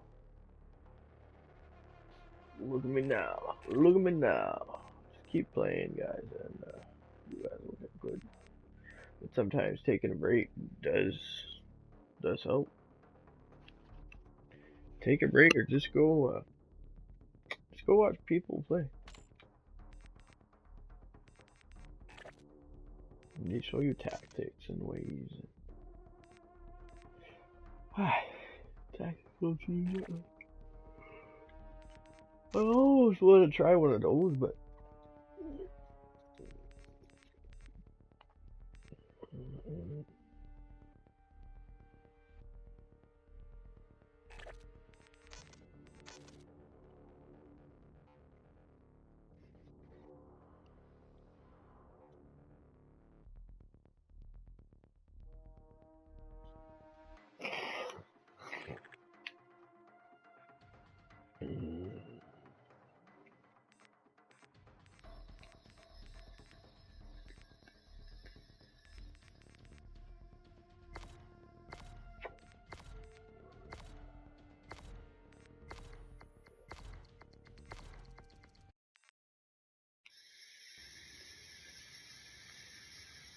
Scans complete. Targets confirmed. Put that steel to work.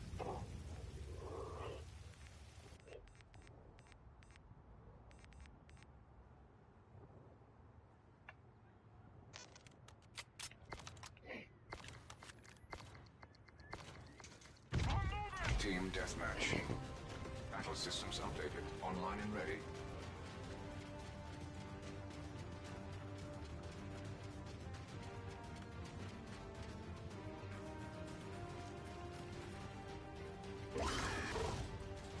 I forgot I was on tactical. Fuck, I'm stupid. Haha.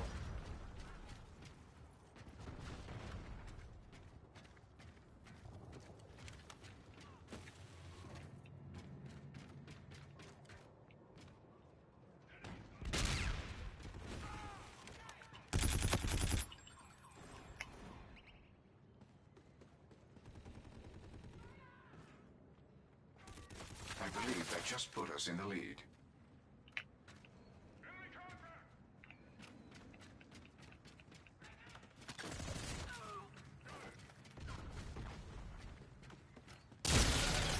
Almost on that. He's camping twat. Friendly drone support is active. What? Oh.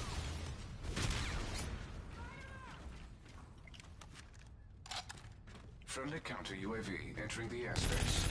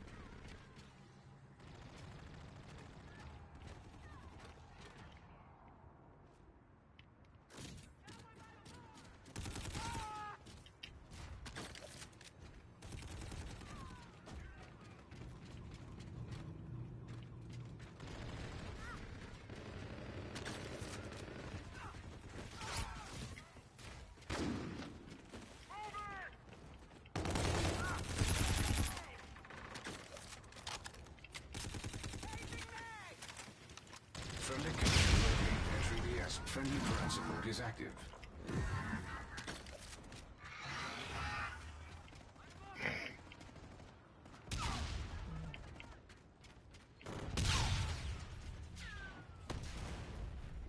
My team is playing trying to wreck them right now.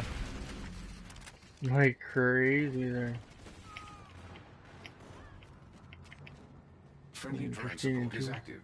Friendly warden providing close air support. Buddy try harding right now. Friendly counter UAV entering the airspace.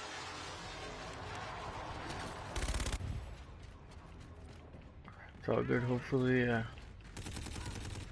just gonna seal up another window and fuck off out of this lobby. Fuck off up out of here, you know what I mean? I don't feel like having fucking kills stolen all the fucking time there, Lala.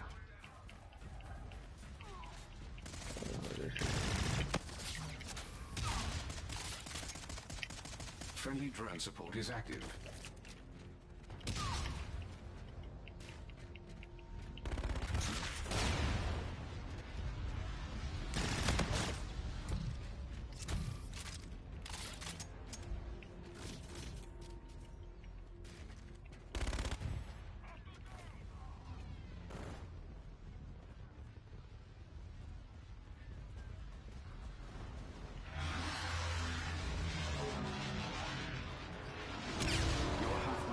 Continue advancing.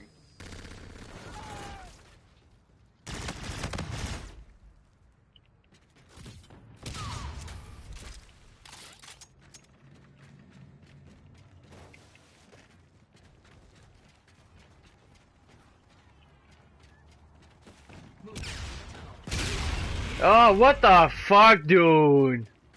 Get some skills! Oh, disgusting.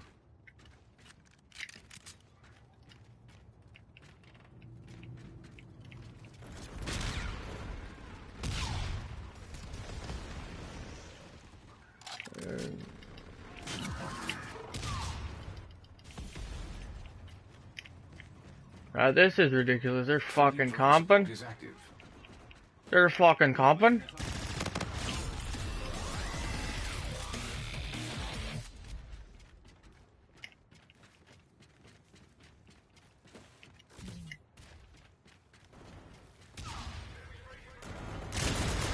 Ah, you are wrecked. The wrecked.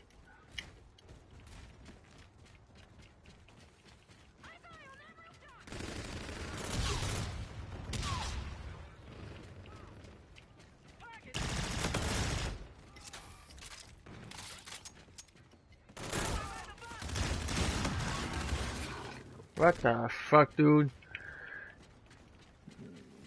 Friendly drone support is active.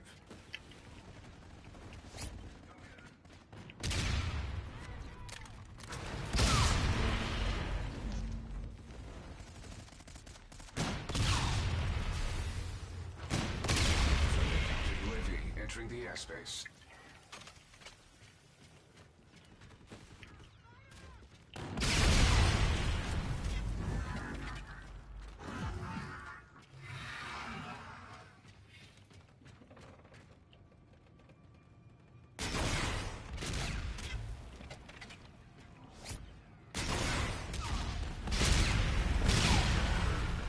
Friendly warden providing close air support.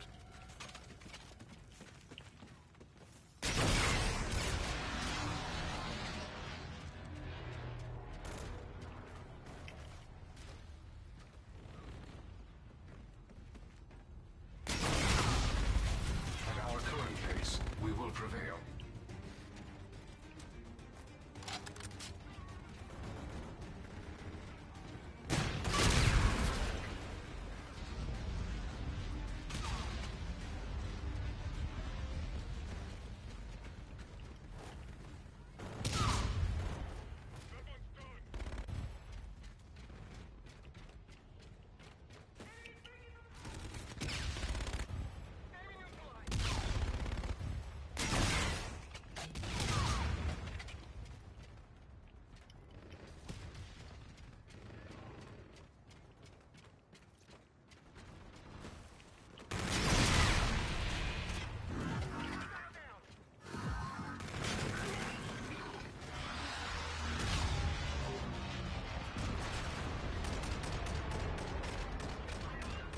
How about them explosives, motherfucker?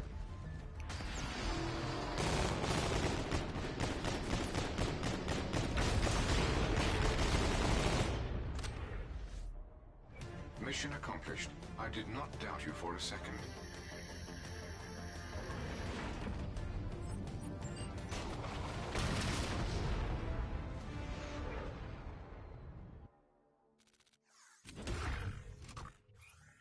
Ah, these assholes. Objectives failed.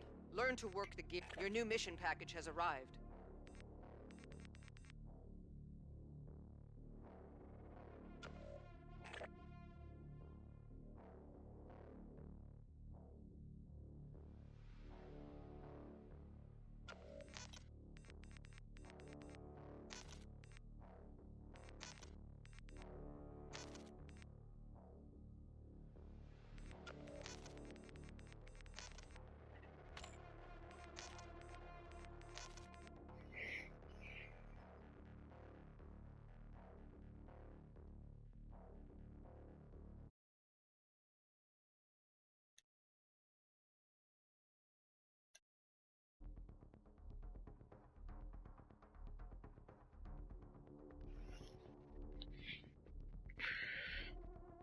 Boom.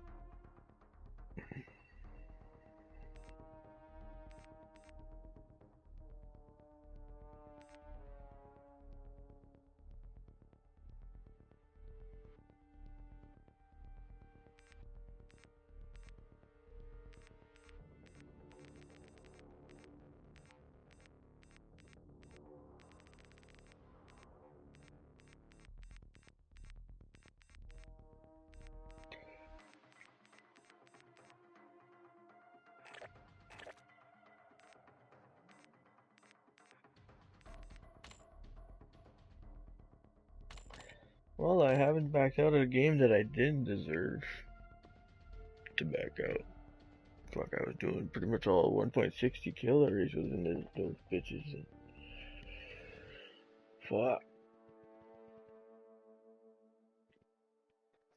Still can't win because of the fucking team.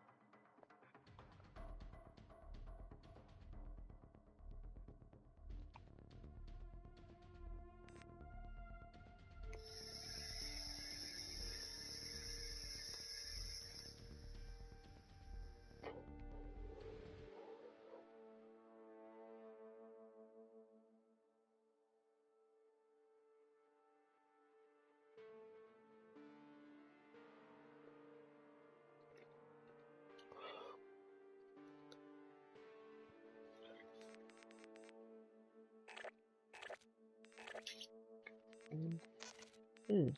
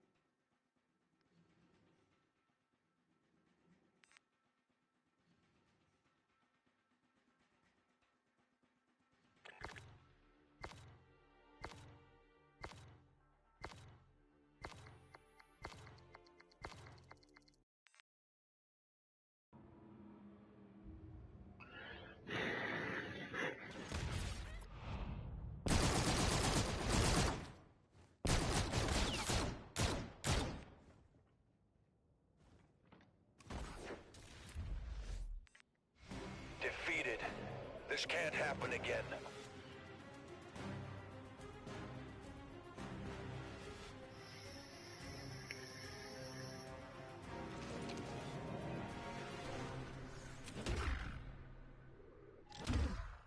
Focus on loadouts and strategy, Saber Team.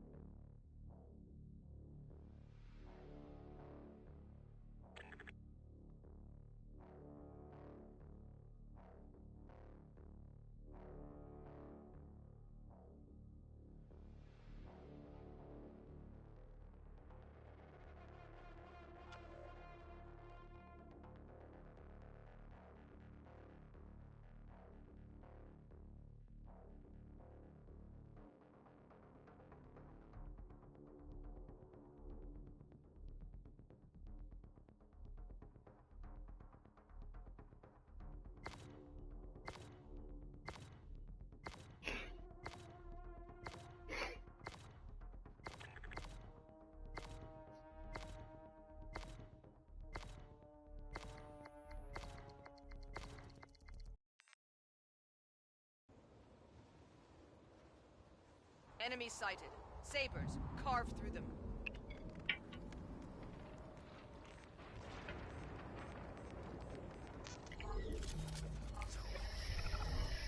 Team deathmatch.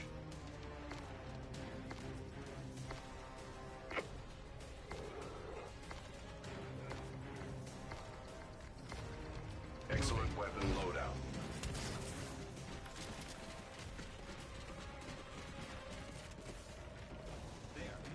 You are now in the lead.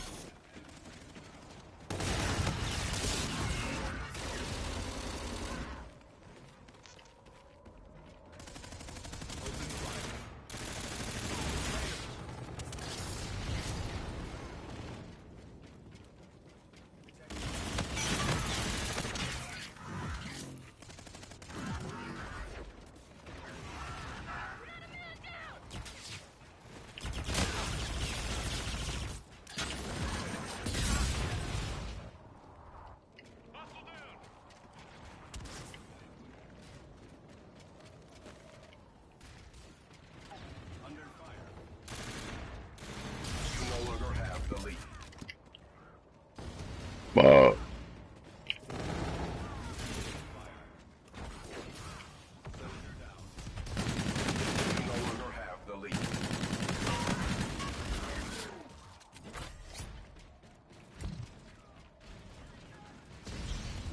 You no longer have the lead. Enemy UAV.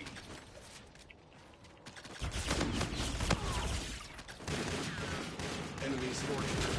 Take cover. You are now in the lead. Enemy vulture on the field.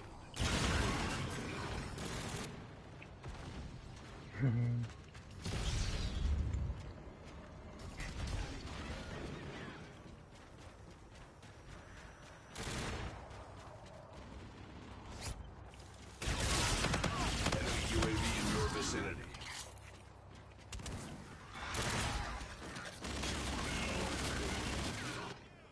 Eh.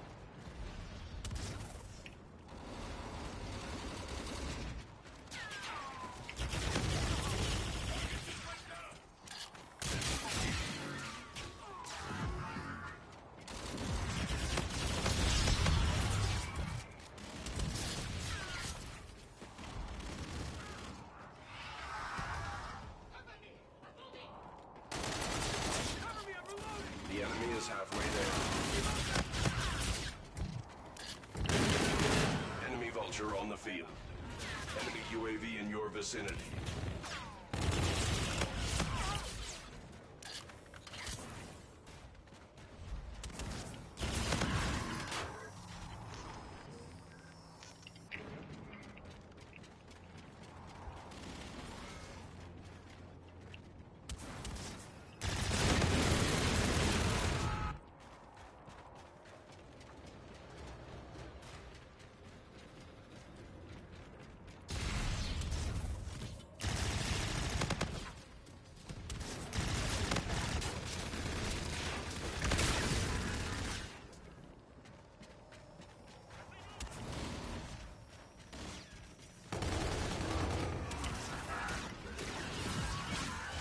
Tamamlar the team the call!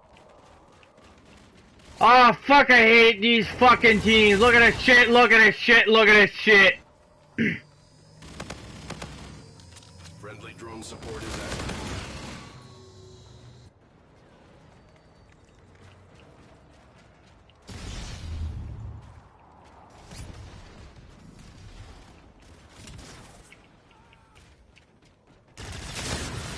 Oh, look at this moron. Your teammate called in Scorchers.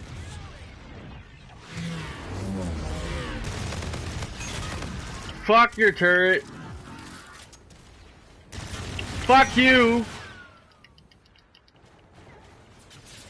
Enemy Scorchers. Take cover. Enemy UAV. Vulture on the field. I am out.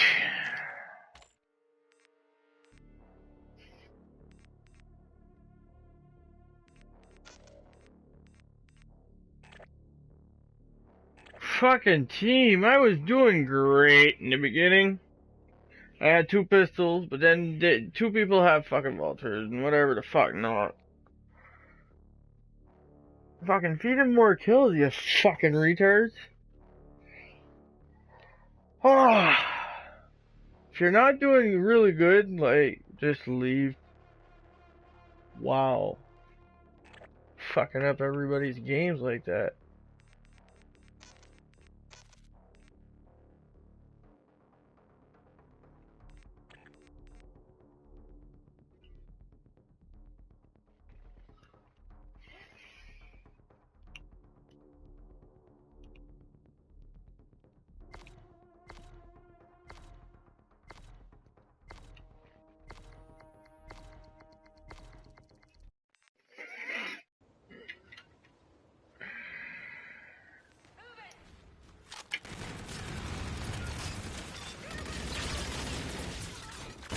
Team deathmatch. Mars Eternal.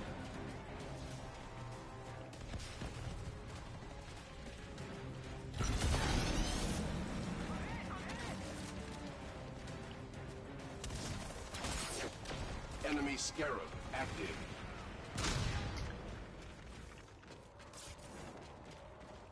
Enemy UAV.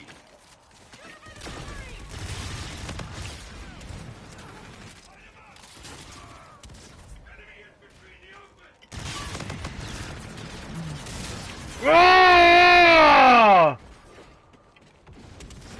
What a fucking bunch of retarded fucking teammates. The enemy has a drone package. Fuck you.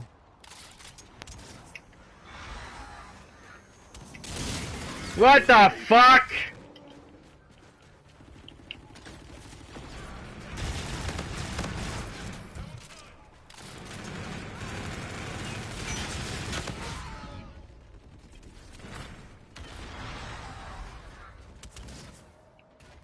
Your You like that one, bud? for success.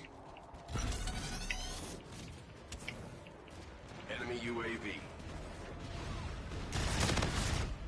You like that one, bud?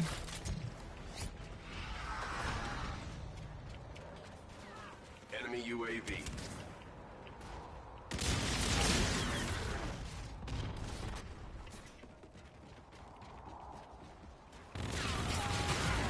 Look at this shit!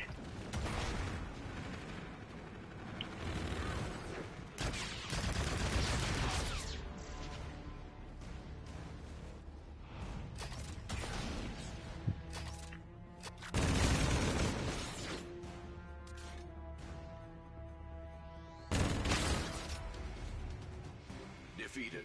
Perhaps a more effective strategy should be applied.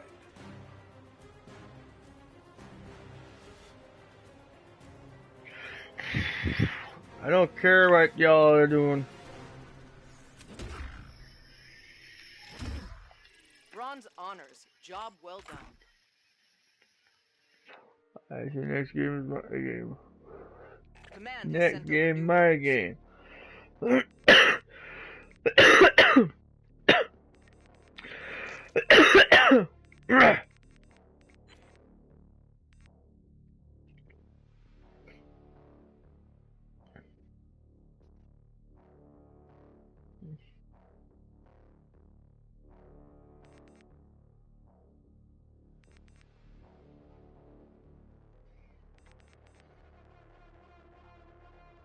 This is the next thing I'm unlocking, I think. Or maybe this one. Since it's further, I should. Well, this one gives kills, but this one makes you rush better. What a choice. What a choice, what a choice.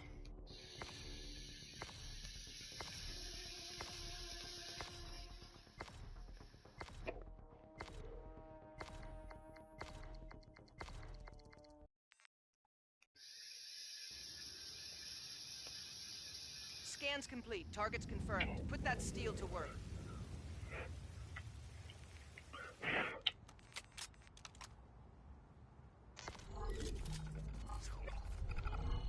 Team deathmatch.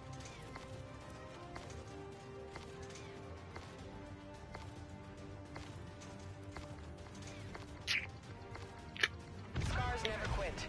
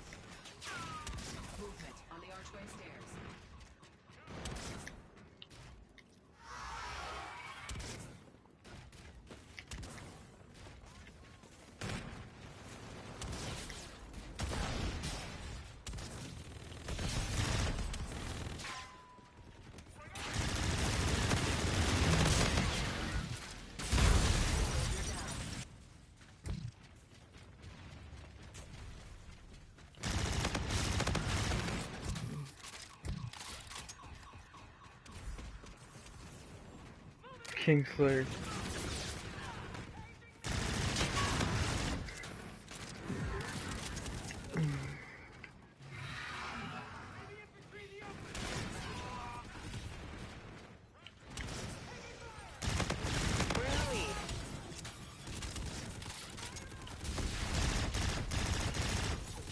We're in the lead.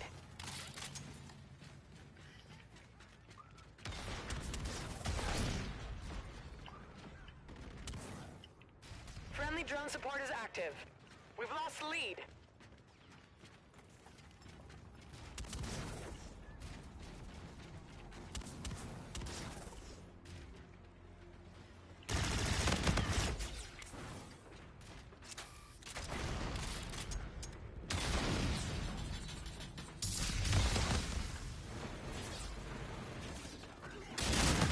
Oh shit! Enemy UAV in your vicinity.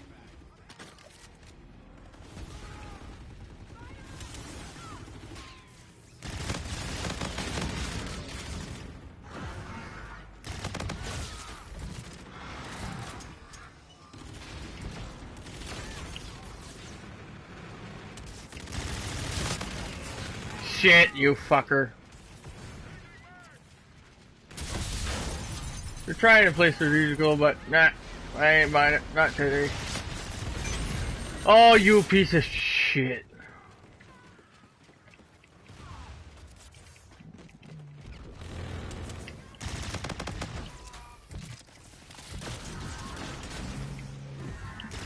The enemy is halfway there. Take them down. Ah!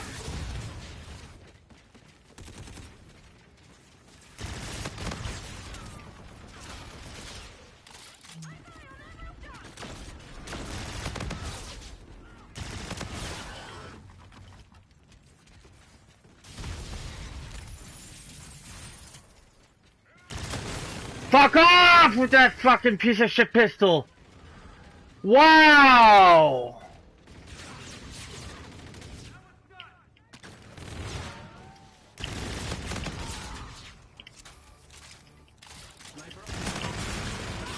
Bullshit, bullshit, bullshit, bullshit, bullshit. They keep cloaking like pieces of shit.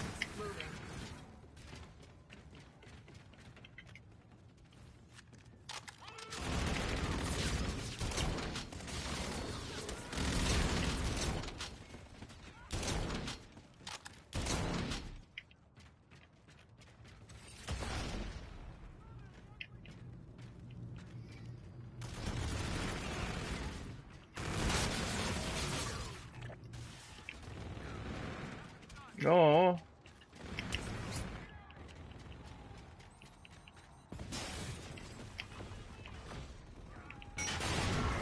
Wow. Friendly drone support is active.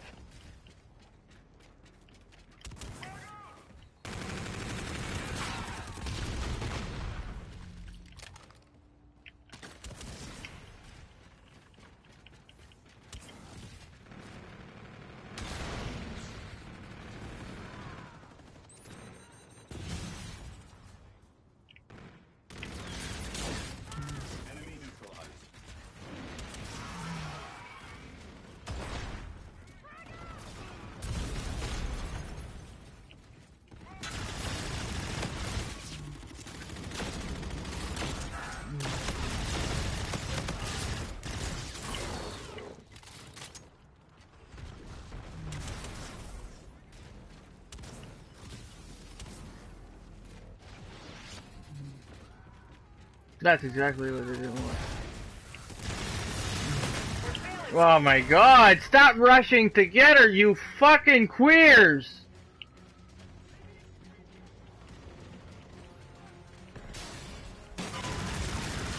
Oh my god, I'm about to be out of here. They're pissing me the fuck off like real fucking bad.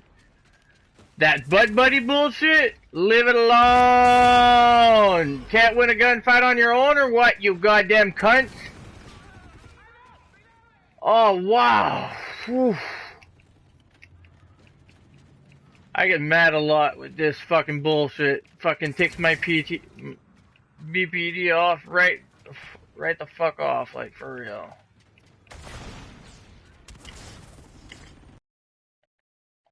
I just got a fucking loss because of that.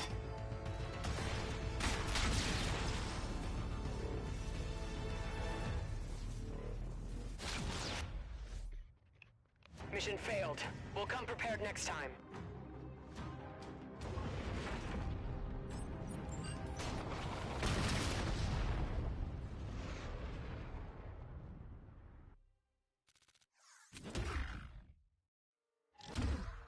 You must carry your weight on this team. I hate this fucking spawn camping bullshit.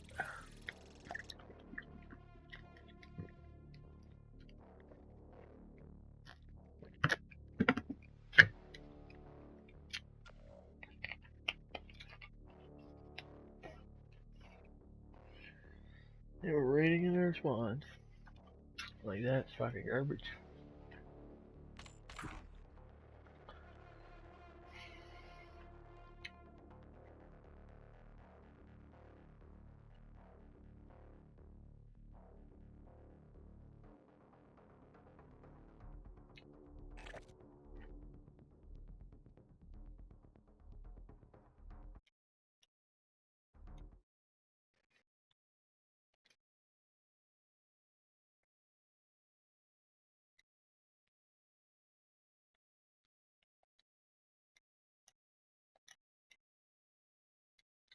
The fuck was this bullshit?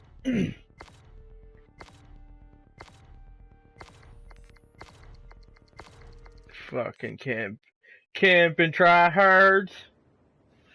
On the party trying hard like butt buddies. Come and help me, I can't take him! Ah! Fucking bitches. Team deathmatch.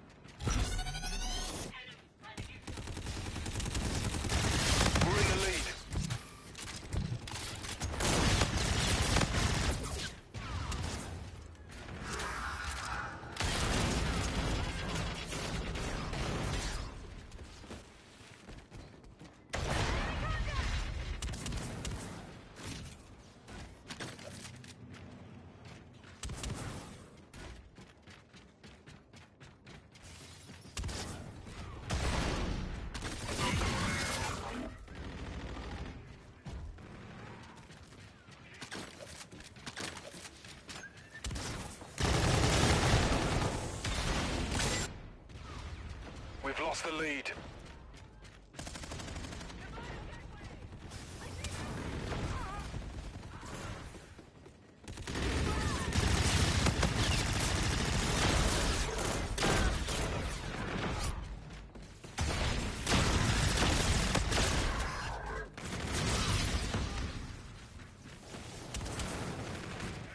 Enemy UAV.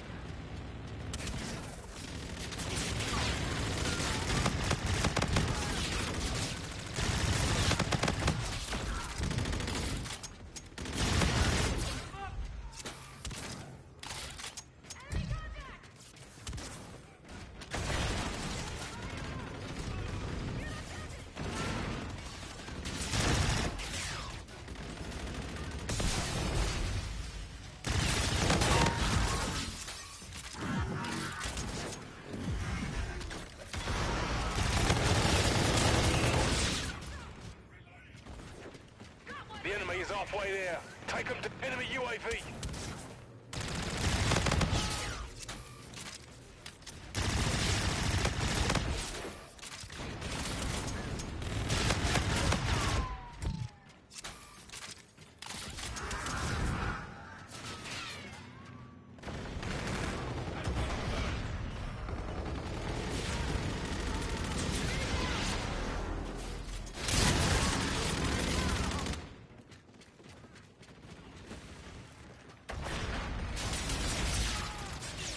Enemy UAV.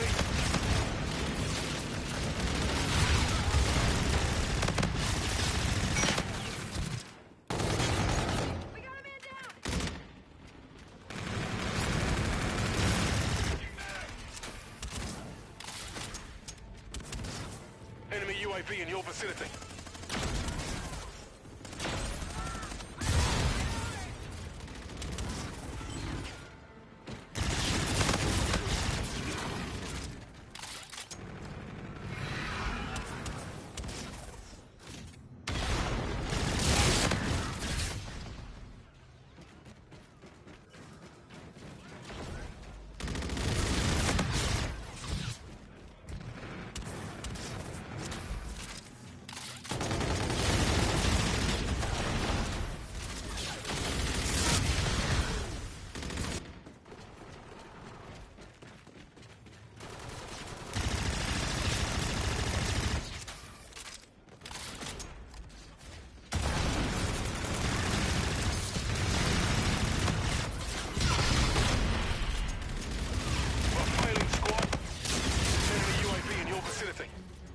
Enemy UAV.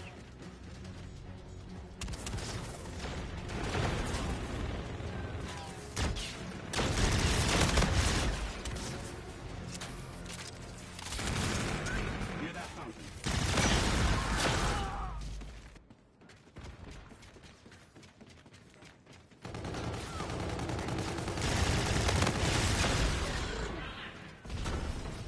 Enemy UAV.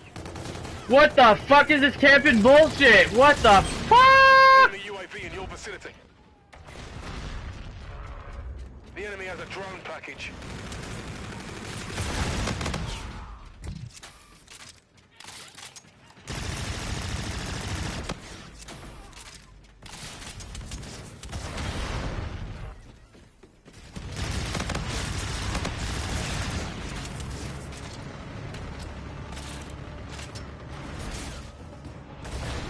What the fuck? What the fuck was all that camping bullshit, you fucking faggot?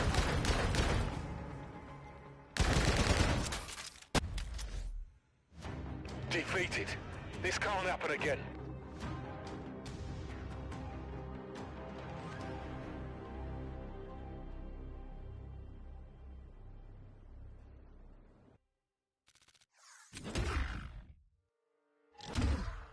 Remember, the mission is You guys are fucking great. Fucking great at sitting in a goddamn corner, you fucking bitches.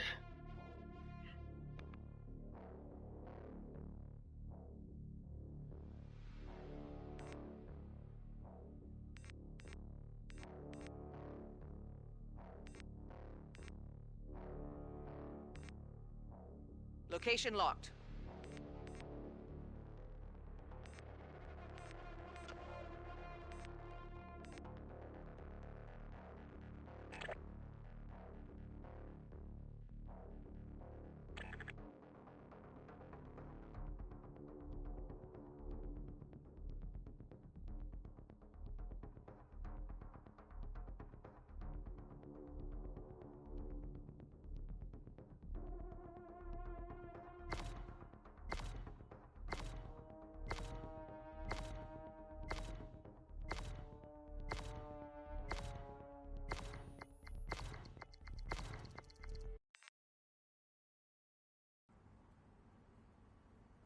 Scans indicate multiple hostiles in the AO. Gear up, ready for insertion.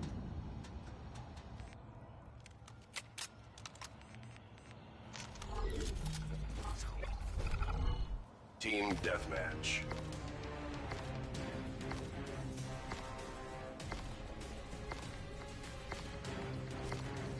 Excellent weapon loadout.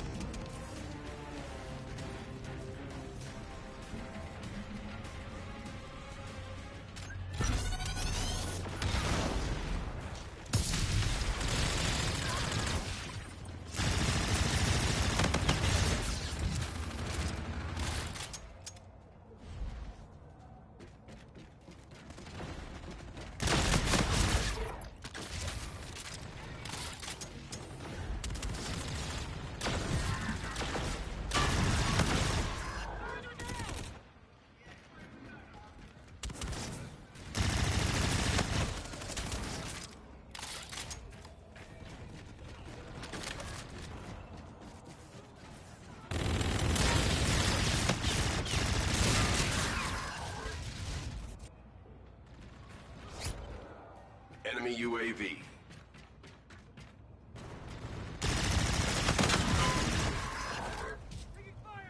What the fuck? Lean are back at it again, sitting in the damn corner. Enemy UAV in your vicinity. On a 5 kill streak. Oh, you're so great. You're sitting on that damn bridge. Oh. Oh.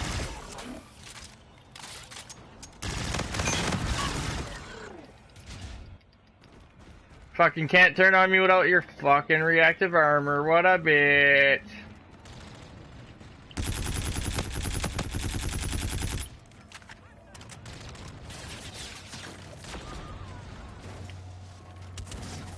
Enemy warden incoming. Take cover. What the fuck?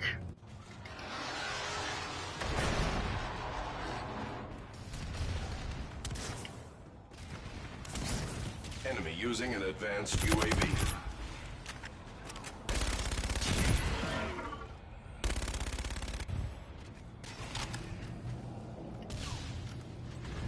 Those two guys on that lean team there, whatever the fuck not there, they suck ass. They suck ass.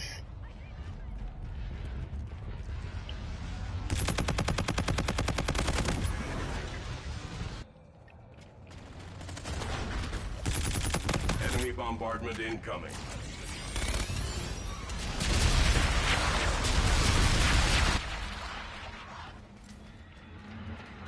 Enemy Scarab active. Enemy UAV.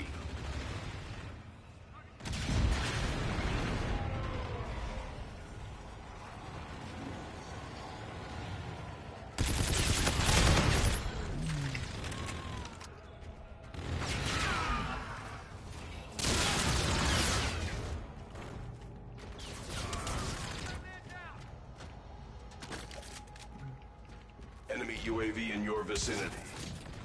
The enemy has a drone package.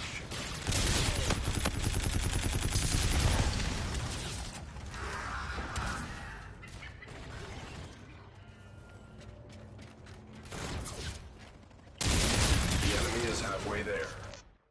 Fuck Great, these soldier. tryhards. Have a breather. Wow. Take a break, have a breather. Yes, sir, I will do.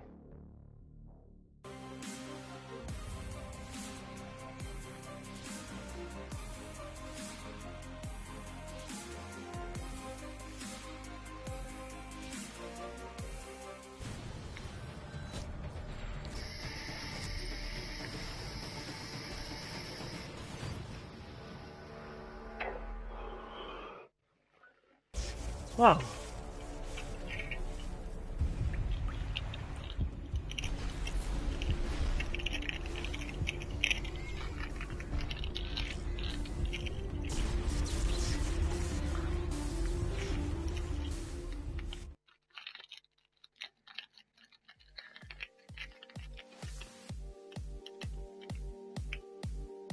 Wow. Wow, we're gonna listen to the music. Cause I'm fucking taking a breather too like they are. Fucking Jesus Christ. Bro.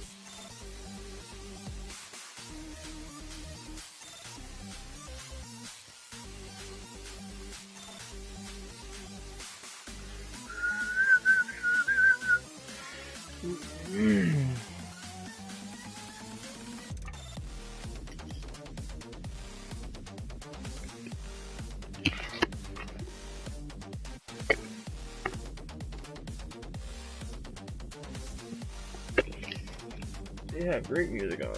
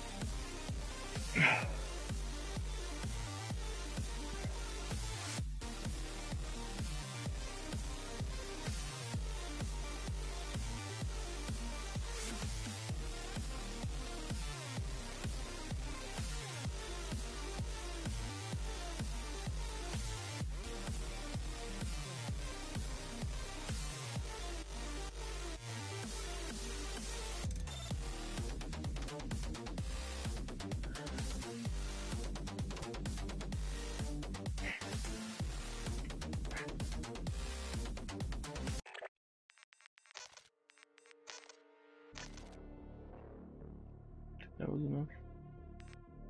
Okay.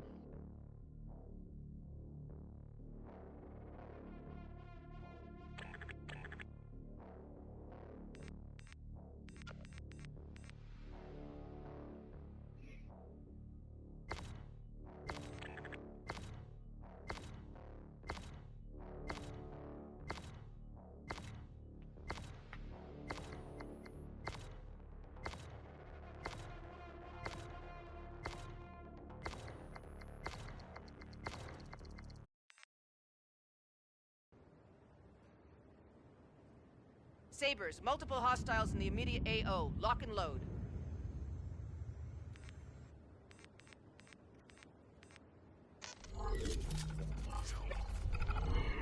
Team deathmatch.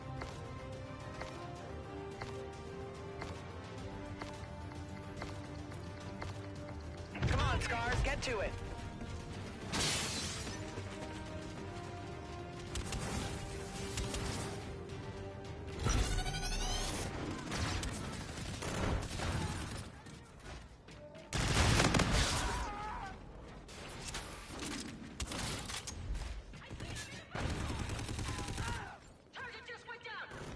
Oh, oh,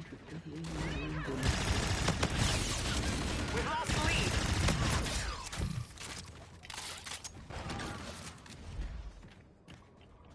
We've lost the lead.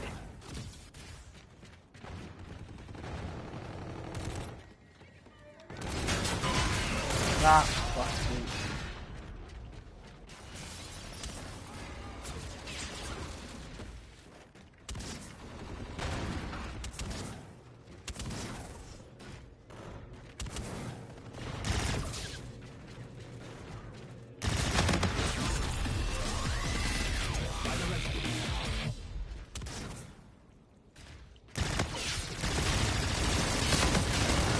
What the fuck?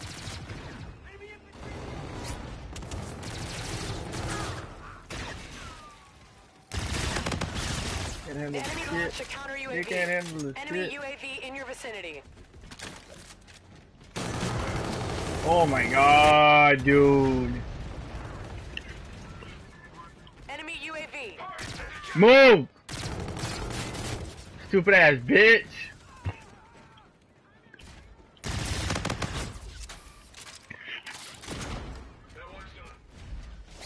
Go at the same place, feed him a kill again. Keep going, you fucking retard.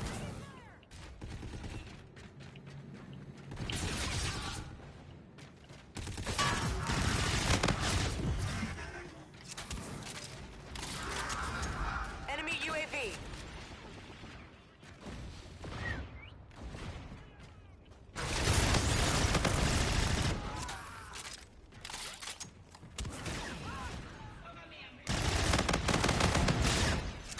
Enemy UAV in your vicinity.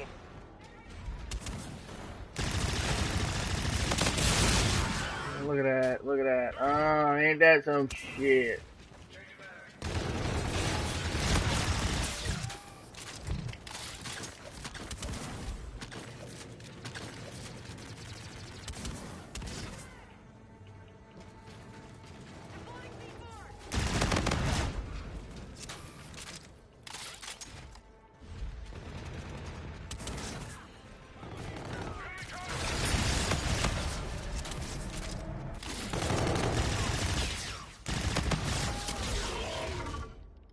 You guys suck. Like, for real. Contact. Sushi restaurant. Okay. Okay, buddy.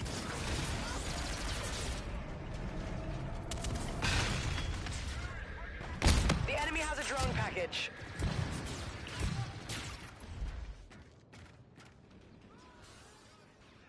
Put that sniper away.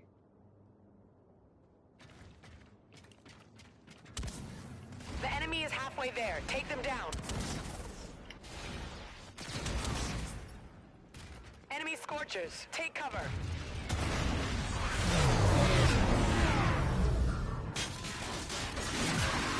Oh, you piece of shit.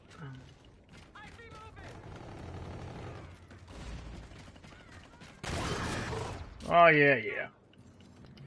I shall get you again, my friend. Look at him! Hard scoping like a bitch. Fuck, ain't that fun, bud?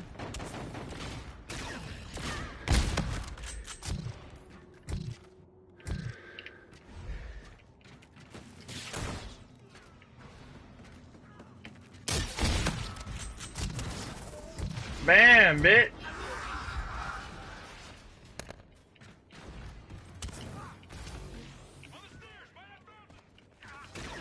We're in the lead.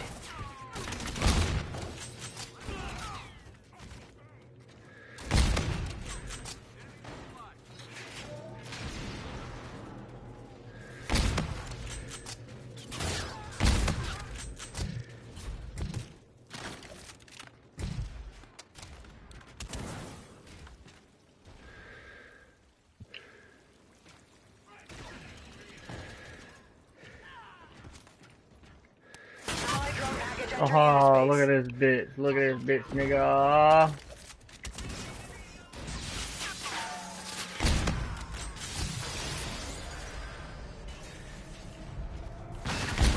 Friendly drone support is active.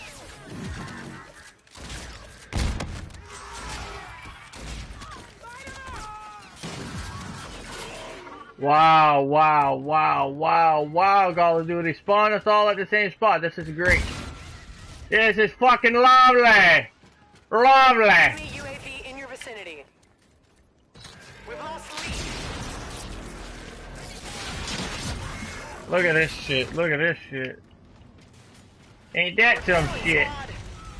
The enemy launched a counter UAV. Enemy UAV in your vicinity. We're in the lead.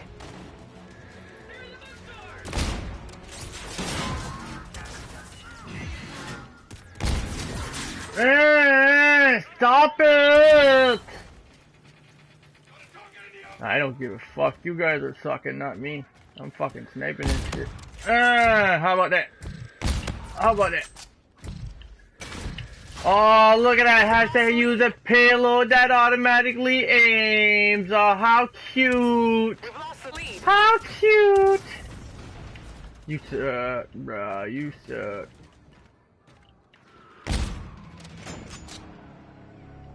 Oh, we won. Shit, ain't that some shit?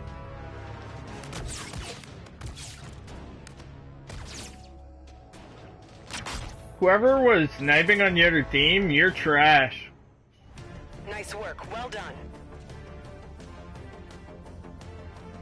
What were you thinking?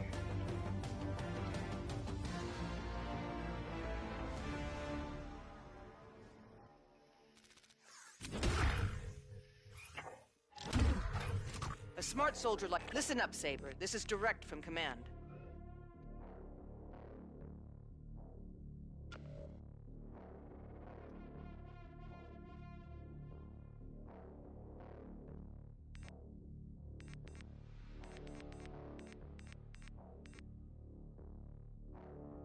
Blackbird trucks and fucking aviator trucks. Confirming route destination. I was trying to fucking wait where the fucking people are spawning.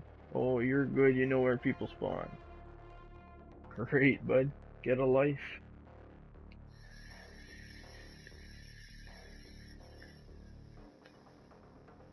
You greasy Call of Duty mutt.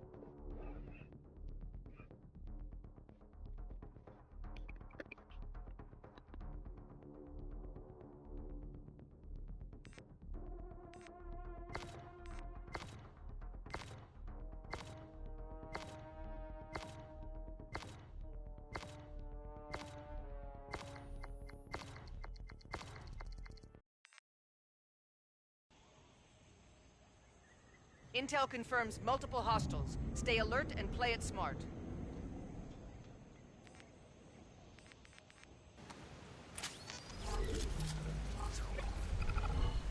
Team deathmatch.